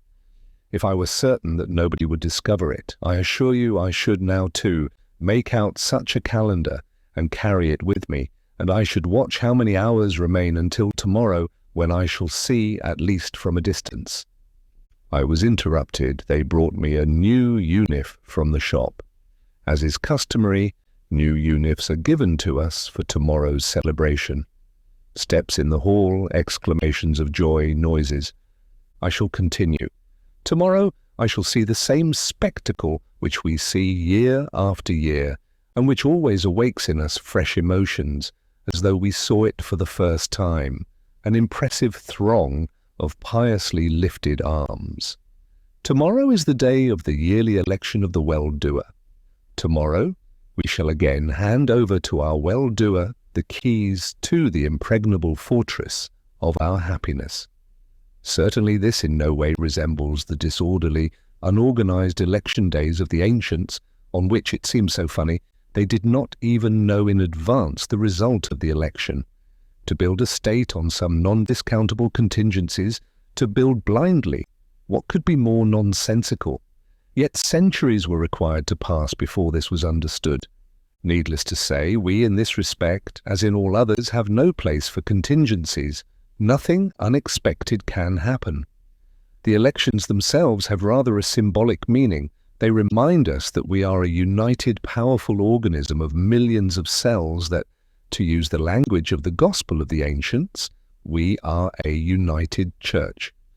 The history of the United States knows not a single case in which upon this solemn day even a solitary voice has dared to violate the magnificent unison. They say that the ancients used to conduct their elections secretly, stealthily, like thieves. Some of our historians assert even that they would come to the electoral celebrations completely masked. Imagine the weird, fantastic spectacle. Night, a plaza. Along the walls, the stealthily creeping figures covered with mantles, the red flame of torches dancing in the wind. Why was such secrecy necessary? It has never been satisfactorily explained. Probably it resulted from the fact that elections were associated with some mystic and superstitious, perhaps even criminal ceremonies. We have nothing to conceal or to be ashamed of. We celebrate our election openly, honestly, in daylight. I see them all vote for the well-doer, and everybody sees me vote for the well-doer. How could it be otherwise, since all and I are one we? How ennobling, sincere, lofty is this compared with the cowardly, thievish secrecy of the ancients. Moreover, how much more expedient. For even admitting for a moment the impossible, that is the outbreak of some dissonance in our customary unity. In that case, our unseen guardians are always right there arming us, are they not, to register the numbers who would fall into error and save them from any further false steps. The United States is theirs, the numbers. And besides, through the wall to my left, a she number before the mirror door of the closet, she is hastily unbuttoning her unif. For a second, swiftly, eyes, lips, too sharp, pink, the curtains fell. Within me instantly awoke all that happened yesterday, and now I no longer know what I meant to say by besides. I no longer wish to, I cannot. I want one thing, I want 330. I want her every minute, every second to be with me, with no one else. All that I wrote about unanimity is of no value. It is not what I want. I have a desire to cross it out, to tear it to pieces and throw it away. For I know, be it a sacrilege, yet it is the truth, that a glorious day is possible only with her, and only then when we are side by side, shoulder to shoulder. Without her, the sun of tomorrow will appear to me only as a little circle cut out of a tin sheet, and the sky a sheet of tin painted blue, and I myself. I snatched the telephone receiver. I-330, are you there? Yes, it is I. Why so late? Perhaps not too late yet. I want to ask you. I want you to be with me tomorrow, dear. Dear, I said in a very low voice. And for some reason, a thing I saw this morning at the docks flashed through my mind. Just for fun, someone put a watch under the 100-ton sledgehammer. A swing, a breath of wind in the face, and the silent 100-ton knife-like weight on the breakable watch. A silence. I thought I heard someone's whisper in I-330's room, then her voice. No, I cannot. Of course you understand that I myself. No, I cannot. Why? You shall see tomorrow night. Record 25. The descent from heaven, the greatest catastrophe in history. The known is ended. At the beginning all arose, and the hymn, like a solemn mantle, slowly waved above our heads. Hundreds of tubes of the musical tower and millions of human voices. For a second I forgot everything. I forgot that alarming something at which I-330 hinted in connection with today's celebration. I think I even forgot about her. At that moment I was the very same little boy who once wept because of a tiny ink stain on his unif, which no one else could see. Even if it be so, if nobody sees that I am covered with black, ineffaceable stains, I know it, do I not? I know that there should be no place for a criminal like me among these frank open faces. What if I should rush forward and shout out all at once everything about myself? The end might follow. Let it. At least for a second I would feel myself clear and clean and senseless like that innocent blue sky. All eyes were directed upward. In the pure morning blue, still moist with the tears of night, a small dark spot appeared. Now it was dark. Now bathed in the rays of the sun, it was he descending to us from the sky. He, the new Jehovah. In an arrow he, as wise and as lovingly cruel as the Jehovah of the ancients. Nearer and higher toward him were drawn millions of hearts. Already he saw us, and in my mind with him I looked over everything from the heights, concentric circles of stands marked with dotted blue lines of unifs, like circles of a spiderweb strewn with microscopic suns, the shining of the badges. And in the centre, there soon the wise white spider would occupy his place, the well-doer clad in white, the well-doer who wisely tangled our hands and feet in the salutary net of happiness. His magnificent descent from the sky was accomplished. The brassy hymn came to silence. All sat down. At once I perceived that everything was really a very thin spiderweb, the threads of which were stretched tense and trembling, and it seemed that in a moment those threads might break, and something improbable. I half rose and looked around, and I met many lovingly worried eyes which passed from one face to another. I saw someone lifting his hand and almost imperceptibly waving his fingers. He was making signs to another. The latter replied with a similar finger sign, and a third. I understood. They were the guardians, I understood. They were alarmed by something. The spider web was stretched and trembling, and within me, as if tuned to the same wavelength of a radio, within me there was a corresponding quiver. On the platform a poet was reciting his pre-electoral ode. I could not hear a single word. I only felt the rhythmic swing of the hexametric pendulum, and with its every motion I felt how nearer and nearer there was approaching some hour set for. I continued to turn over face after face like pages, but I could not find the one, the only one I was seeking, the one I needed to find at once as soon as possible, for one more swing of the pendulum, and it was he, certainly it was he. Below, past the main platform, gliding over the sparkling glass, the ear wings flapped by, the running body gave a reflection of a double-curved S, like a noose which was rolling towards some of the intricate passages among the stands. 330, there is some thread between them. I have always felt some thread between them. I don't know yet what that thread is, but some day I shall untangle it. I planted my gaze on him. He was rushing farther away, behind him that invisible thread. There he stopped. There. I was pierced, twisted together into a knot as if by a lightning-like, many-volted electric discharge. In my row, not more than 40 degrees from me, S stopped and bowed.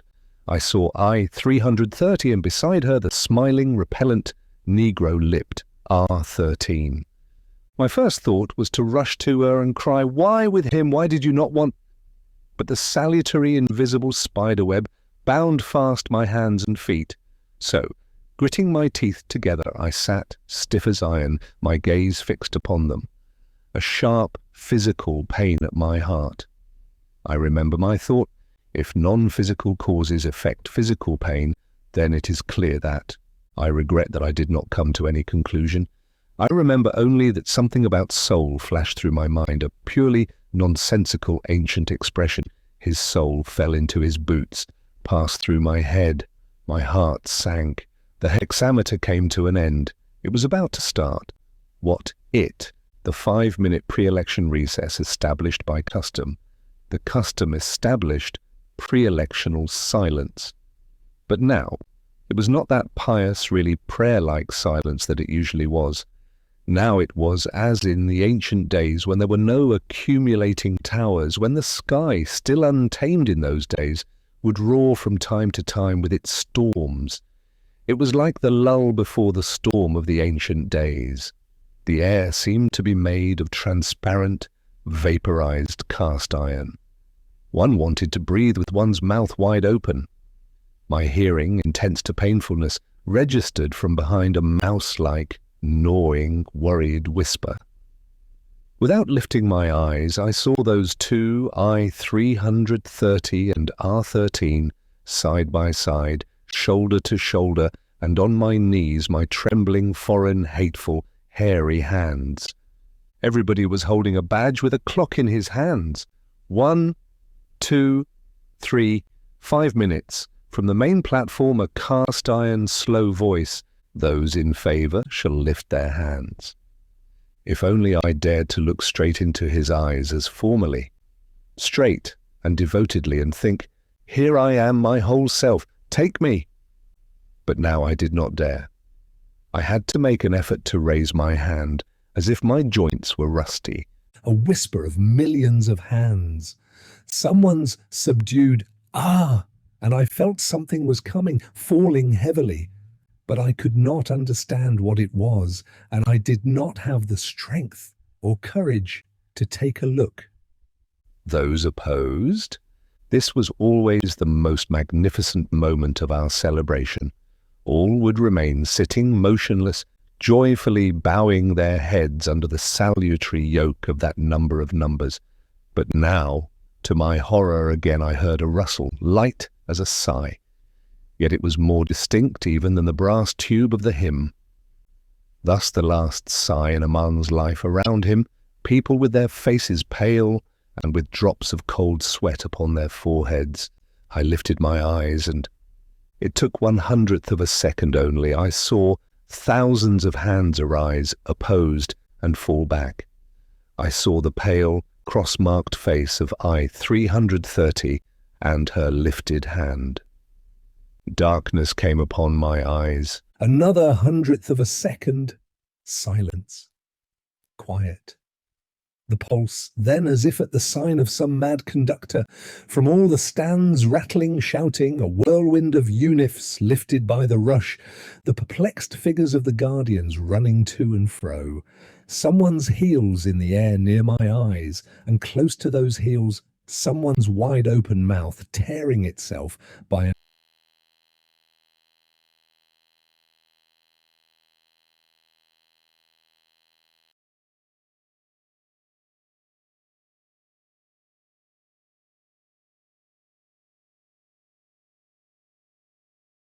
an inaudible scream. For some reason, this picture remains particularly distinct in my memory. Thousands of mouths noiselessly yelling as if on the screen of a monstrous cinema.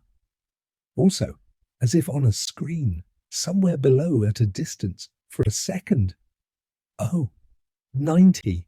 pressed against the wall in a passage, her lips white, defending her abdomen with her crossed arms. She disappeared as if washed away by a wave, or else I simply forgot her because... This not on the screen anymore, but within me, within my compressed heart, within the rapidly pulsating temples. Over my head, somewhat to the left, R13 suddenly jumped upon a bench, all sprinkling, red, rabid. In his arms was I, 330, pale, her unif torn from shoulder to breast, red blood on white. She firmly held him round the neck, and he, with huge leaps from bench to bench, repellent and agile, like a gorilla, was carrying her away upward. As if it were in a fire of ancient days, everything became red around me. Only one thing in my head: to jump after them, to catch them. At this moment I cannot explain to myself the source of that strength within me, but like a battering ram I broke through the crowd, over somebody's shoulders, over a bench, and I was there in a moment and caught R13 by the collar. Don't you dare, I say, immediately. Fortunately, no one could hear my voice as everyone was shouting and running. Who is it? What is the matter? What? R13 turned around. His sprinkling lips were trembling. He apparently thought it was one of the guardians. What? I won't allow. Put her down at once. But he only sprinkled angrily with his lips, shook his head and ran on. Then I am terribly ashamed to write all this down, but I believe I must, so that you, my unknown readers, may make a complete study of my disease. Then I hit him over the head with all my might. You understand? I hit him. This I remember distinctly. I remember also a feeling of liberation that followed my action, a feeling of lightness in my whole body. 330 slid quickly out of his arms. Go away, she shouted to R. Don't you see that he... Go! R13 showed his white Negro teeth, sprinkled into my face some word, dived down, and disappeared. And I picked up I-330, pressed her firmly to myself, and carried her away. My heart was beating forcibly. It seemed enormous, and with every beat it would splash out such a thundering, such a hot, such a joyful wave, a flash. Let them, below there, let them toss and rush and yell and fall. What matter if something has fallen, if something has been shattered to dust? Little matter. Only to remain this way and carry her, carry and carry. The same evening, 22 o'clock. I hold my pen with great difficulty. Such an extraordinary fatigue after all the dizzying events of this morning. Is it possible that the strong, salutary, centuries-old walls of the United States have fallen? Is it possible that we are again without a roof over our heads, back in the wild state of freedom like our remote ancestors? Is it possible that we have lost our well-doer? Opposed on the day of unanimity. Opposed. I am ashamed of them, painfully, fearfully ashamed. But who are they? And who am I? They, we, do I know? I shall continue. She was sitting where I had brought her, on the uppermost glass bench, which was hot from the sun. Her right shoulder and the beginning of the wonderful and incalculable curve were uncovered, an exceedingly thin serpent of blood. She seemed not to be aware of the blood, or that her breast was uncovered. No, I will say rather. She seemed to see all that, and seemed to feel that it was essential to her, that if her unif were buttoned, she would have torn it, she would have. And tomorrow. She breathed the words through sparkling white clenched teeth. Tomorrow. Nobody knows what. Do you understand? Neither I nor anyone else knows. It is unknown. Do you realize what a joy it is? Do you realize that all that was certain has come to an end? Now, things will be new, improbable, unforeseen. Below the human waves were still foaming, tossing, roaring, but they seemed to be very far away and to be growing more and more distant, for she was looking at me. She slowly drew me into herself through the narrow, golden windows of her pupils. We thus remained silent for a long while, and for some reason I recalled how once I watched some queer yellow pupils through the green wall, while above the wall birds were soaring, or was this another time? Listen, if nothing particular happens tomorrow, I shall take you there. Do you understand? No, I did not understand, but I nodded in silence. I was dissolved. I became infinitesimal, a geometrical point. After all, there is some logic, a peculiar logic of today in this state of being a point. A point has more unknowns than any other entity. If a point should start to move, it might become thousands of curves or hundreds of solids. I was afraid to budge. What might I have become if I had moved? It seemed to me that everybody like myself was afraid now of even the most minute of motions. At this moment, for instance, as I sit and write, everyone is sitting hidden in his glass cell, expecting something. I do not hear the buzzing of the elevators, usual at this hour, or laughter, or steps. From time to time, numbers pass in couples through the hall, whispering on tiptoe. What will happen tomorrow? What will become of me tomorrow? Record 26. The world does exist. Rash. 41 degrees centigrade. Morning. Through the ceiling, the sky is as usual firm, round, red-cheeked. I think I should have been less surprised had I found above some extraordinary quadrangular sun, or people clad in many-coloured dresses made of the skins of animals or opaque walls of stone. Then the world, our world, does still exist? Or is it only inertia? Is the generator already switched out while the armature is still roaring and revolving? 2 more revolutions, or 3, and at the 4th will it die away? Are you familiar with that strange state in which you wake up in the middle of the night, open your eyes into the darkness, and then suddenly feel you are lost in the dark? You quickly begin to feel around, to seek something familiar and solid, a wall, a lamp, a chair.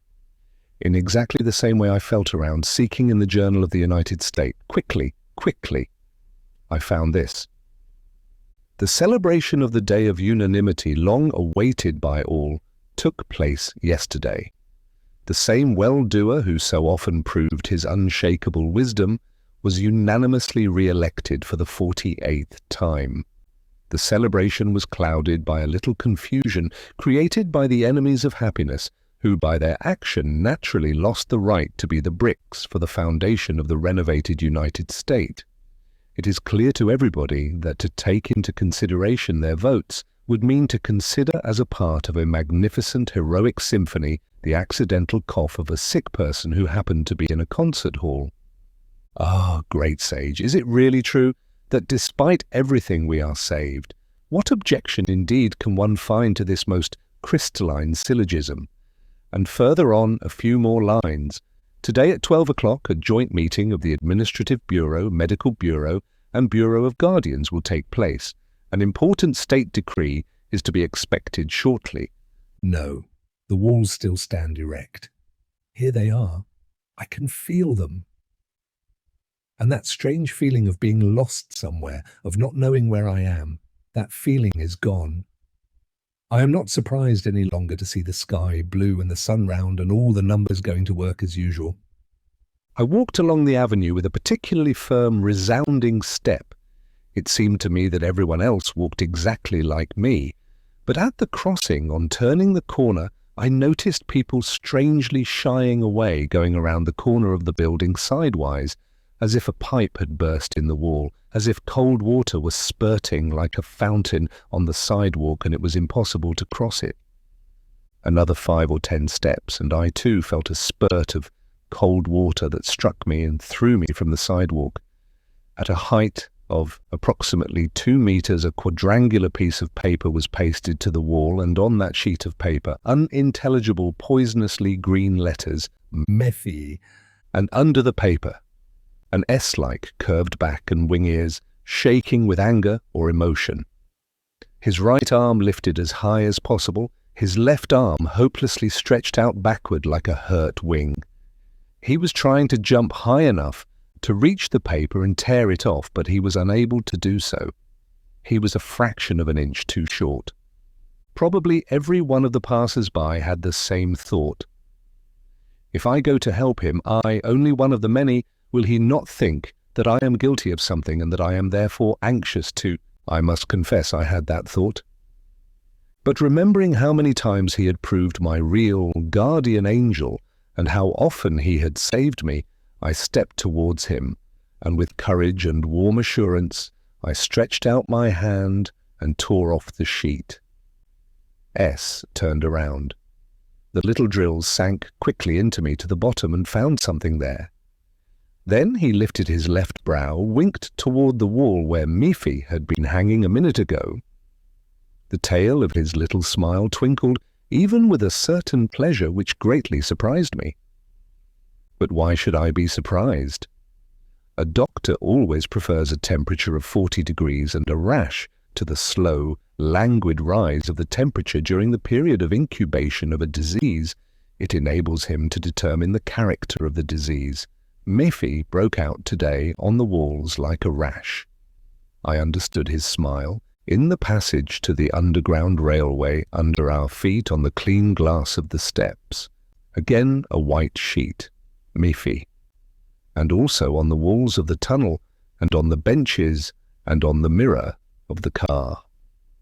Apparently pasted on in haste as some were hanging on a slant. Everywhere the same white, gruesome rash.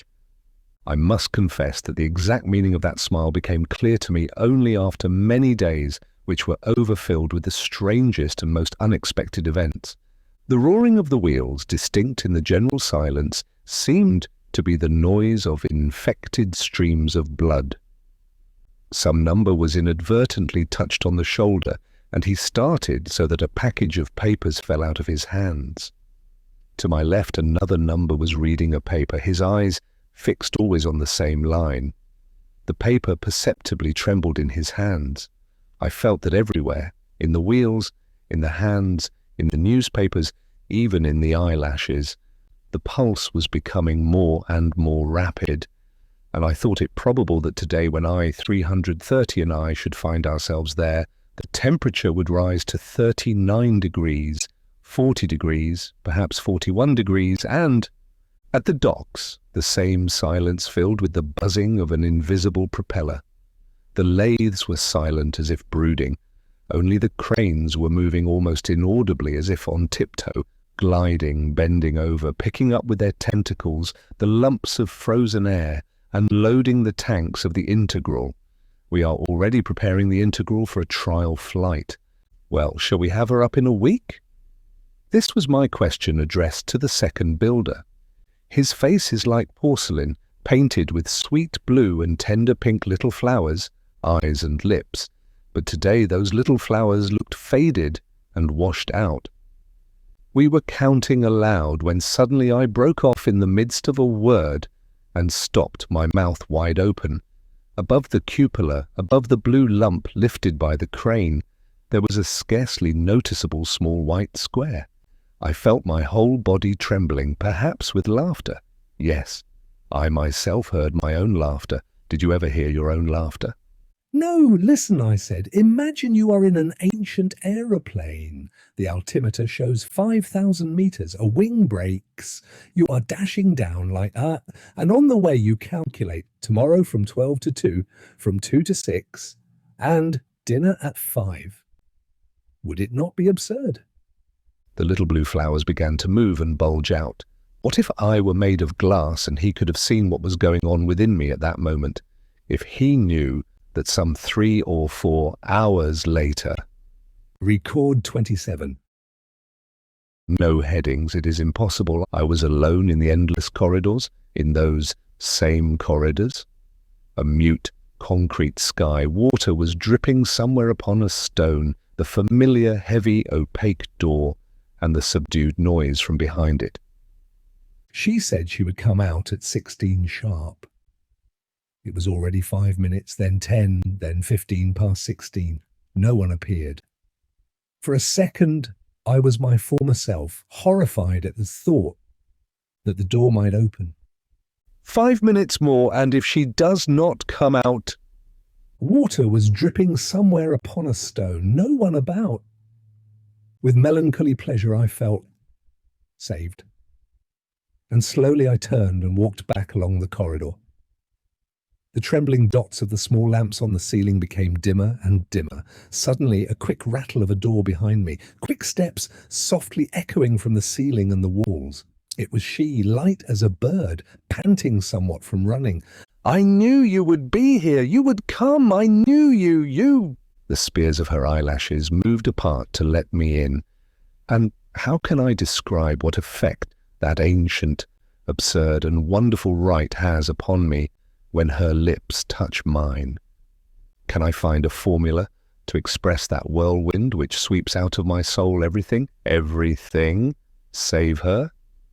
Yes, from my soul. You may laugh at me if you will. She made an effort to raise her eyelids, and her slow words too came with an effort. No, now we must go. The door opened, old, worn steps, an unbearably multicolored noise, whistling and light. 24 hours have passed since then, and everything seems to have settled in me. Yet it is most difficult for me to find words for even an approximate description. It is as though a bomb had exploded in my head. Open mouths, wings, shouts, leaves, words, stones, all these one after another in a heap. I remember my first thought was, fast, back. For it was clear to me that while I was waiting there in the corridors, they somehow had blasted and destroyed the green wall. And from behind it everything rushed in and splashed over our city, which until then had been kept clean of that lower world. I must have said something of this sort to I-330. She laughed. No, we have simply come out beyond the green wall. Then I opened my eyes, and close to me actually I saw those very things which until then not a single living number had ever seen otherwise than depreciated 1,000 times, dimmed and hazy through the cloudy glass of the wall. The sun, it was no longer our light, evenly diffused over the mirror surface of the pavements. It seemed an accumulation of living fragments, of incessantly oscillating, dizzy spots which blinded the eyes, and the trees like candles rising into the very sky, or like spiders which squatted upon the earth, supported by their clumsy paws, or like mute green fountains. And all this was moving, jumping, rustling. Under my feet some strange little ball was crawling. I stood as though rooted to the ground. I was unable to take a step because under my foot there was not an even plane, but imagine something disgustingly soft, yielding, living, springy, green. I was dazed. I was strangled. Yes, strangled.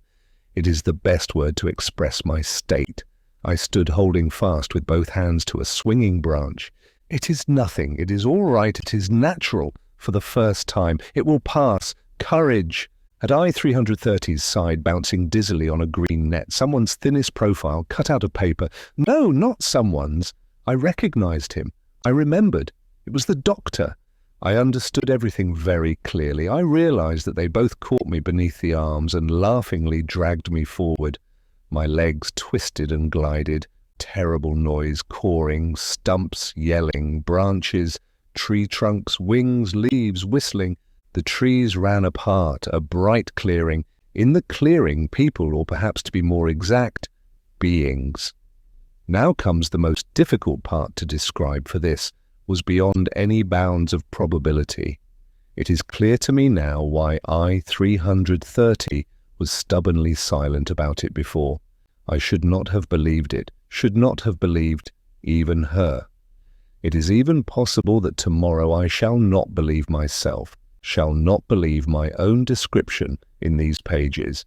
In the clearing around a naked, skull-like rock, a noisy crowd of 300 or 400 people. Well, let's call them people. I find it difficult to coin new words. Just as on the stands you recognize in the general accumulation of faces only those which are familiar to you, so at first I recognized only our greyish-blue unifs. But 1 second later, and I saw distinctly and clearly among the unifs dark, red, golden, black, brown and white humans. Apparently, they were humans. None of them had any clothes on, and their bodies were covered with short, glistening hair, like that which may be seen on the stuffed horse in the prehistoric museum. But their females had faces exactly, yes, exactly like the faces of our women, tender, rosy and not overgrown with hair. Also, their breasts were free of hair, firm breasts of wonderful geometrical form. As to the males, only a part of their faces were free from hair like our ancestors, and the organs of reproduction similar to ours. All this was so unbelievable, so unexpected, that I stood there quietly, I assert positively that I stood quietly, and looked around, like a scale. Overload one side sufficiently, and then you may gently put on the other as much as you will. The arrow will not move. Suddenly I felt alone. 330 was no longer with me. I don't know how nor where she disappeared. Around me were only those with their hair glistening like silk in the sunlight. I caught someone's warm, strong, dark shoulder. "Listen, please. In the name of the well-doer, could you tell me where she went? A minute ago, she, Long-haired, austere eyebrows turned to me. Shh. Shh. Silence." He made a sign with his head towards the center where there stood the yellow, skull-like stone. There above the heads of all I saw her. The sun beat straight into my eyes, and because of that she seemed coal-black, standing out on the blue cloth of the sky, a coal-black silhouette on a blue background.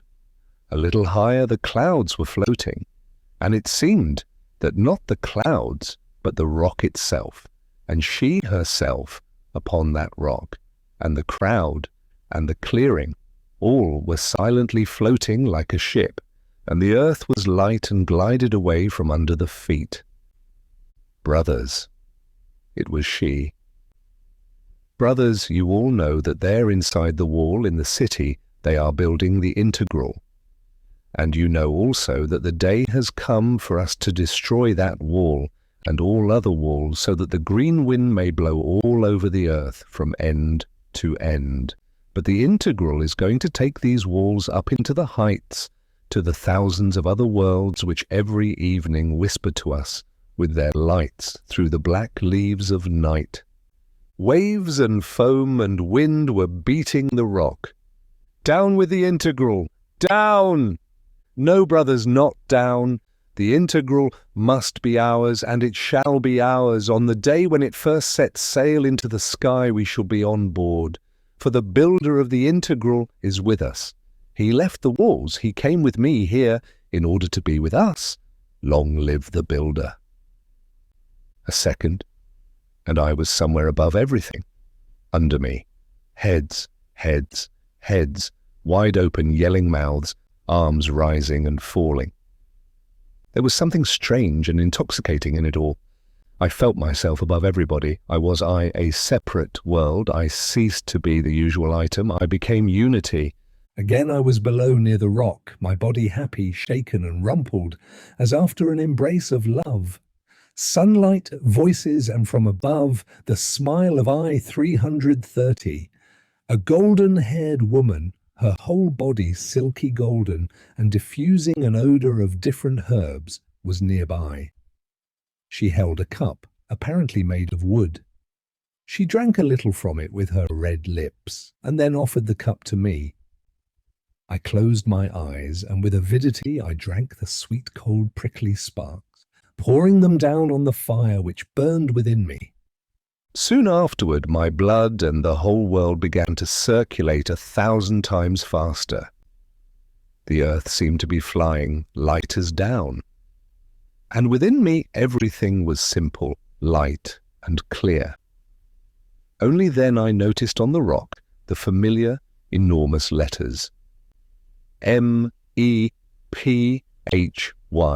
and for some reason the inscription seemed to me necessary. It seemed to be a simple thread binding everything together.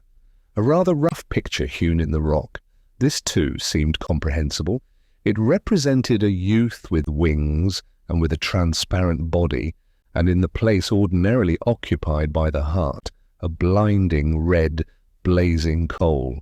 Again I understood that coal, or no, I felt it, as I felt without hearing every word of I-330.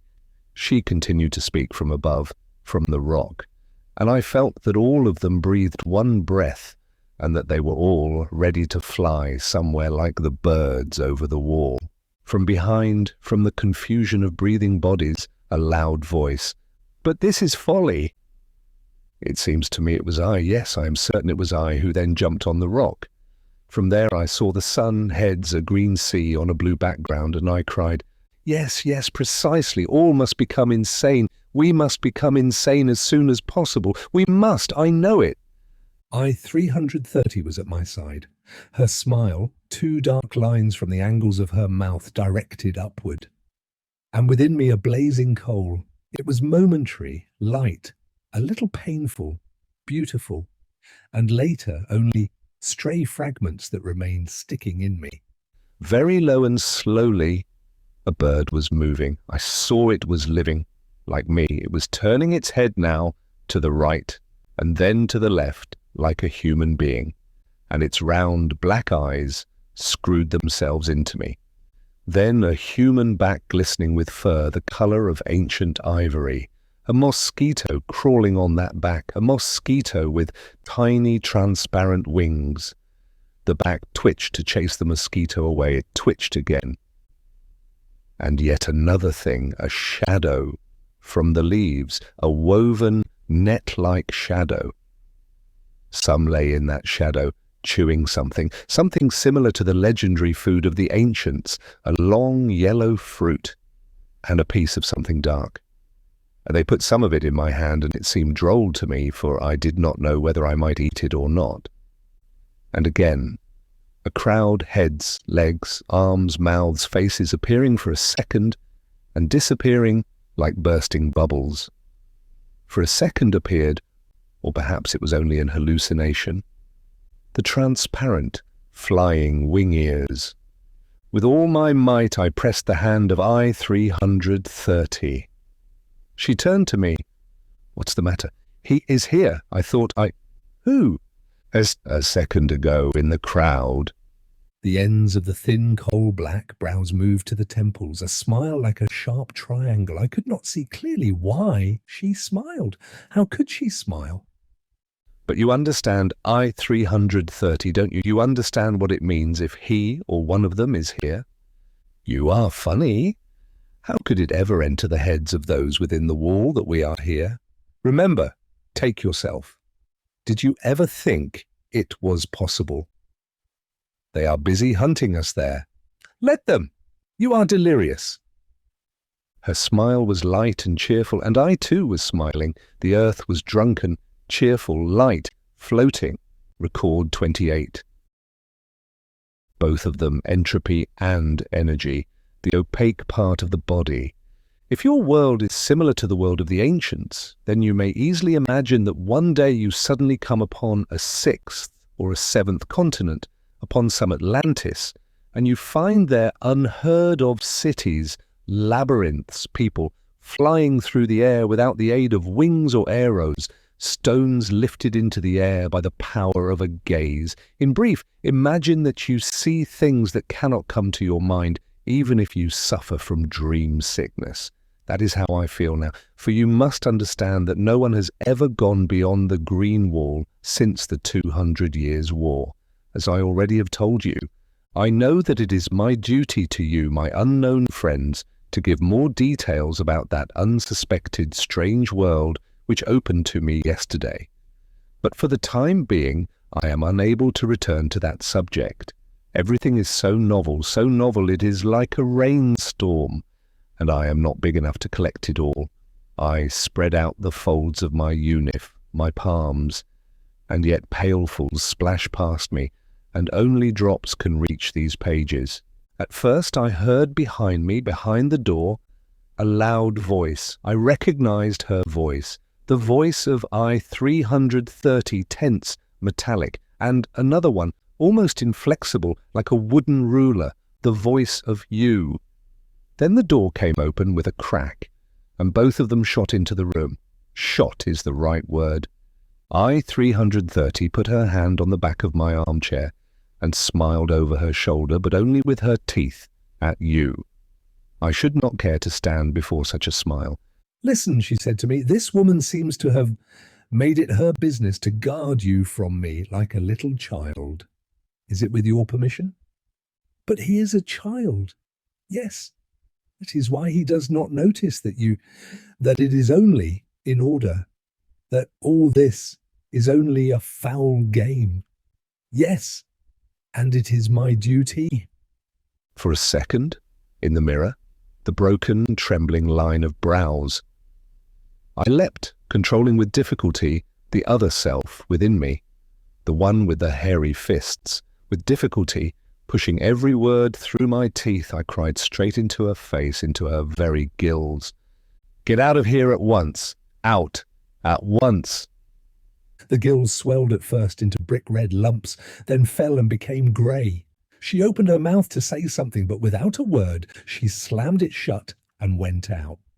I threw myself towards I-330. Never, never will I forgive myself. She dared you. But you don't think, do you, that she, this is all because she wants to register on me, but I... Fortunately, she will not have time for that now. Besides, even 1,000 like her. I don't care. I know you will not believe that 1,000, but only me. For after all that happened yesterday, I am all yours, all to the very end as you wanted it. I am in your hands. You can now at any moment. What? At any moment? But at once I understood what. My blood rushed to my ears and cheeks. Don't speak about that. You must never speak about that. The other I, my former self. But now, how do I know? Man is like a novel.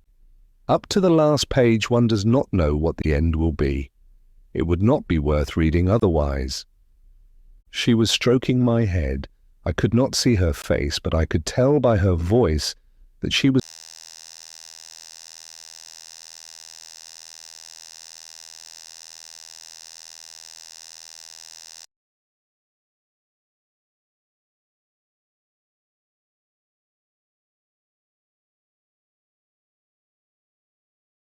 looking somewhere very far into the distance. She hooked herself to that cloud which was floating silently, slowly, no one knows where to. Suddenly she pushed me away with her hand, firmly but tenderly. Listen, I came to tell you that perhaps we are now our last days. You know, don't you, that all auditoriums are to be closed after tonight? Closed? Yes, I passed by and saw that in all auditoriums preparations are going on, tables, medics all in white. But what does it all mean? I don't know. Nobody knows as yet, that is the worst of it. I only feel the current is on, the spark is jumping, and if not today, then tomorrow. Yet perhaps they will not have time. For a long while I have ceased to understand who are they and who we. I do not understand what I want. Do I want them to have or not to have enough time? One thing is clear to me. I-330 is now on the very edge, and in 1 second more. But it is folly, I said. You versus the United States. It is the same as if you should cover the muzzle of a gun with your hands and expect that way to prevent the shot. It is absolute folly. Smile. We must all go insane, as soon as possible go insane. It was yesterday, do you remember? Yes, she was right. I had even written it down. Consequently, it really took place. In silence, I looked into her face. At that moment, the dark cross was especially distinct. Dear, before it is too late. If you want, I'll leave everything, I'll forget everything, and we'll go there beyond the wall to them. I do not even know who they are. She shook her head.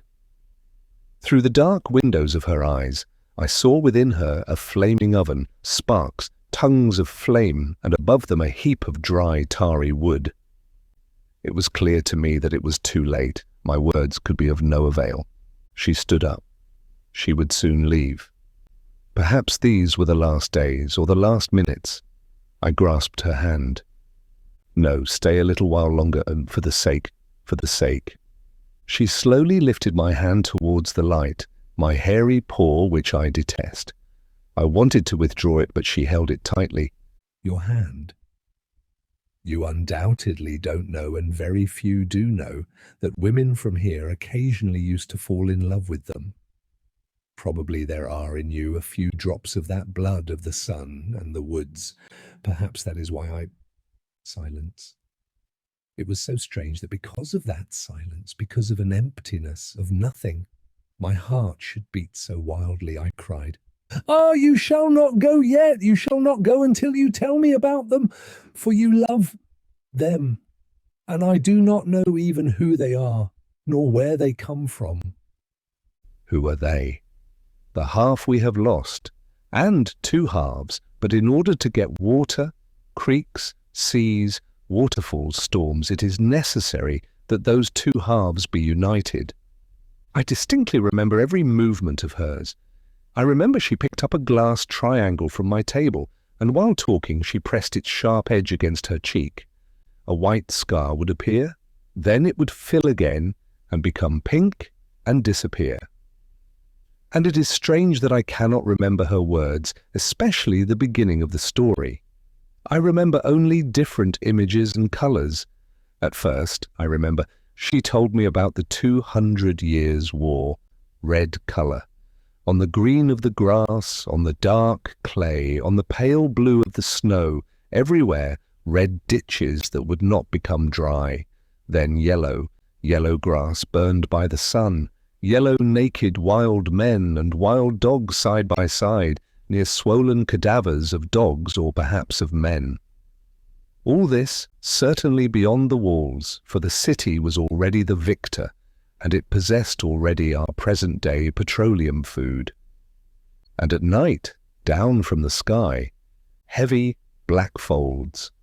The folds would swing over the woods, the villages, blackish red slow columns of smoke, a dull moaning, endless strings of people driven into the city to be saved by force and to be whipped into happiness. You knew almost all this. Yes, almost. But you did not know, and only a few did, that a small part of them remained together and stayed to live beyond the wall. Being naked, they went into the woods. They learned there from the trees, beasts, birds, flowers, and sun. Hair soon grew over their bodies, but under that hair they preserved their warm red blood. With you it was worse. Numbers covered your bodies. Numbers crawled over you like lice. One ought to strip you of everything, and naked you ought to be driven into the woods. You ought to learn how to tremble with fear, with joy, with wild anger, with cold. You should pray to fire, and we Mephi, we want... Oh, wait a minute. Mephi, what does it mean? Mephi. It is from Mephisto. You remember there on the rock the figure of the youth? Or no? I shall explain it to you in your own language, and you will understand better. There are two forces in the world, entropy and energy. One leads into blessed quietude, to happy equilibrium, the other to the destruction of equilibrium, to torturingly perpetual motion. Our, or rather your ancestors, the Christians, worshipped entropy like a god, but we are not Christians, we... At that moment, a slight whisper was suddenly heard, a knock at the door. And in rushed that flattened man with the forehead low over his eyes, who several times had brought me notes from I 330. He ran straight to us, stopped, panting like an air pump, and could say not a word, as he must have been running at top speed. But tell me, what has happened? I 330 grasped him by the hand. "They are coming here," panted the air pump, "with guards, and with them that what's his name? The hunchback? S. Yes, they are in the house by this time. They'll soon be here. Quick, quick! Nonsense! We have time. I-330 was laughing, cheerful sparks in her eyes. It was either absurd, senseless courage, or else there was something I did not yet understand.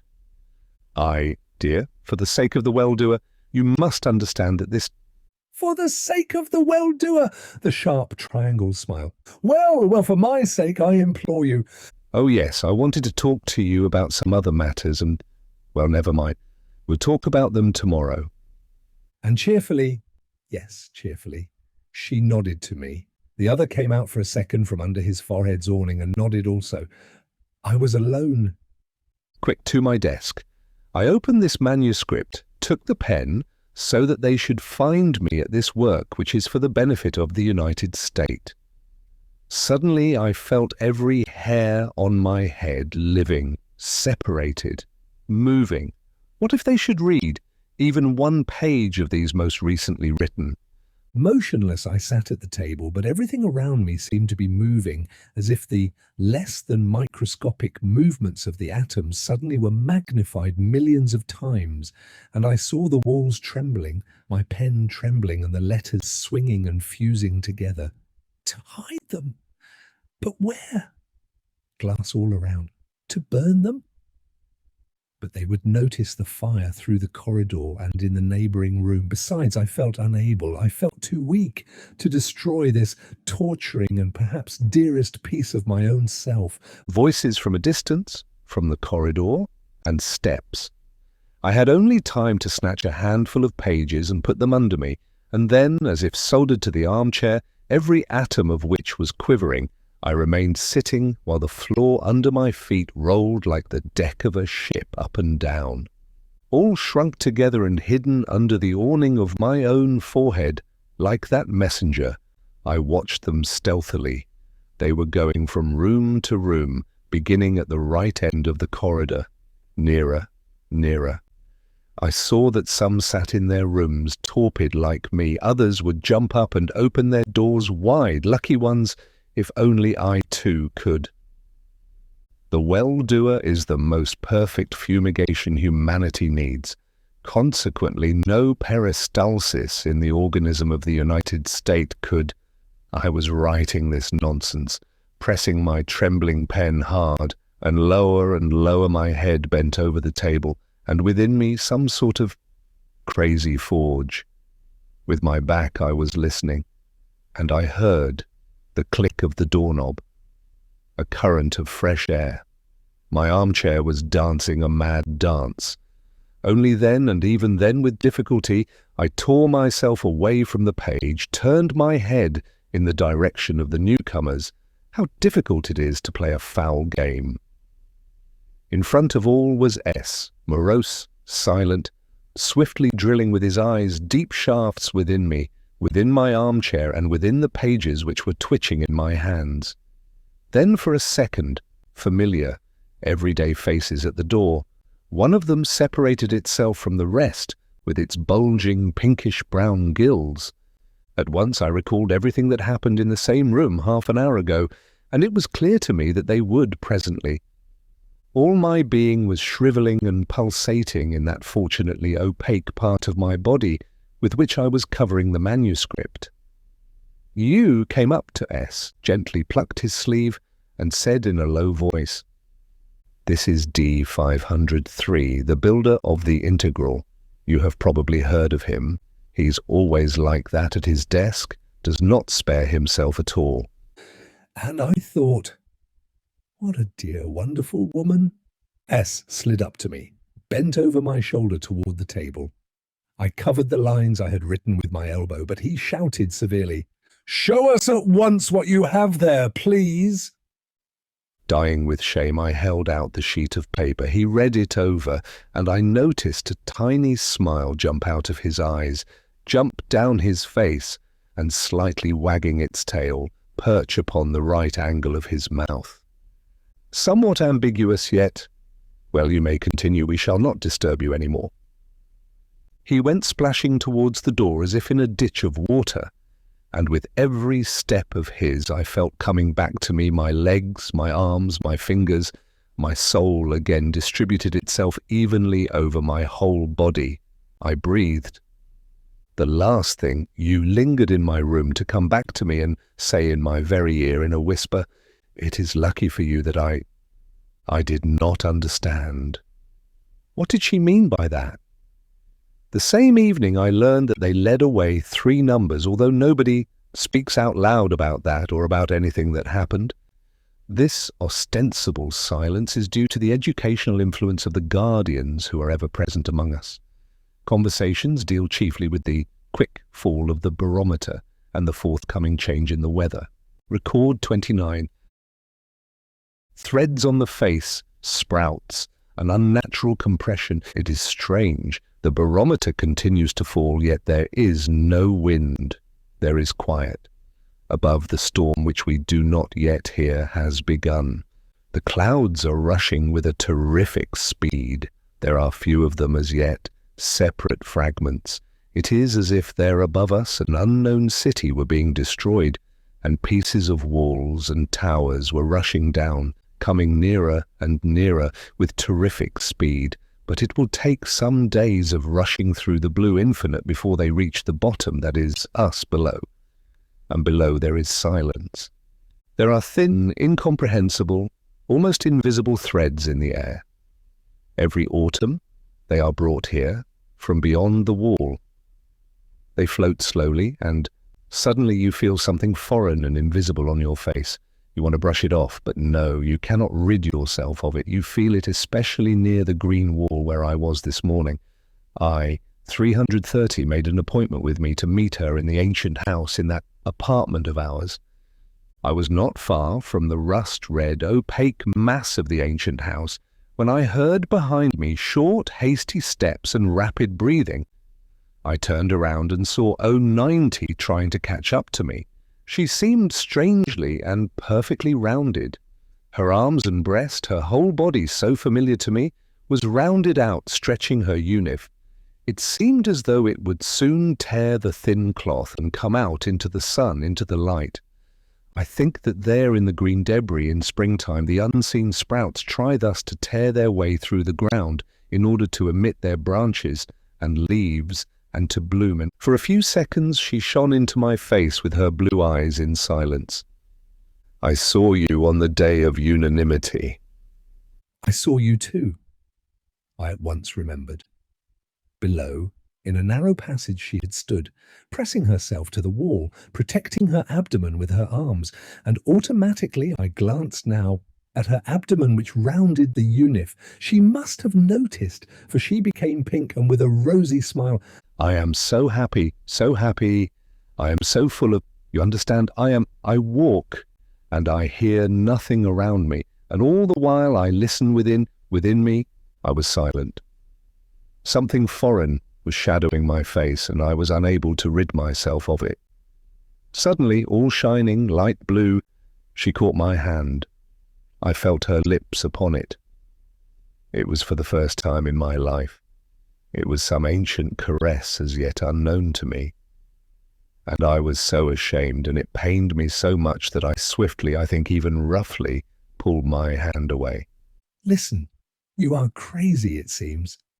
And anyway, what are you happy about? Is it possible that you forget what is ahead of you? If not now, then within a month or 2. Her light went out, her roundness sagged and shrank, and in my heart an unpleasant, even a painful compression mixed with pity. Our heart is nothing else than an ideal pump, a compression.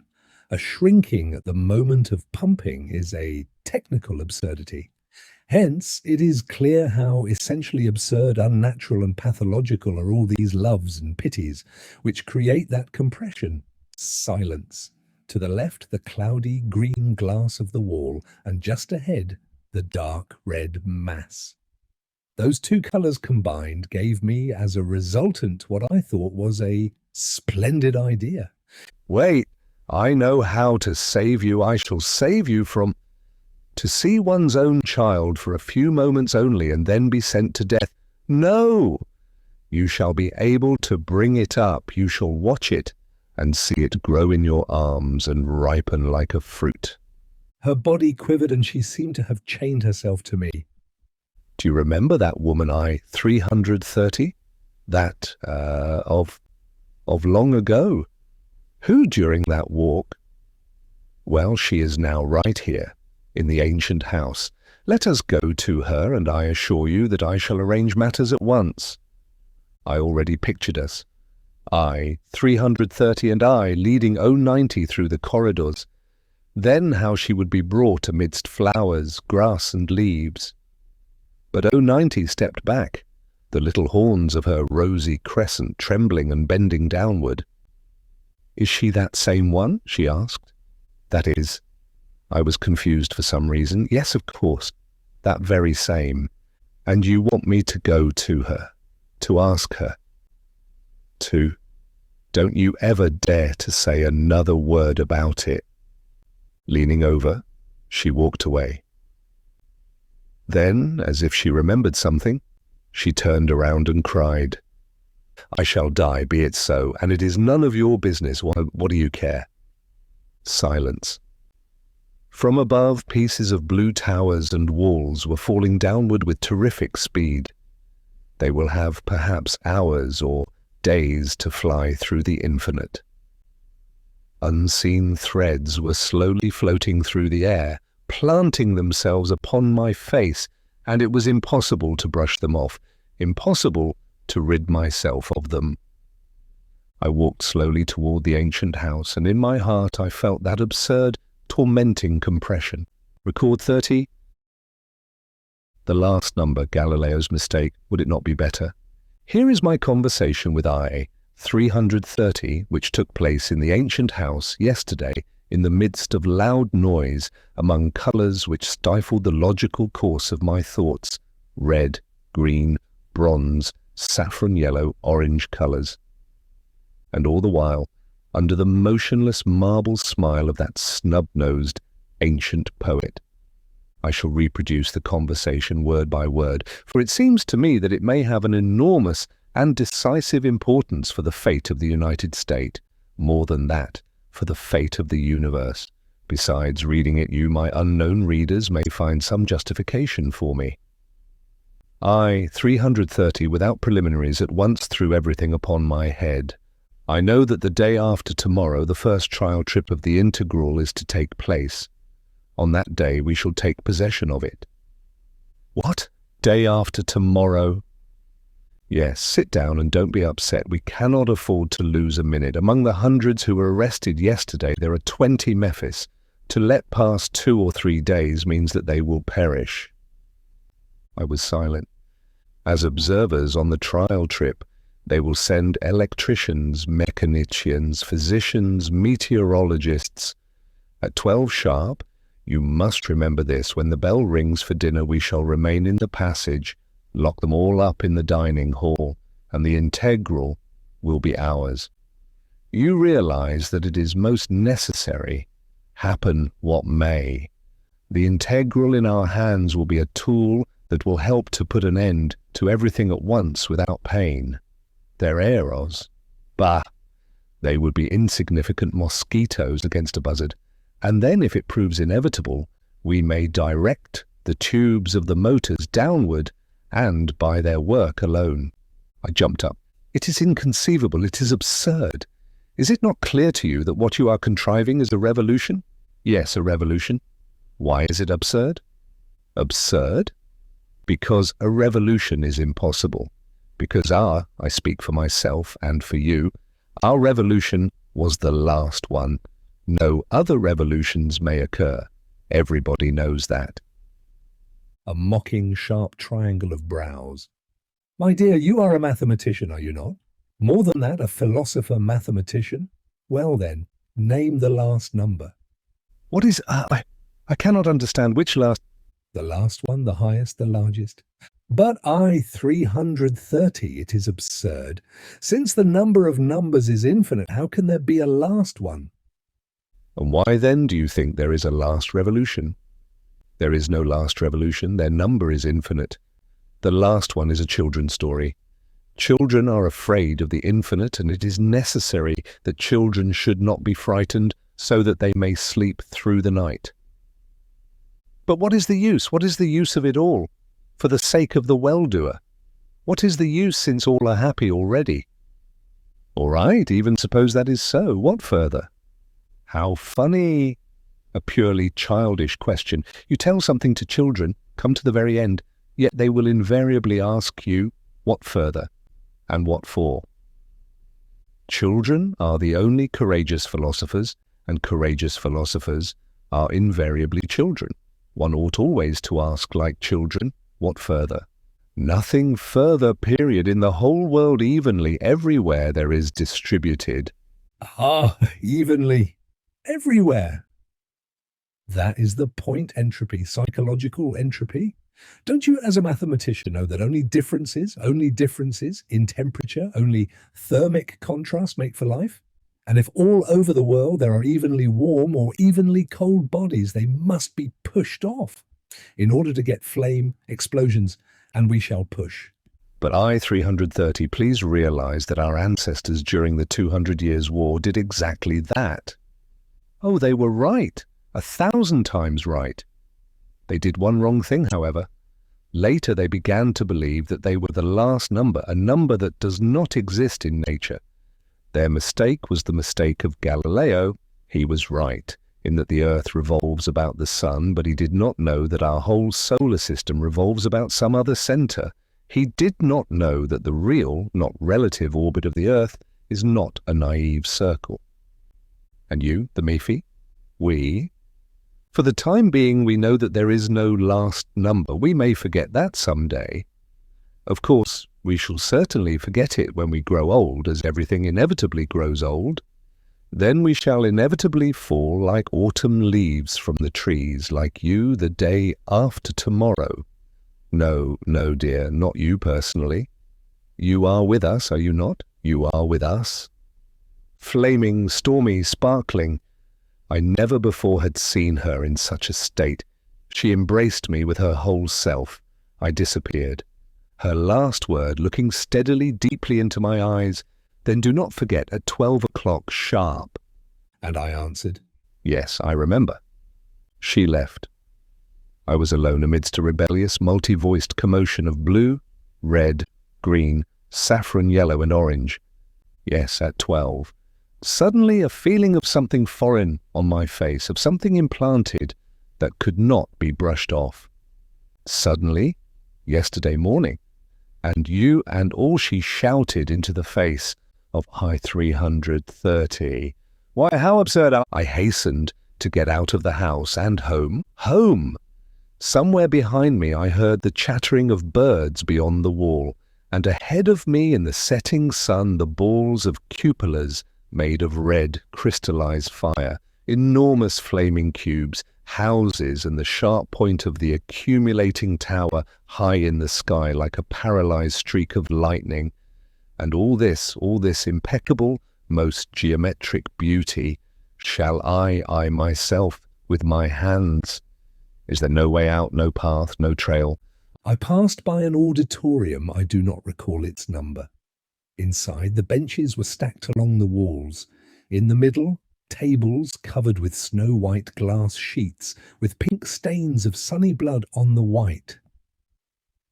There was foreshadowed in all that some unknown and therefore alarming tomorrow. It is unnatural for a thinking and seeing human being to live among irregularities, unknowns, X's. If suddenly your eyes were covered with a bandage and you were let go to feel around, to stumble, ever aware that somewhere very close to you there is the borderline, one step only, and nothing but a compressed, smothered piece of flesh will be left of you, I now feel somewhat like that. And what if, without waiting for anything, I should just head down? Would it not be the only right thing to do? To disentangle everything at once? Record 31. The great operation, I forgave everything. The collision of trains, saved at the very last moment when it seemed that there was nothing to hold to, that it was the end. It was as if you already ascended the steps towards the threatening machine of the well-doer, or as if the great glass bell with a heavy thud already covered you, and for the last time in life you looked at the blue sky to swallow it with your eyes. When suddenly it was only a dream. The sun is pink and cheerful, and the wall, what happiness to be able to touch the cold wall, and the pillow, to delight endlessly in the little cavity formed by your own head in the white pillow. This is approximately what I felt when I read the State Journal this morning. It has been all a terrible dream, and this dream is over. And I was so feeble, so unfaithful, that I thought of selfish, voluntary death. I am ashamed now to reread the last lines of yesterday, but let them remain as a memory of that incredible might have happened, which will not happen. On the front page of the State Journal, the following gleamed, "Rejoice, for from now on we are perfect. Before today, your own creation engines were more perfect than you. Why? For every spark from a dynamo is a spark of pure reason, each motion of a piston a pure syllogism. Is it not true that the same faultless reason is within you?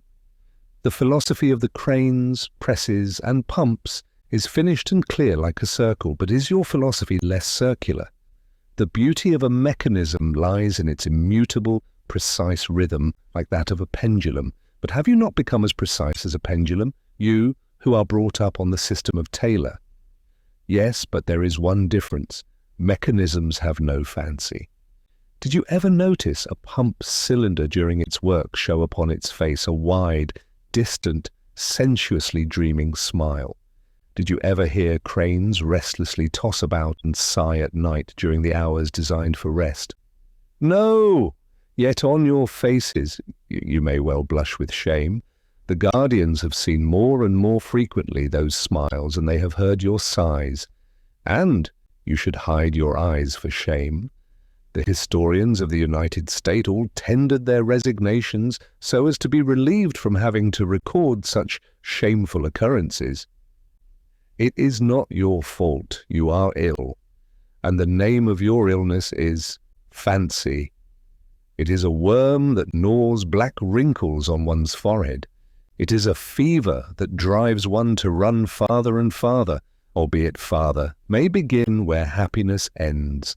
It is the last barricade on our road to happiness. Rejoice, the barricade has been blasted at last. The road is open.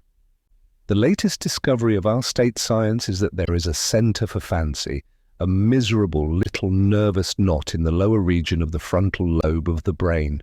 A triple treatment of this knot with X-rays will cure you of fancy. Forever. You are perfect. You are mechanized. The road to 100% happiness is open. Hasten then, all of you, young and old. Hasten to undergo the great operation. Hasten to the auditoriums where the great operation is being performed. Long live the great operation. Long live the United States. Long live the well-doer. Had you read all this, not in my records, which look like an ancient strange novel, had you, like me, held in your trembling hands the newspaper, smelling of typographic ink, if you knew, as I do, that all this is most certain reality, if not the reality of today, then that of tomorrow, would you not feel the very things I feel? Would not your head whirl as mine does? Would there not run over your back and arms those strange, sweet, icy needles? Would you not feel that you were a giant, an Atlas, that if only you stood up and straightened out you would reach the ceiling with your head? I snatched the telephone receiver. 330, yes, 330. And then swallowing my own words, I shouted, "Are you at home? Yes, have you read? You are reading now, is it not? Is it not stupendous?" Yes. A long, dark silence. The wires buzzed almost imperceptibly. She was thinking. I must see you today without fail. Yes, in my room after 16 without fail. Dear, she is such a dear. Without fail. I was smiling and I could not stop. I felt I should carry that smile with me into the street, like a light above my head. Outside, the wind ran over me, whirling, whistling, whipping, but I felt even more cheerful. All right, go on moaning and groaning. The walls cannot be torn down. Flying leaden clouds broke over my head. Well, let them. They could not eclipse the sun. We chained it to the zenith like so many Joshuas, sons of nuns. At the corner, a group of Joshuas, sons of nuns, were standing with their foreheads pasted to the glass of the wall. Inside, on a dazzling white table, already a number lay. One could see 2 naked souls diverging from under the sheet in a yellow angle. White medics bent over his head, a white hand, a stretched-out hand holding a syringe filled with something. "And you, what are you waiting for?" I asked nobody in particular, or rather all of them. "And you?" Someone's round head turned to me. I? Oh, afterward. I must first. Somewhat confused, I left the place. I really had to see I-330 first, but why first? I could not explain to myself. The docks, the integral, bluish, like ice, was glistening and sparkling. The engine was caressingly grumbling, repeating some one word as if it were my word, a familiar one. I bent down and stroked the long, cold tube of the motor. Dear, what a dear tube. Tomorrow it will come to life. Tomorrow, for the first time, it will tremble with burning, flaming streams in its bowels. With what eyes would I have looked at the glass monster had everything remained as it was yesterday? If I knew that tomorrow at 12 I should betray it. Yes, betray. Someone behind cautiously touched my elbow. I turned around, the plate-like, flat face of the second builder. "Do you know already?" he asked. "What about the operation? Yes, how everything suddenly?" No, not that. The trial flight is put off until day after tomorrow on account of that operation. They rushed us for nothing. We hurried. On account of that operation? Funny, limited man, he could see no farther than his own platter. If only he knew that but for the operation tomorrow at 12, he would be locked up in a glass cage, would be tossing about, trying to climb the walls. At 12:30, when I came into my room, I saw you. She was sitting at my table, firm, straight, bone-like, resting her right cheek on her hand. She must have waited for a long while, because when she brusquely rose to meet me, there remained on her cheek 5 white imprints of her fingers. For a second, that terrible morning came back to me. She beside I-330, indignant, but for a second only. All was at once washed off by the sun of today, as it happens sometimes when you enter your room on a bright day and absent-mindedly turn on the light. The bulb shines, but it is out of place, droll, unnecessary. Without hesitation, I held out my hand to her. I forgave her everything. She firmly grasped both my hands and pressed them till they hurt. Her cheeks quivering and hanging down like ancient precious ornaments, she said with emotion, "I was waiting. I want only one moment. I only wanted to say how happy, how joyous I am for you. You realize, of course, that tomorrow or day after tomorrow you will be healthy again, as if born anew." I noticed my papers on the table, the last 2 pages of my record of yesterday. They were in the place where I left them the night before. If only she knew what I wrote there. Although I did not care after all. Now it was only history. It was the ridiculously far-off distance, like an image through a reversed opera glass. "Yes," I said, "a while ago, while passing through the avenue, I saw a man walking ahead of me, his shadow stretched along the pavement. And think of it, his shadow was luminous. I think more than that, I am absolutely certain that tomorrow all shadows will disappear. Not a shadow from any person or anything. The sun will be shining through everything. She, gently and earnestly, "You are a dreamer. I should not allow my children in school to talk that way." She told me something about the children, that they were all led in one herd to the operation, that it was necessary to bind them afterward with ropes, and that one must love pitilessly. Yes, pitilessly, and that she thought she might finally decide to.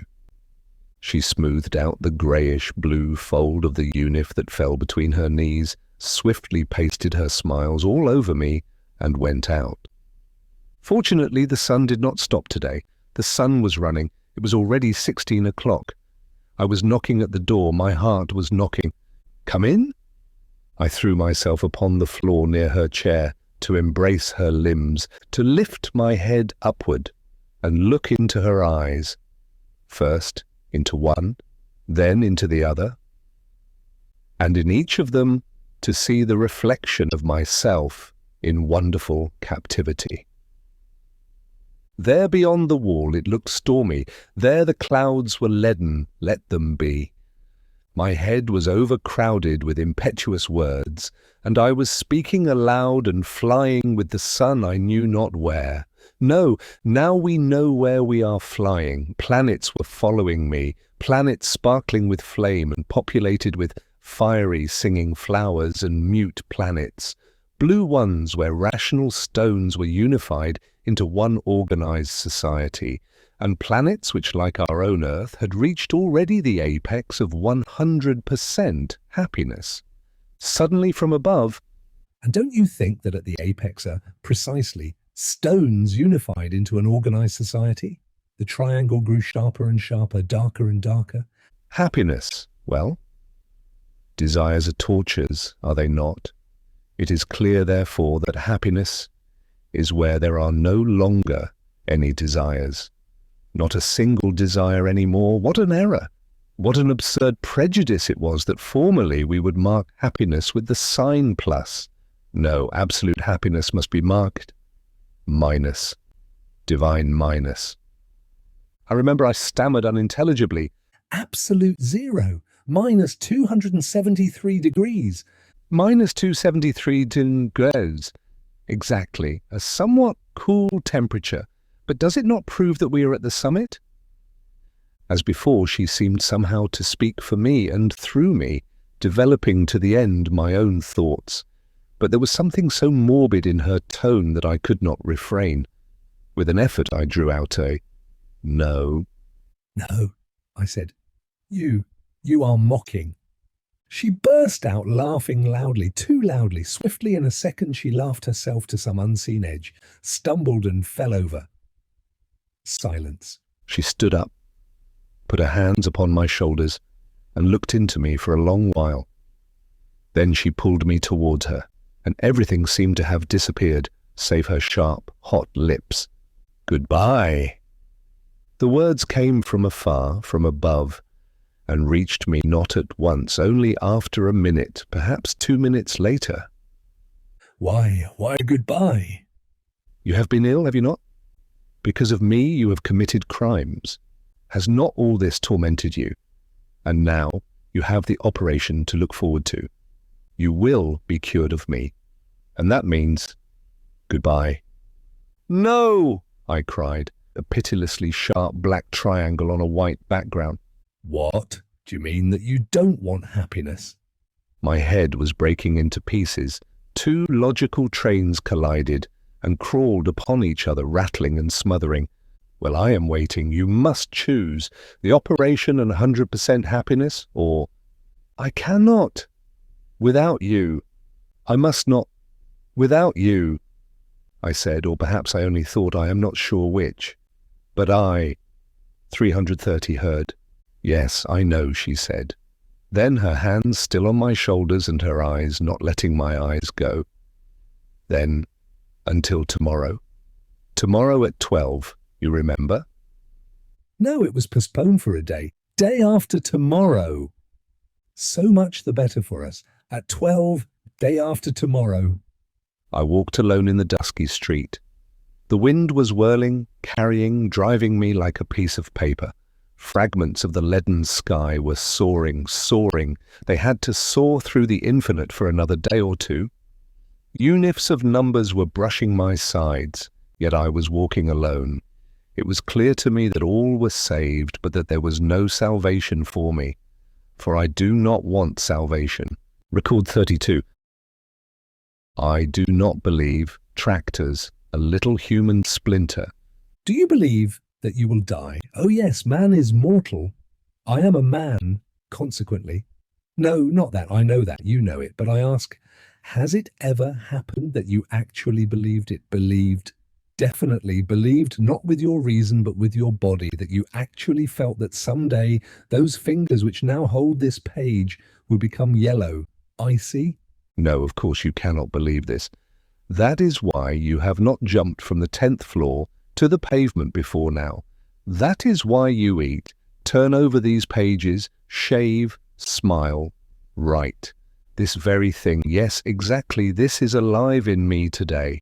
I know that that small black hand on the clock will slide down here towards midnight, then again it will start to ascend, and it will cross some last border, and the improbable tomorrow will have arrived. I know it, but somehow I do not believe it, or perhaps I think that 24 hours are 24 years. Therefore I am still able to act, to hurry, to answer questions, to climb the rope ladder to the integral.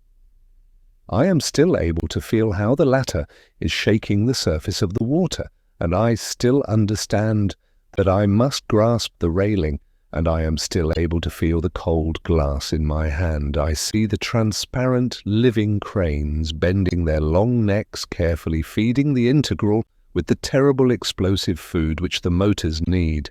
I still see below on the river the blue veins and knots of water swollen by the wind.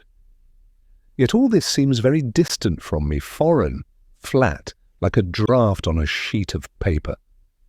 And it seems to me strange when the flat, draft-like face of the second builder suddenly asks, "Well then, how much fuel for the motors shall we load on?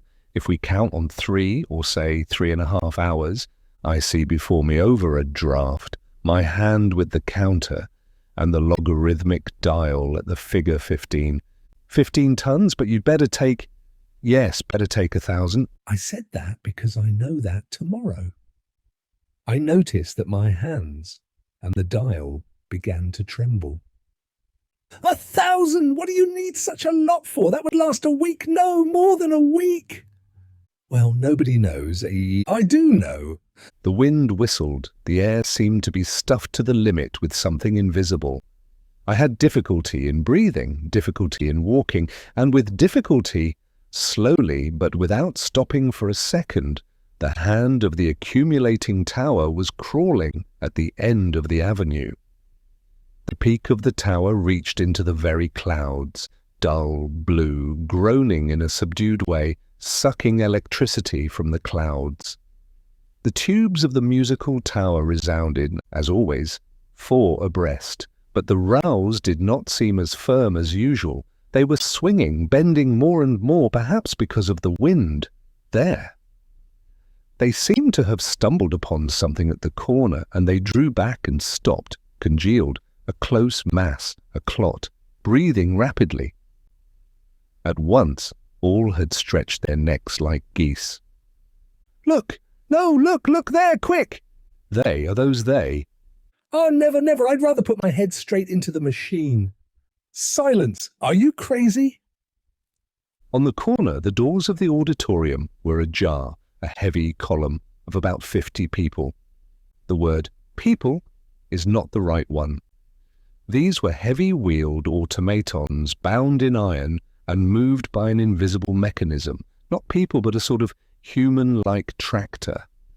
Over their heads, floating in the air, a white banner with a golden sun embroidered on it, and the rays of the sun. "We are the first. We have already been operated upon. Follow us, all of you." They slowly, unhesitatingly mowed through the crowd, and it was clear that if they had had in their way a wall, a tree, a house, they would have moved on with no more hesitation through wall, tree, or house. In the middle of the avenue, they fused and stretched out into a chain. Arm in arm, their faces turned towards us. And we, a human clot, tense, the hair pricking our heads, we waited. Our necks were stretched out goose fashion. Clouds. The wind whistled. Suddenly, the wings of the chain from right and left bent quickly around us, and faster, faster. Like a heavy engine descending a hill, they closed the ring and pulled us toward the yawning doors and inside. Somebody's piercing cry, "They are driving us in! Run!" All ran. Close to the wall there still was an open, living gate of human beings. Everybody dashed through it, heads forward. Their heads became sharp wedges, so with their ribs, shoulders, hips, like a stream of water compressed in a fire hose, they spurted out in the form of a fan, and all around me stamping feet, raised arms, unifs. The double-curved S with his transparent wing ears appeared for a moment close before my eyes. He disappeared.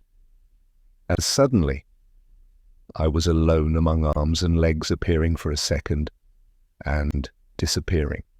I was running. I dashed to the entrance of a house to stop for a breath, my back close to the door, and immediately, like a splinter borne by the wind, a human being was thrown towards me.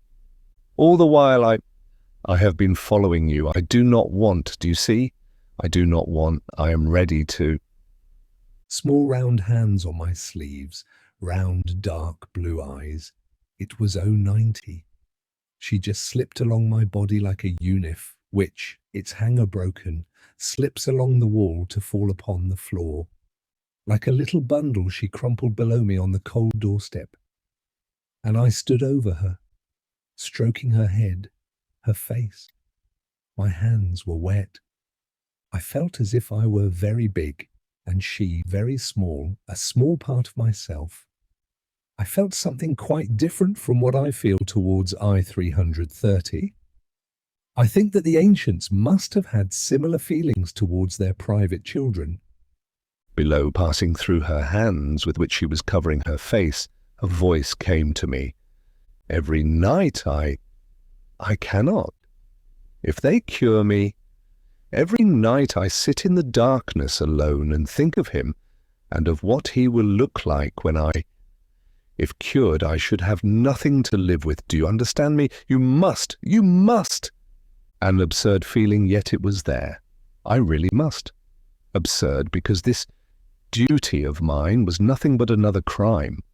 Absurd because white and black cannot be one. Duty and crime cannot coincide. Or perhaps there is no black and white in life, but everything depends upon the first logical premise. If the premise is that I unlawfully gave her a child, it is all right, but don't, I said. Of course I understand. I must take you to I-330, as I once offered to, so that she... Yes. This in a low voice, without uncovering her face. I helped her rise. Silently we went along the darkening street, each busy with his own thoughts, or perhaps with the same thought.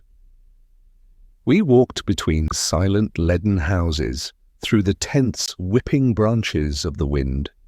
Through the whistling of the wind, all at once I heard, as if splashing through ditches, the familiar footsteps coming from some unseen point. At the corner I turned around, and among the clouds flying upside down, reflected in the dim glass of the pavement, I saw S. Instantly my arms became foreign, swinging out of time, and I began to tell O-90 in a low voice that tomorrow, yes, tomorrow, was the day of the first flight of the integral, and that it was to be something that never happened before in all history, great, miraculous. Think of it, for the first time in life, to find myself outside the limits of our city and see who knows what is beyond the green wall. O-90 looked at me extremely surprised, her blue eyes trying to penetrate mine. She looked at my senselessly swinging arms. But I did not let her say a word. I kept talking. And within me, apart from what I was saying and audible only to myself, A thought was feverishly buzzing and knocking. Impossible! You must somehow. You must not lead him to I-330. Instead of turning to the right, I turned to the left. The bridge submissively bent its back in a slavish way to all three of us. To me, to him behind. Lights were falling from the houses across the water, falling and breaking into thousands of sparks which danced feverishly, sprayed with the mad white foam of the water.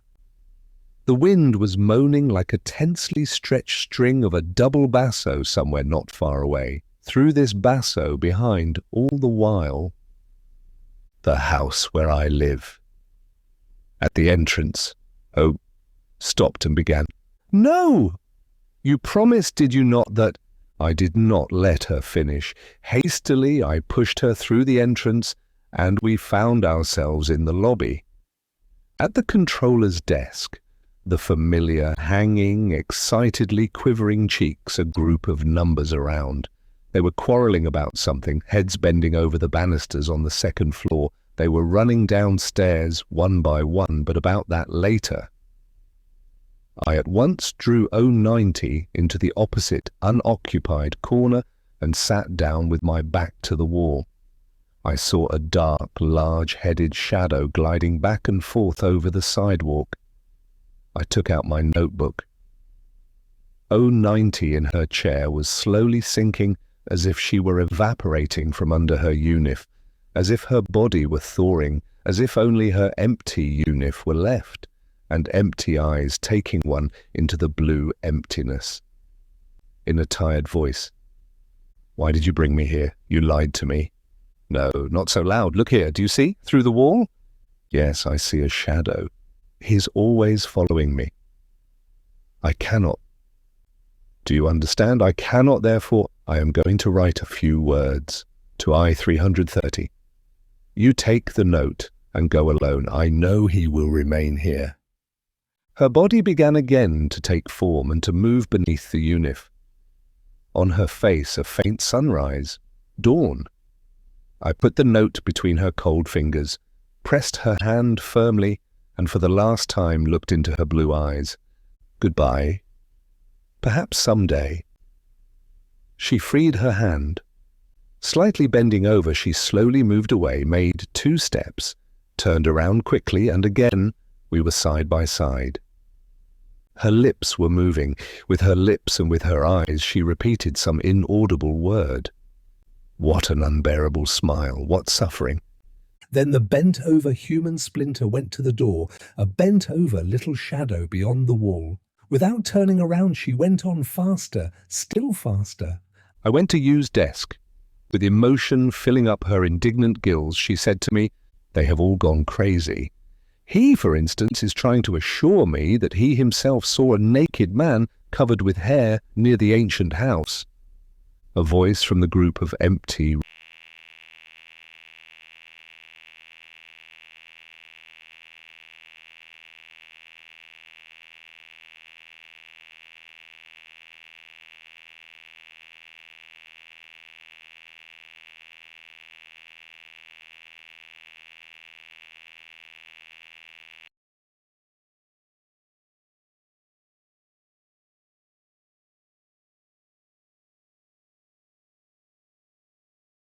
raised heads. "Yes, I repeat it. Yes." Well, what do you think of that? Oh, what a delirium. The word delirium came out of her mouth, so full of conviction, so unbending, that I asked myself, perhaps it really was nothing but delirium, all that has been going on around me of late. I glanced at my hairy hand, and I remembered. There are undoubtedly some drops of that blood of the sun and woods in you. That is why perhaps you— no, fortunately it was not delirium, or no, unfortunately it was not delirium. Record 33. This without a synopsis, hastily the last. The day. Quick to the newspaper. Perhaps there. I read the paper with my eyes. Exactly, my eyes now are like a pen or like a counting machine which you hold and feel in your hands like a tool, something foreign, an instrument. In the newspaper on the first page in large print, The enemies of happiness are awake. Hold to your happiness with both hands. Tomorrow all work will stop, and all the numbers are to come to be operated upon. Those who fail to come will be submitted to the machine of the well-doer. Tomorrow? How can there be? How can there be any tomorrow? Following my daily habit, I stretched out my arm, instrument, to the bookshelf to put today's paper with the rest in a cover ornamented with gold. While doing this, what for? What does it matter? Never again shall I, in this cover, never. And out of my hands, down to the floor it fell. I stood, looking all around, over all my room. Hastily, I was taking away, feverishly putting into some unseen valise, everything I regretted leaving here, my desk, my books, my chair. Upon that chair sat I, 330 that day. I was below on the floor, my bed. Then for a minute or two I stood and waited for some miracle to happen. Perhaps the telephone would ring. Perhaps she would say that. But no miracle. I am leaving, going into the unknown. These are my last lines. Farewell you, my unknown beloved ones, with whom I have lived through so many pages, before whom I have bared my diseased soul, my whole self to the last broken little screw, to the last cracked spring. I am going. Record 34. The forgiven ones, a sunny night, a radio walkery. Oh, if only I actually had broken myself to pieces, if only I actually had found myself with her, in some place beyond the wall, among beasts showing their yellow tusks, if only I actually had never returned here. It would be 1,000, 1,000,000 times easier. But now, what? Now to go and choke that. But would it help? No. Take yourself in hand. D503. Set into yourself the firm logical hub, at least for a short while. Weigh heavily with all your might on the lever, and like the ancient slave, turn the millstones of syllogisms until you have written down and understood everything that happened. When I boarded the Integral, everybody was already there and everybody occupied his place. All the cells of the gigantic hive were filled. Through the glass of the decks, tiny ant-like people below, at the telegraph, dynamo, transformers, altimeters, ventilators, indicators, motor, pumps, tubes. In the saloon, people sitting over tables and instruments, probably those commissioned by the Scientific Bureau. Near them, the second builder and his 2 aides. All 3 had their heads down between their shoulders like turtles, their faces grey, autumnal, rayless. Well, I asked. Well, somewhat uncanny, replied one of them, smiling a grey, rayless smile. Perhaps we shall have to land in some unknown place, and generally speaking, nobody knows. I hardly could bear to look at them.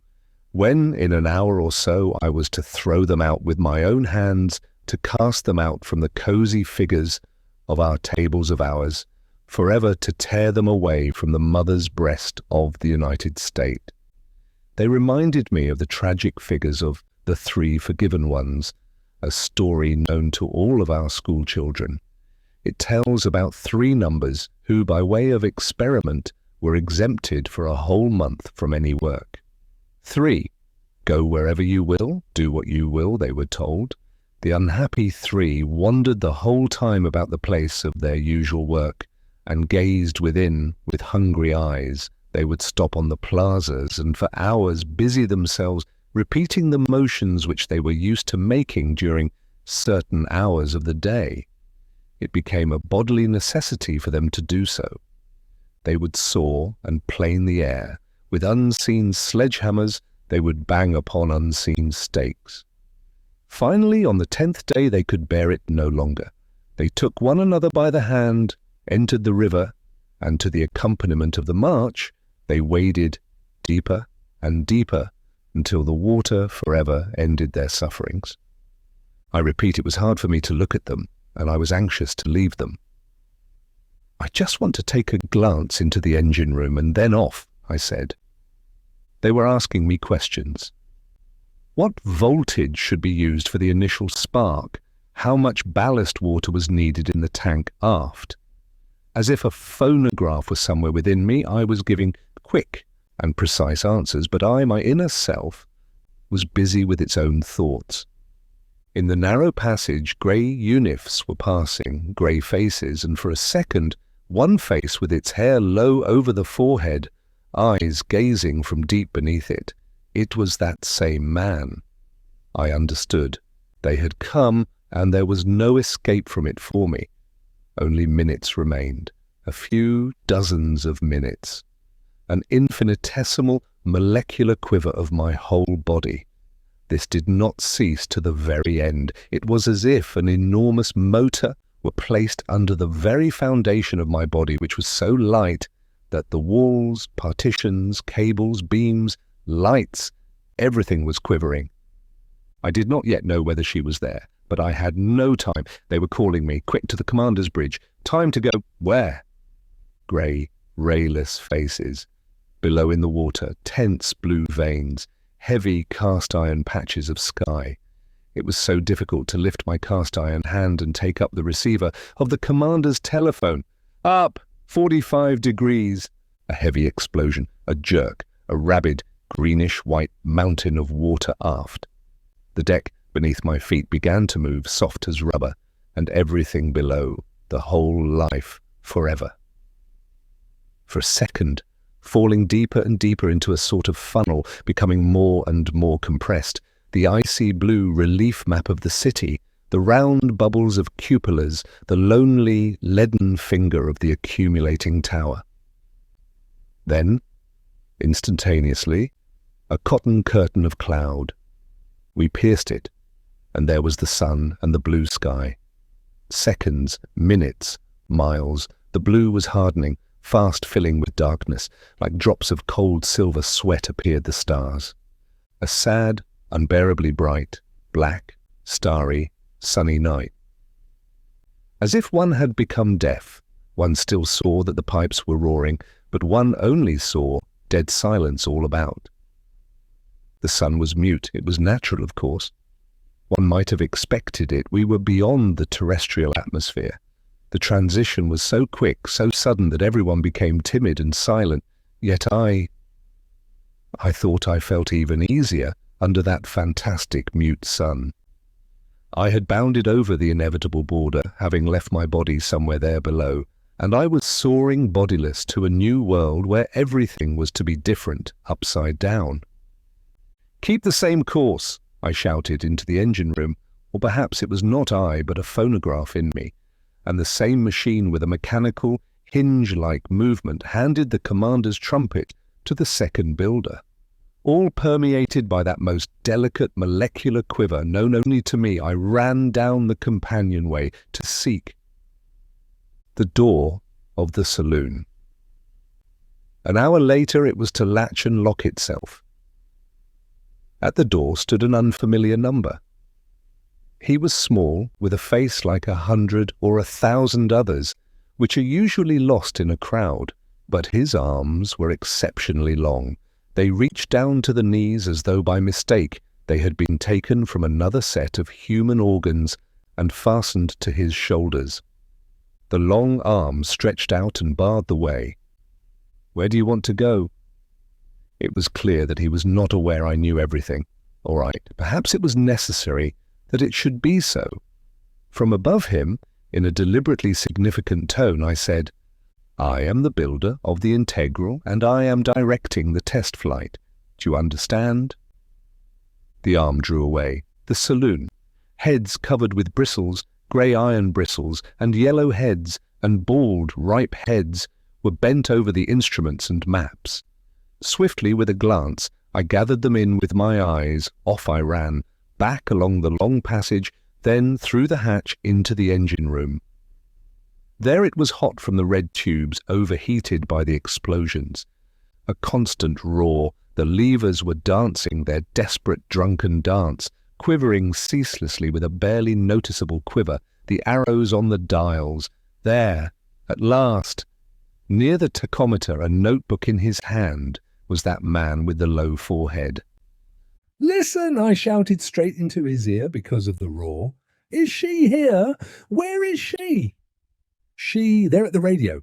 I dashed over there. There were 3 of them, all with receiving helmets on, and she seemed a head taller than usual, wingy, sparkling, flying like an ancient walkery. And those bluish sparks from the radio seemed to emanate from her. From her also that ethereal, lightning-like odour of ozone. Someone, well, you for instance, I said to her, panting from having run. I must send a message down to Earth, to the docks. Come, I shall dictate it to you. Close to the apparatus there was a small box-like cabin. We sat at the table side by side. I found her hand and pressed it hard. Well, what is going to happen? I don't know. Do you realize how wonderful it is? To fly without knowing where, no matter where? It will soon be 12 o'clock, and nobody knows what. And when night. Where shall you and I be tonight? Perhaps somewhere on the grass, on dry leaves. Blue sparks emanated from her, and the odour of lightning and the vibration became more and more frequent within me. "Write down," I said loudly, panting from having run. "Time 11:20, speed 5,800. Last night she came to me with your note. I know everything. Don't talk. But the child is yours. I sent her over. She is already beyond the wall. She will live." I was back on the commander's bridge, back in the delirious night with its black, starry sky and its dazzling sun. The hands of the clock on the table were slowly moving from minute to minute. Everything was permeated by a thin, hardly perceptible quivering, only I noticed it. For some reason a thought passed through my head. It would be better if all this took place not here, but somewhere below, nearer to Earth. "Stop," I commanded. We kept moving by inertia, but more and more slowly. Now the integral was caught for a second by an imperceptible little hair. For a second it hung motionless. Then the little hair broke, and the integral, like a stone, dashed downward with increasing speed. That way, in silence, minutes, tens of minutes passed. My pulse was audible. The hand of the clock before my eyes came closer and closer to 12. It was clear to me I was a stone, I 330 the earth, and the stone was under irresistible compulsion to fall downward, to strike the earth and break into small particles. What if? Already the hard blue smoke of the clouds appeared below. What if? But the phonograph within me, with a hinge-like motion and precision, took the telephone and commanded low speed. The stone ceased falling. Only the 4 lower tubes were growling, 2 ahead and 2 aft. Only enough to hold the integral motionless, and the integral, only slightly trembling, stopped in the air as if anchored about 1 kilometre from the earth. Everybody came out on deck. It was shortly before 12, before the sounding of the dinner gong, and leaned over the glass railing. Hastily, in huge gulps, they swallowed the unknown world which lay below, beyond the green wall. Amber, blue, green, the autumnal woods, prairies, a lake. At the edge of a little blue saucer, some lone yellow debris, a threatening, dried-out yellow finger. It must have been the tower of an ancient church, saved by a miracle. Look there to the right." There, over the green desert, a brown blot was rapidly moving. I held a telescope in my hands, and automatically I brought it to my eyes. The grass reaching their chests, a herd of brown horses was galloping, and on their back they, black, white, and dark. Behind me, I assure you I saw a face. "Go away, tell it to someone else." "Well, look for yourself. Here is the telescope." They had already disappeared. Endless green desert, and in that desert, dominating it completely and dominating me and everybody, the piercing vibrations of the gong, dinner time, 1 minute to 12. For a second, the little world around me became incoherent, dispersed. Someone's brass badge fell to the floor. It mattered little. Soon it was under my heel. A voice. And I tell you, it was a face. A black square. The open door of the main saloon. White teeth pressed together, smiling. And at that moment, when the clock began slowly, holding its breath between beats, to strike, and when the front rows began to move towards the dining saloon, the rectangle of the door was suddenly crossed by the two familiar, unnaturally long arms. Stop!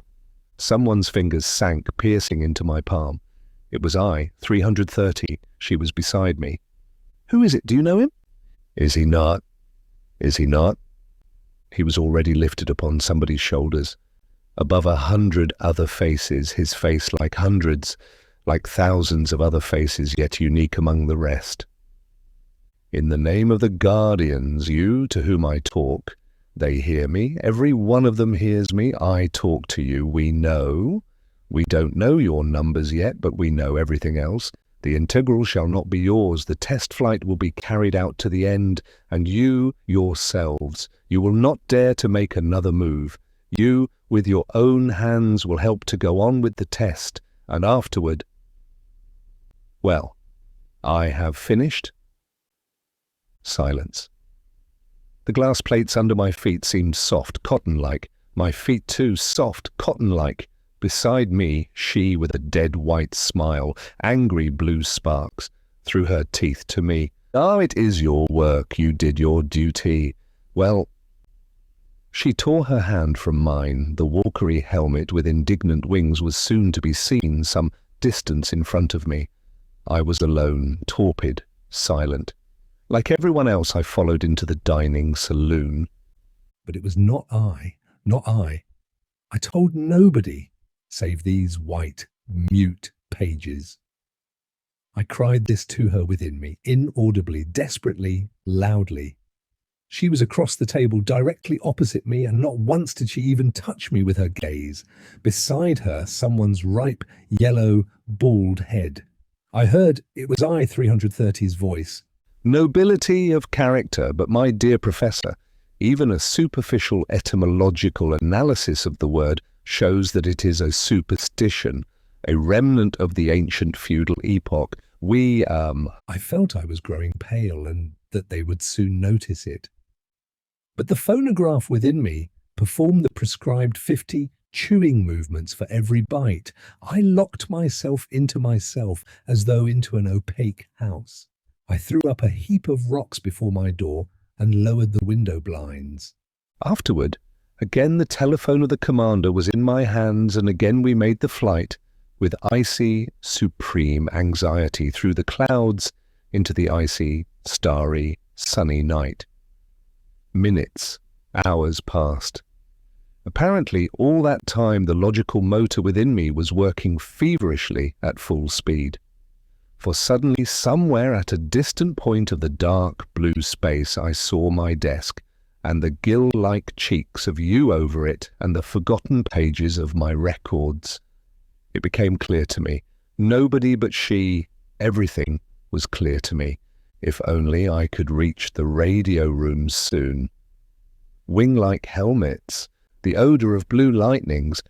I remember telling her something in a low voice, and I remember how she looked through me, and how her voice seemed to come from a distance. I am busy. I am receiving a message from below. You may dictate yours to her.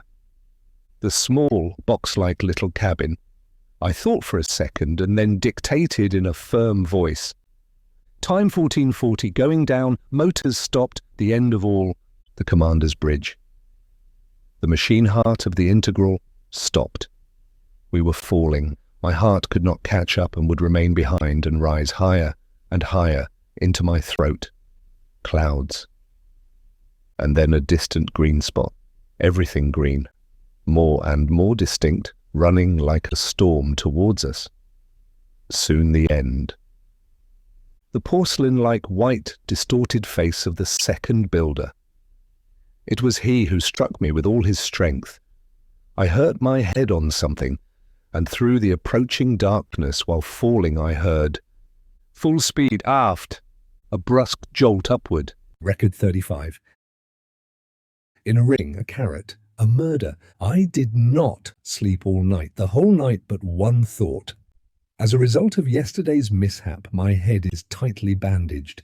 It seems to me not a bandage but a ring, a pitiless ring of glass iron riveted about my head, and I am busy with the same thought, always the same thought in my riveted circle: to kill you, and then go to her and say, "Now do you believe?" What is most disquieting is that to kill is dirty, primitive.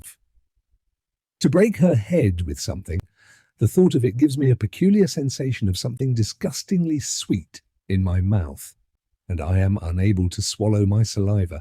I am always spitting into my handkerchief, yet my mouth feels dry. I had in my closet a heavy piston rod which cracked during the casting, and which I brought home in order to find out the cause of the cracking with a microscope. I made my manuscript into a tube, let her read me to the last letter, pushed the broken piston into that tube and went downstairs. The stairway seemed endless, the steps disgustingly slippery, liquid. I had to wipe off moisture from my mouth very frequently. Downstairs, soul, my heart dropped. I took out the piston and went to the controller's table, but she was not there. Instead, an empty, icy desk with ink blots. I remembered that today all work was stopped. Everybody was going to be operated upon. Hence, there was no need for her to stay here. There was nobody to be registered. The street. It was windy. The sky seemed to be composed of soaring panels of cast iron. And exactly as it seemed for one moment yesterday, the whole world was broken up into separate, sharp, independent fragments, and each of these fragments was falling at full speed. Each would stop for a second, hang before me in the air, and disappear without trace. It was as if the black, precise letters on this page should suddenly move apart and begin to jump hither and thither in fright, so that there was not a word on the page, only nonsensical ap, jum, were. The crowd seemed just as nonsensical, dispersed, not in rows, going forward, backward, diagonally, transversely, then nobody. For a second, while I was dashing at full speed, suddenly stopping, I saw on the second floor in the glass cage hanging in the air, a man and a woman a kiss. She standing with her whole body bent backward, brokenly. This is for the last time forever. At a corner, a thorny, moving bush of heads. Above the heads, separate, floating in the air, a banner. Down with the machines, down with the operation. And, distinct from my own self, I thought, is it possible that each one of us bears such a pain that it can be removed only with his heart? That something must be done to each one before he... For a second, everything disappeared for me from the world, except my beast-like hand with the heavy cast-iron package it held. A boy appeared. He was running, a shadow under his lower lip. The lower lip turned out like the cuff of a rolled-up sleeve. His face was distorted. He wept loudly. He was running away from somebody. Stamping of feet was heard behind him. The boy reminded me, "You must be in school. I must hurry." I ran to the nearest opening of the underground railway. At the entrance, someone passed me and said, "Not running, no trains today." There, I descended. A sort of general delirium was reigning, the glitter of cut crystal suns, the platform packed closely with heads, an empty, torpid train. In the silence, a voice. I could not see her, but I knew that intense, living, flexible, whip-like, flogging voice. I felt there that sharp triangle of brows drawn to the temples. Let me reach her. I must. Someone's tentacles caught my arm, my shoulders. I was nailed. In the silence I heard, "No, go up to them. There they will cure you, there they will overfeed you with that leavened happiness. Satiated, you will slumber peacefully, organized, keeping time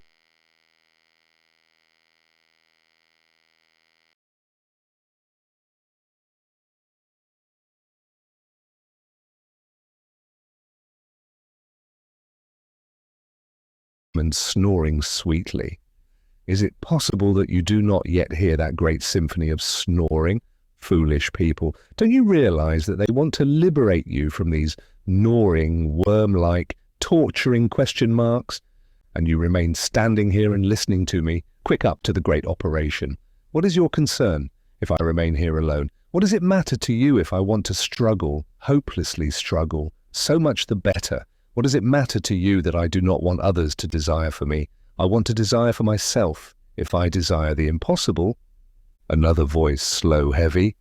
Oh, the impossible, which means to run after your stupid fancies. Those fancies would whirl from under your very noses like a tail. No, we shall catch that tail and then swallow it and fall snoring. A new tail will become necessary. They say the ancients had a certain animal which they called ass. In order to make it go forward, they would attach a carrot to a bow held in front of its nose so that it could not reach it if it had caught and swallowed it. The tentacles suddenly let me go.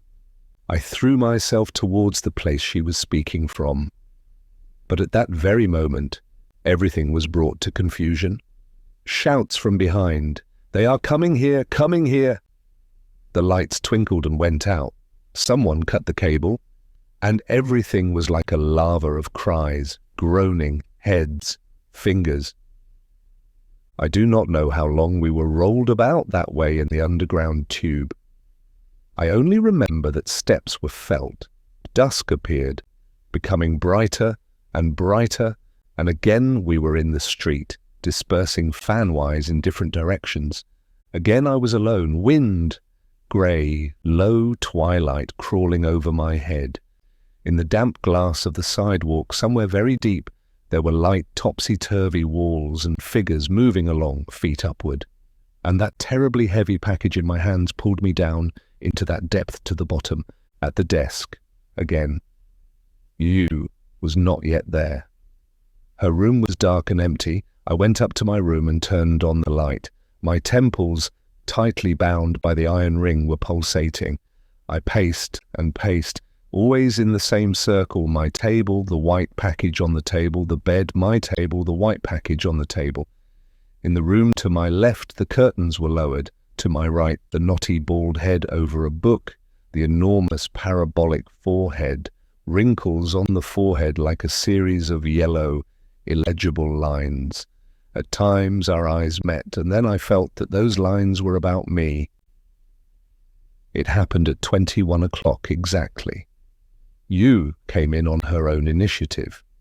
I remember that my breathing was so loud that I could hear it, and that I wanted to breathe less noisily but was unable to.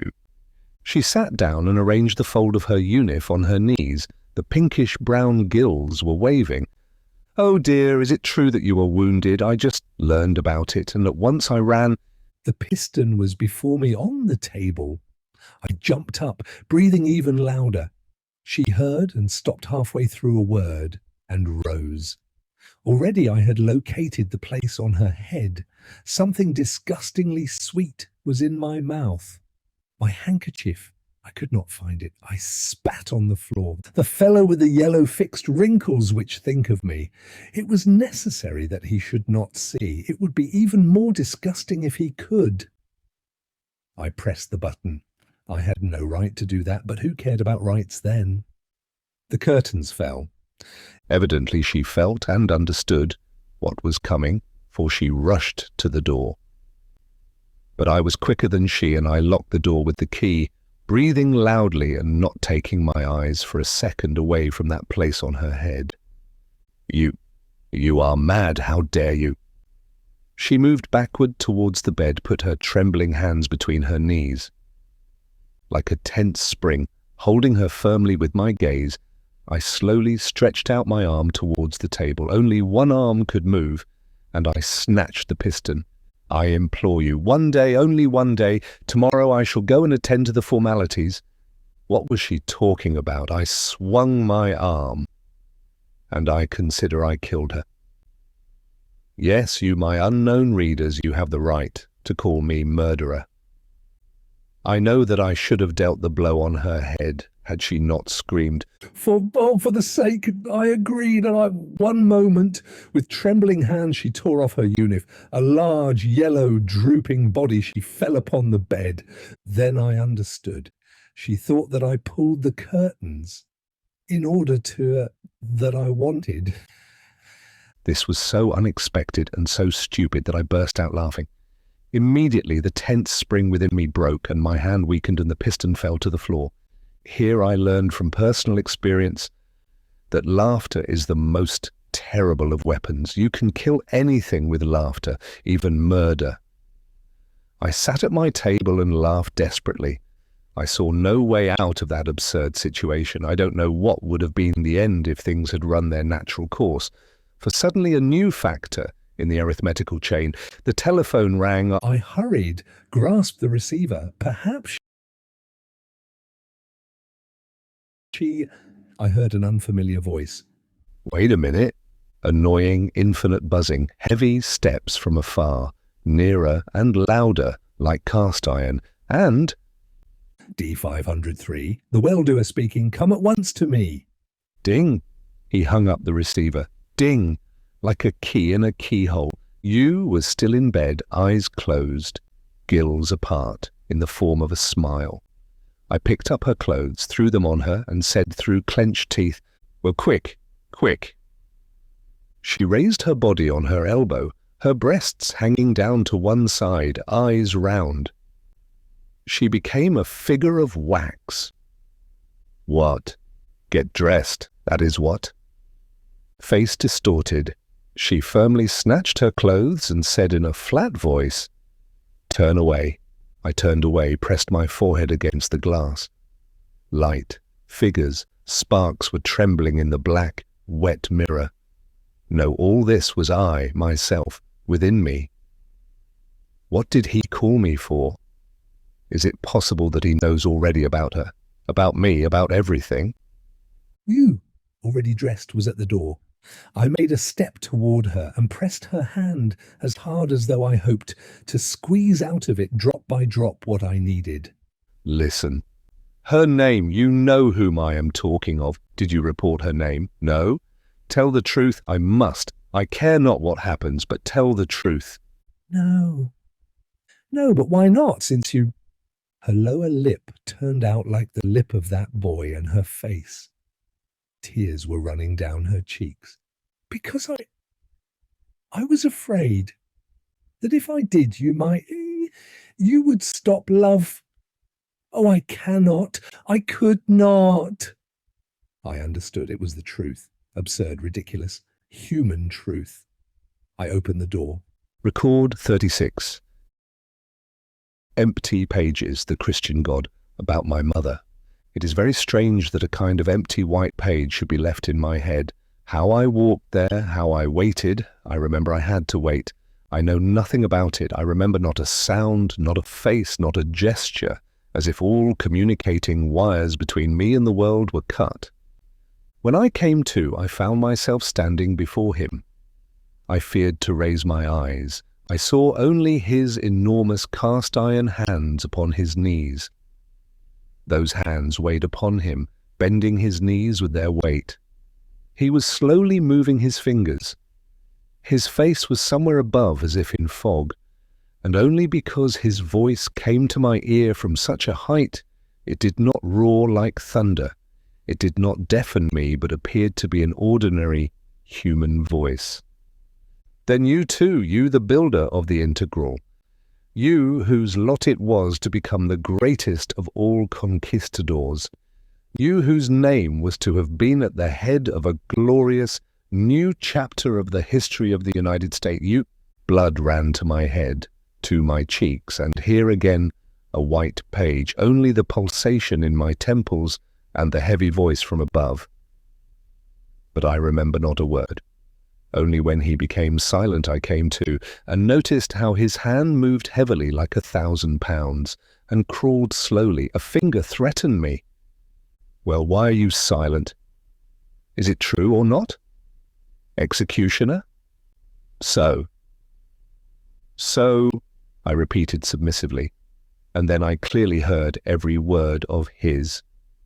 Well then, do you think I am afraid of the word? Did you ever try to take off its shell and look into its inner meaning? I shall tell you. Remember a blue hill, a crowd, a cross, some up on the hill, sprinkled with blood, are busy nailing a body to the cross, others below, sprinkled with tears, are gazing upward. Does it not seem to you that the part which those above must play is the more difficult, the most important part? If it were not for them, how could that magnificent tragedy ever have been staged? True, they were hissed by the dark crowd, but for that the author of the tragedy, God, should have remunerated them the more liberally, should he not? And the Christian, most clement God himself, who burnt on a slow fire all the infidels, is he not an executioner?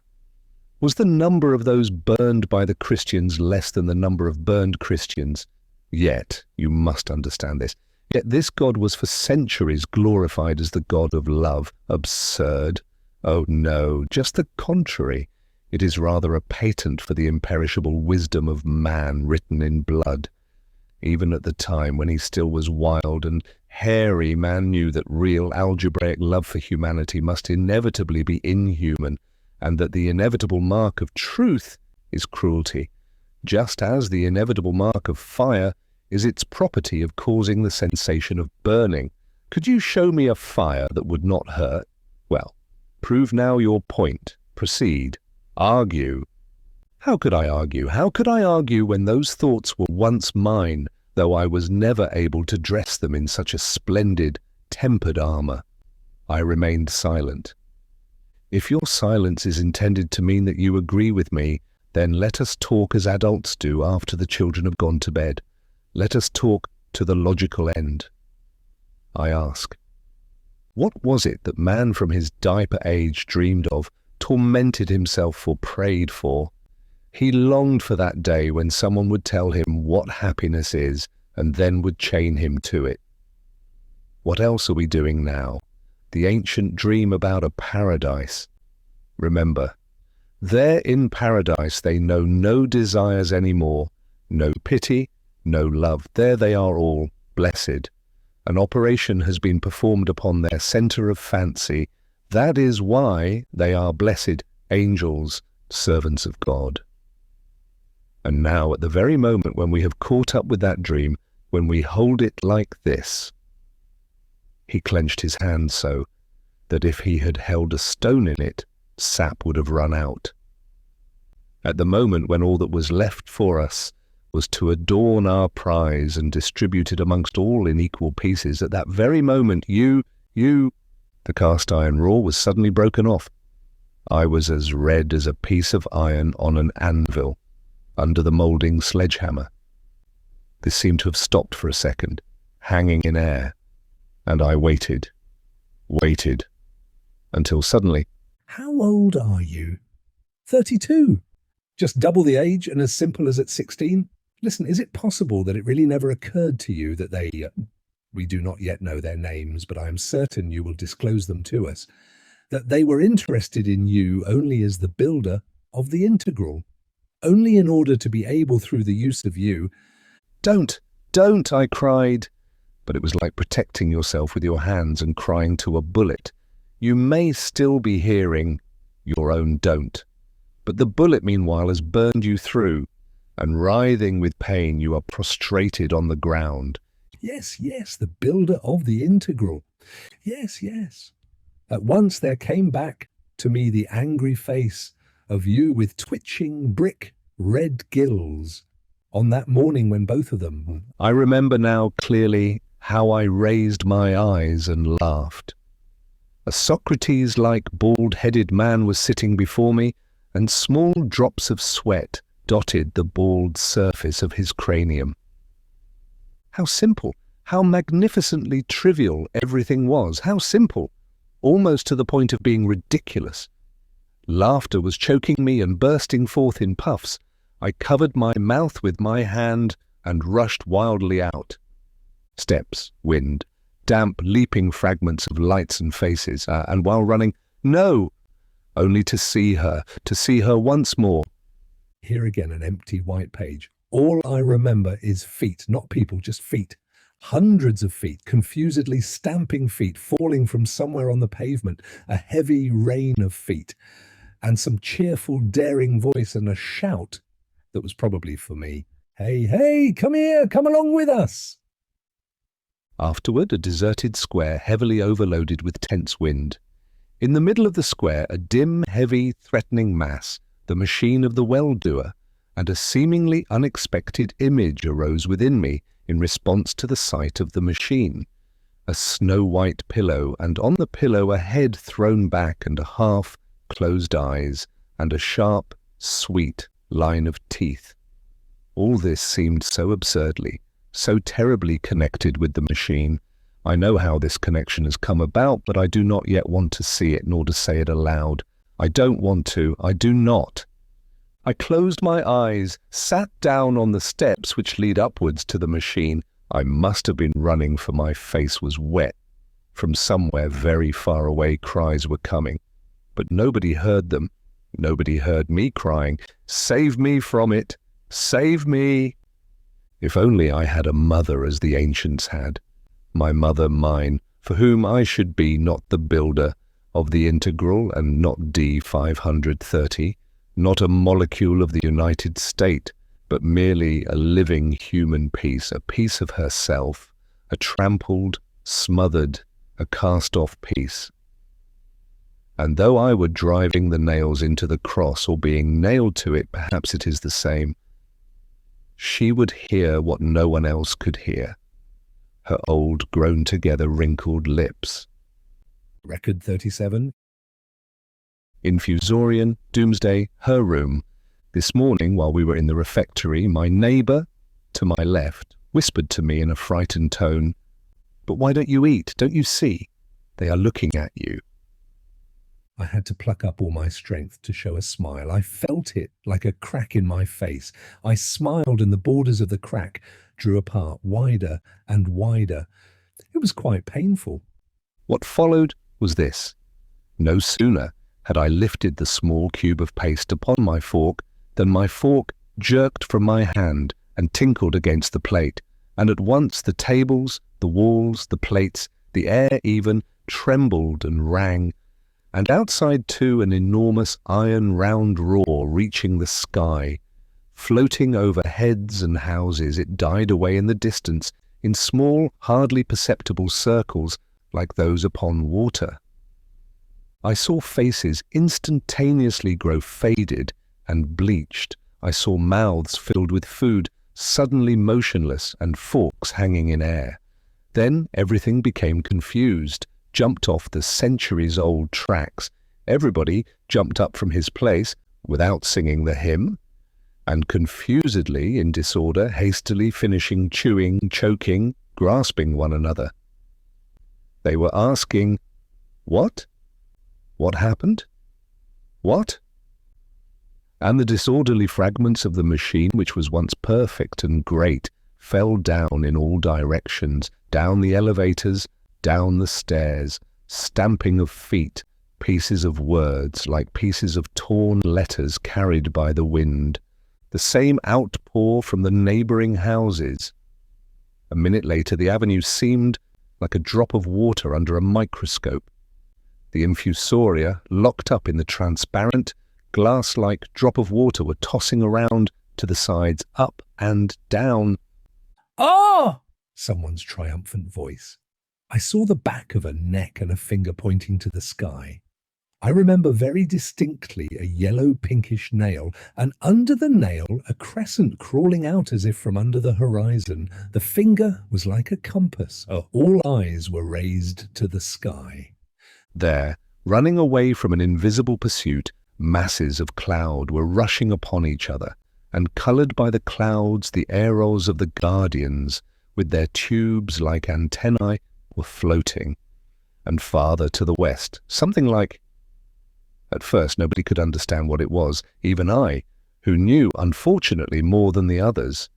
It was like a great hive of black aeros swarming somewhere at an extraordinary height. They looked like hardly noticeable, swiftly moving points, nearer and nearer.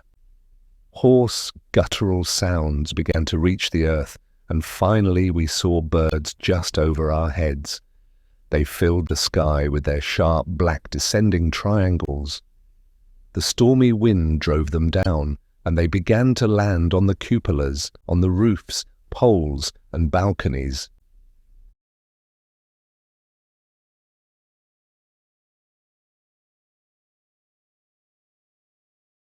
Ah! Ah!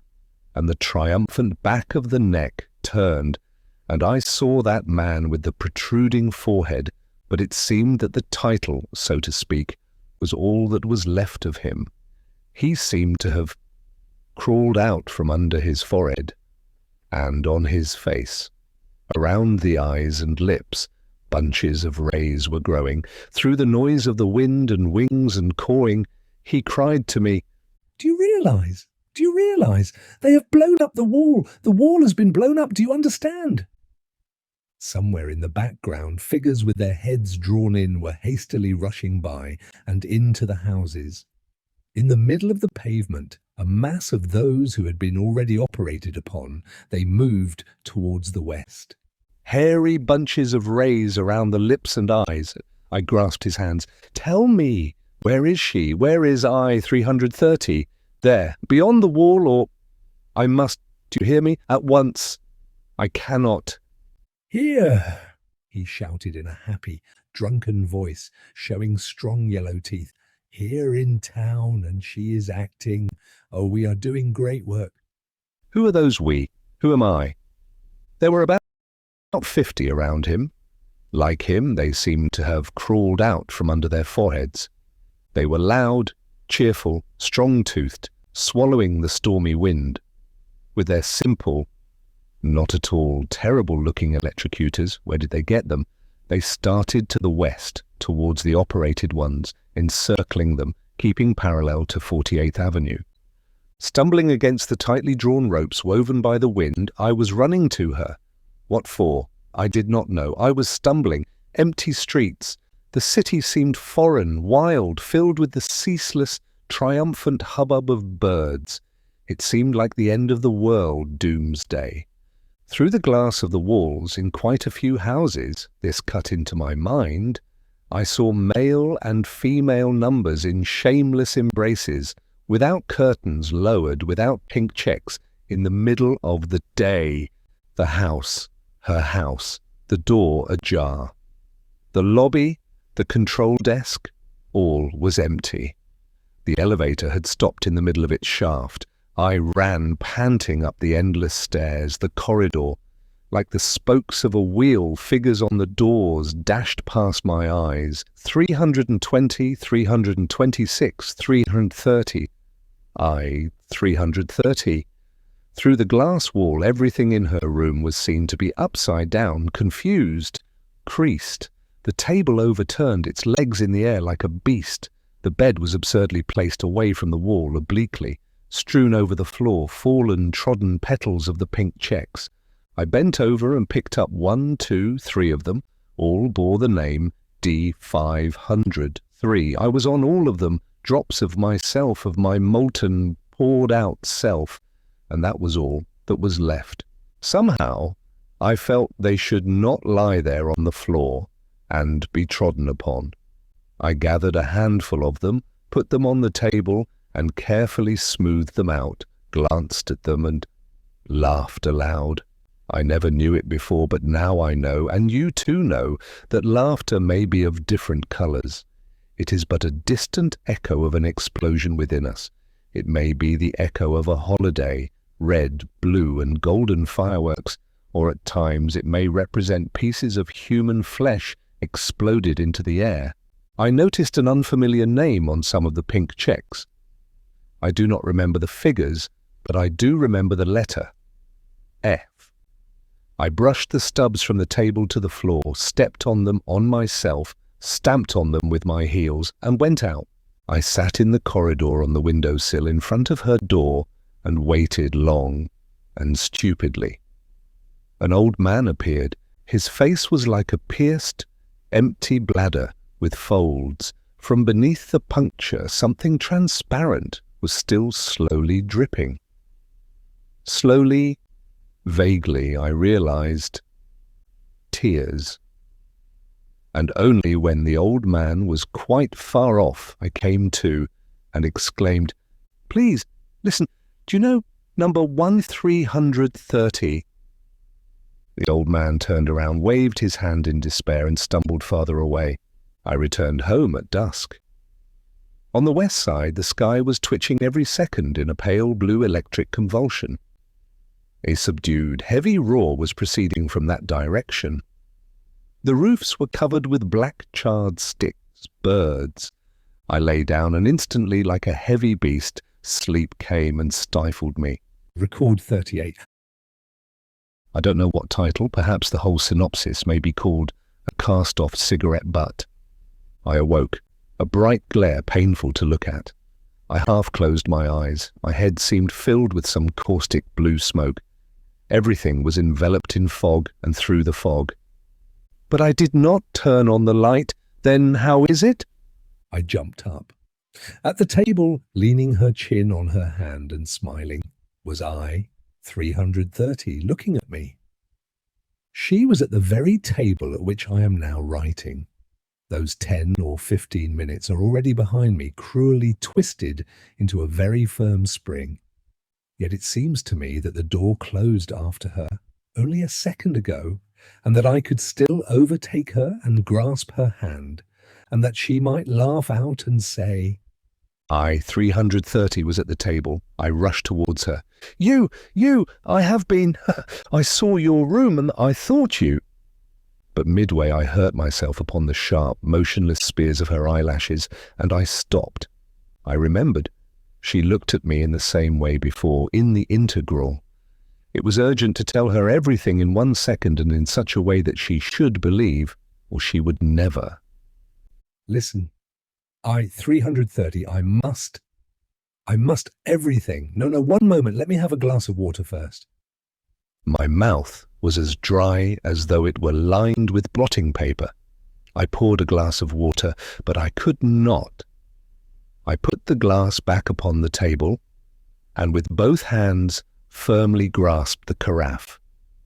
Now I noticed that the blue smoke was from a cigarette. She brought the cigarette to her lips, and with avidity she drew in and swallowed the smoke as I did water. Then she said, "Don't be silent. Don't you see it matters little? I came anyway. They are waiting for me below. Do you want these minutes which are our last?" Abruptly she threw the cigarette on the floor and bent backwards over the side of the chair to reach the button in the wall. It was quite difficult to do so, and I remember how the chair swayed slightly, how 2 of its legs were lifted. Then the curtains fell. She came close to me and embraced me. Her knees, through her dress, were like a slow, gentle, warm, enveloping and permeating poison. Suddenly, it happens at times, you plunge into sweet, warm sleep, when all at once, as if something pricks you, you tremble, and your eyes are again widely open. So it was now. There on the floor in her room were the pink checks stamped with traces of footsteps. One of them bore the letter F and some figures. Plus and minus fused within my mind into one lump. I could not say even now what sort of a feeling it was, but I crushed her so that she cried out with pain. 1 more minute out of these 10 or 15.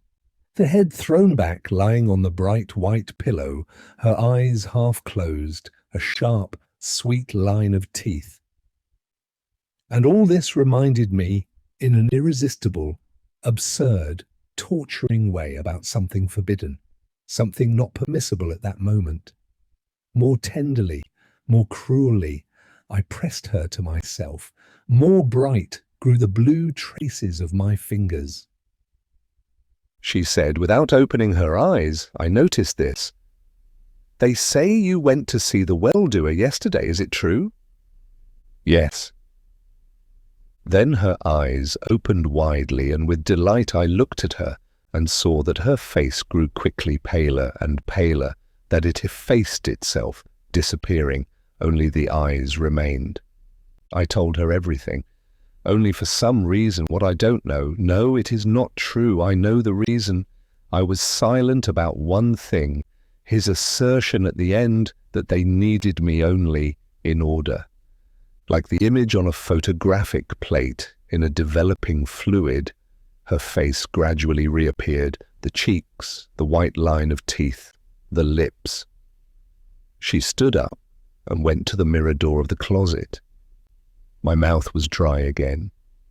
I poured water, but it was revolting to drink it. I put the glass back on the table and asked, "Did you come to see me because you wanted to inquire?" A sharp, mocking triangle of brows drawn to the temples looked at me from the mirror. She turned around to say something but said nothing. It was not necessary, I knew. To bid her goodbye, I moved my foreign limbs, struck the chair with them. It fell upside down, dead, like the table in her room. Her lips were cold, just as cold was once the floor, here, near my bed. When she left, I sat down on the floor, bent over the cigarette butt. I cannot write anymore. I no longer want to. Record 39. The end. All this was like the last crystal of salt thrown into a saturated solution. Quickly, needle-like crystals began to appear, to grow more substantial and solid. It was clear to me the decision was made, and tomorrow morning I shall do it. It amounts to suicide, but perhaps then I shall be reborn, for only what is killed can be reborn. Every second the sky twitched in convulsion there. In the west, my head was burning and pulsating inside. I was up all night and then I fell asleep, only at about 7 o'clock in the morning, when the darkness of the night was already dispelled and becoming grey, and when the roofs crowded with birds became visible. I woke up, 10 o'clock. Evidently the bell did not ring today. On the table, left from yesterday, there stood the glass of water. I gulped the water down with avidity and I ran. I had to do it quickly as possible. The sky was deserted, blue, all eaten up by the storm. Sharp corners of shadows. Everything seemed to be cut out of blue autumnal air, thin, dangerous to touch. It seemed so brittle, ready to disperse into glass dust. Within me something similar. I ought not to think. It was dangerous to think And I did not think, perhaps I did not even see properly. I only registered impressions. There on the pavement, thrown from somewhere, branches were strewn. Their leaves were green, amber, and cherry red. Above, crossing each other, birds and arrows were tossing about. Here below, heads, open mouths, hands waving branches. All this must have been shouting, buzzing, chirping. Then streets empty as if swept by a plague. I remember I stumbled over something disgustingly soft, yielding yet motionless. I bent down. A corpse. It was lying flat, the legs apart, the face. I recognized the thick Negro lips which even now seemed to sprinkle with laughter. His eyes, firmly screwed in, laughed into my face. 1 second, I stepped over him and ran. I could no longer. I had to have everything done as soon as possible, or else I felt I would break. I would break in two like an overloaded sail. Luckily, it was not more than 20 steps away. I already saw the sign with the golden letters, the Bureau of Guardians. At the door, I stopped for a moment to gulp down as much air as I could and stepped in. Inside, in the corridor, stood an endless chain of numbers holding small sheets of paper and heavy notebooks. They moved slowly, advancing a step or two and stopping again. I began to be tossed about along the chain. My head was breaking to pieces. I pulled them by the sleeves. I implored them as a sick man implores to be given something that would, even at the price of sharpest pain, end everything forever. A woman with a belt tightly clasped around her waist over the unif and with two distinctly protruding, squatty hemispheres tossing about as if she had eyes on them, chuckled at me. "He has a bellyache. Show him to the room second door to the right." Everybody laughed, and because of that laughter, something rose in my throat. I felt I should either scream or... Suddenly, from behind, someone touched my elbow. I turned around. Transparent wing ears. But they were not pink as usual. They were purplish red. His Adam's apple was tossing about as though ready to tear the covering. Quickly boring into me. "What are you here for?" I seized him. "Quickly, please, quickly. Into your office. I must tell everything right away. I am glad that you, it may be terrible that it should be you to whom, but it is well. It is well." He too knew her. This made it even more tormenting for me. But perhaps he too would tremble when he should hear. And we would both be killing. And I would not be alone at that, my supreme second. The door closed with a slam.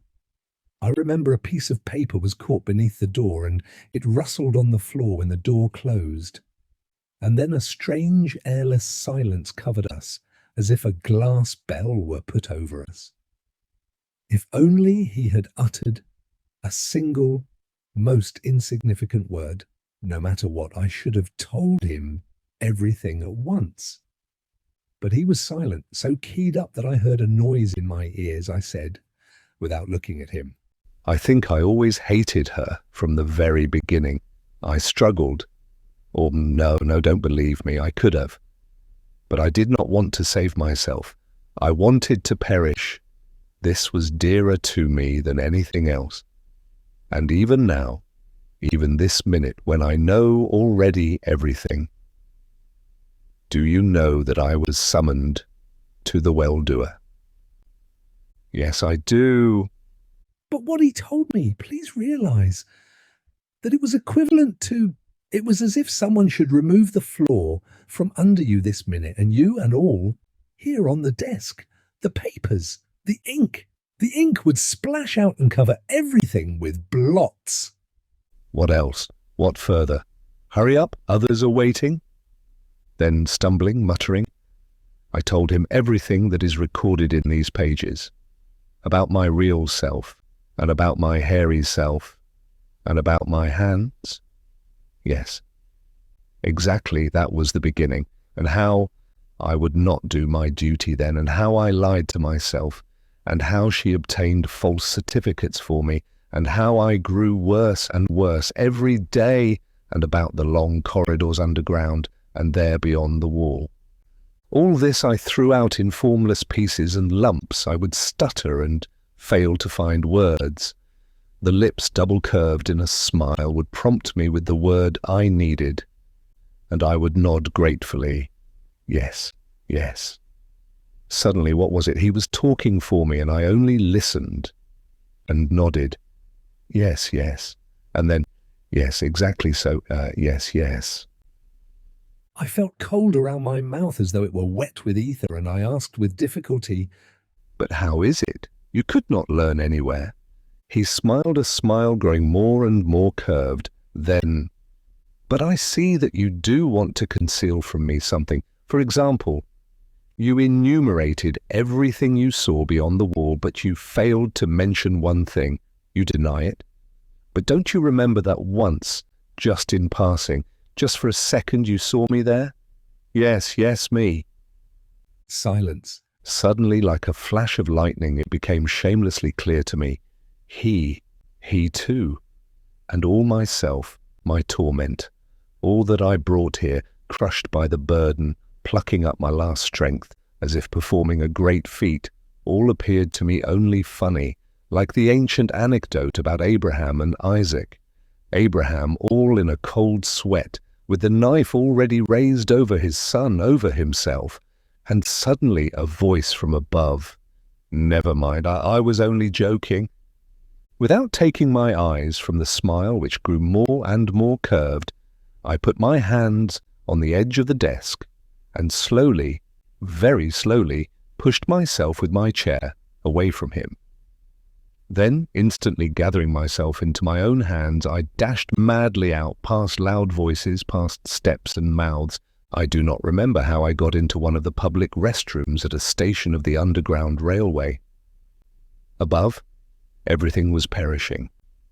The greatest civilization, the most rational in human history, was crumbling, but here, by some irony, everything remained as before, beautiful. The walls shone, water murmured cosily, and like the water, the unseen, transparent music. Only think of it, all this is doomed. All this will be covered with grass someday. Only myths will remain, I moaned aloud. At the same instant, I felt someone gently patting my knee. It was from the left. It was my neighbor who occupied a seat on my left. An enormous forehead, a bald parabola, yellow, unintelligible lines of wrinkles on his forehead, those lines about me. I understand you. I understand completely, he said. Yet you must calm yourself. You must. It will return. It will inevitably return. It is only important that everybody should learn of my discovery. You are the first to whom I talk about it. I have calculated that there is no infinity. No! I looked at him wildly. Yes, I tell you so. There is no infinity. If the universe is infinite, then the average density of matter must equal zero. But as it is not zero, we know. Consequently, the universe is finite. It is spherical in form, and the square of its radius, R2, is equal to the average density multiplied by. The only thing left is to calculate the numerical coefficient, and then... Do you realize what it means? It means that everything is final, everything is simple. But you, my honored sir, you disturb me. You prevent my finishing my calculations by your yelling. I do not know which shattered me more, his discovery or his positiveness at that apocalyptic hour.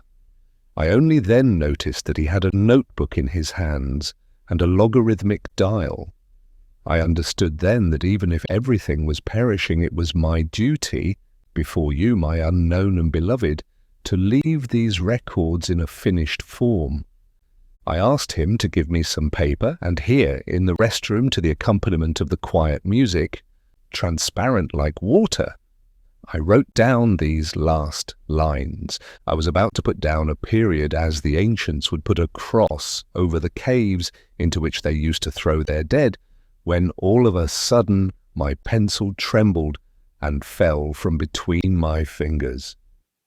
Listen, I pulled my neighbor. Yes, listen, I say. There where your finite universe ends, what is there? What? He had no time to answer. From above, down the steps, stamping, record 40. Facts, the bell, I am certain. Daylight, it is clear. The barometer, 760. It is possible that I, D 503, really wrote these pages. Is it possible that I ever felt or imagined I felt all this? The handwriting is mine, and what follows is all in my handwriting. Fortunately, only the handwriting. No more delirium, no absurd metaphors, no feelings, only facts. For I am healthy, perfectly, absolutely healthy. I am smiling, I cannot help smiling. A splinter has been taken out of my head, and I feel so light, so empty. To be more exact, not empty, but there is nothing foreign, nothing that prevents me from smiling. Smiling is the normal state for a normal human being. The facts are as follows. That evening, my neighbor who discovered the finiteness of the universe, and I, and all others who did not have a certificate showing that we had been operated on, all of us were taken to the nearest auditorium. For some reason, the number of the auditorium, 112, seemed familiar to me. There they tied us to the tables and performed the great operation. Next day, I, D 503, appeared before the well-doer and told him everything known to me about the enemies of happiness. Why, before it seemed hard for me to go, I cannot understand. The only explanation seems to be my illness, my soul. The same evening, sitting at the same table with him, with the well-doer, I saw for the first time in my life the famous gas chamber. They brought in that woman. She was to testify in my presence.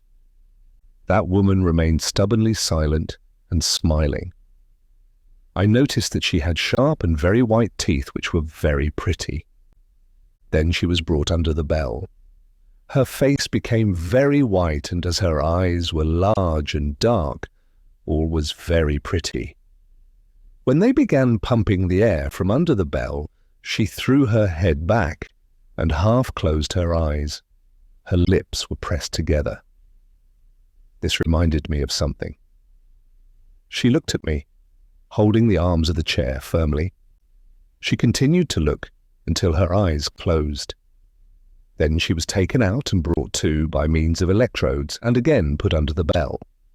The procedure was repeated 3 times, yet she did not utter a word.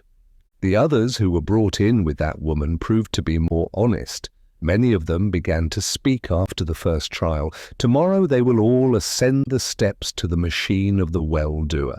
No postponement is possible, for there still is chaos, groaning, cadavers, beasts in the western section, and to our regret there are still quantities of numbers who betrayed reason. But on the transverse Avenue 40, we succeeded in establishing a temporary wall of high-voltage waves, and I hope we win.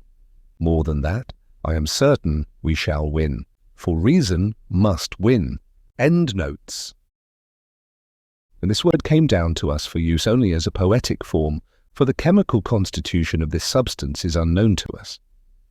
These flowers naturally were brought from the Botanical Museum. I personally am unable to see anything beautiful in flowers or in anything else that belongs to the lower kingdom which now exists only beyond the green wall. Only rational and useful things are beautiful: machines, boots, formulae, food. It happened long ago in the 3rd century, after the tables. The end. A kingdom which now exists only beyond the green wall.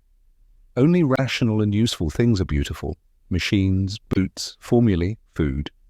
It happened long ago in the 3rd century, after the tables. The end.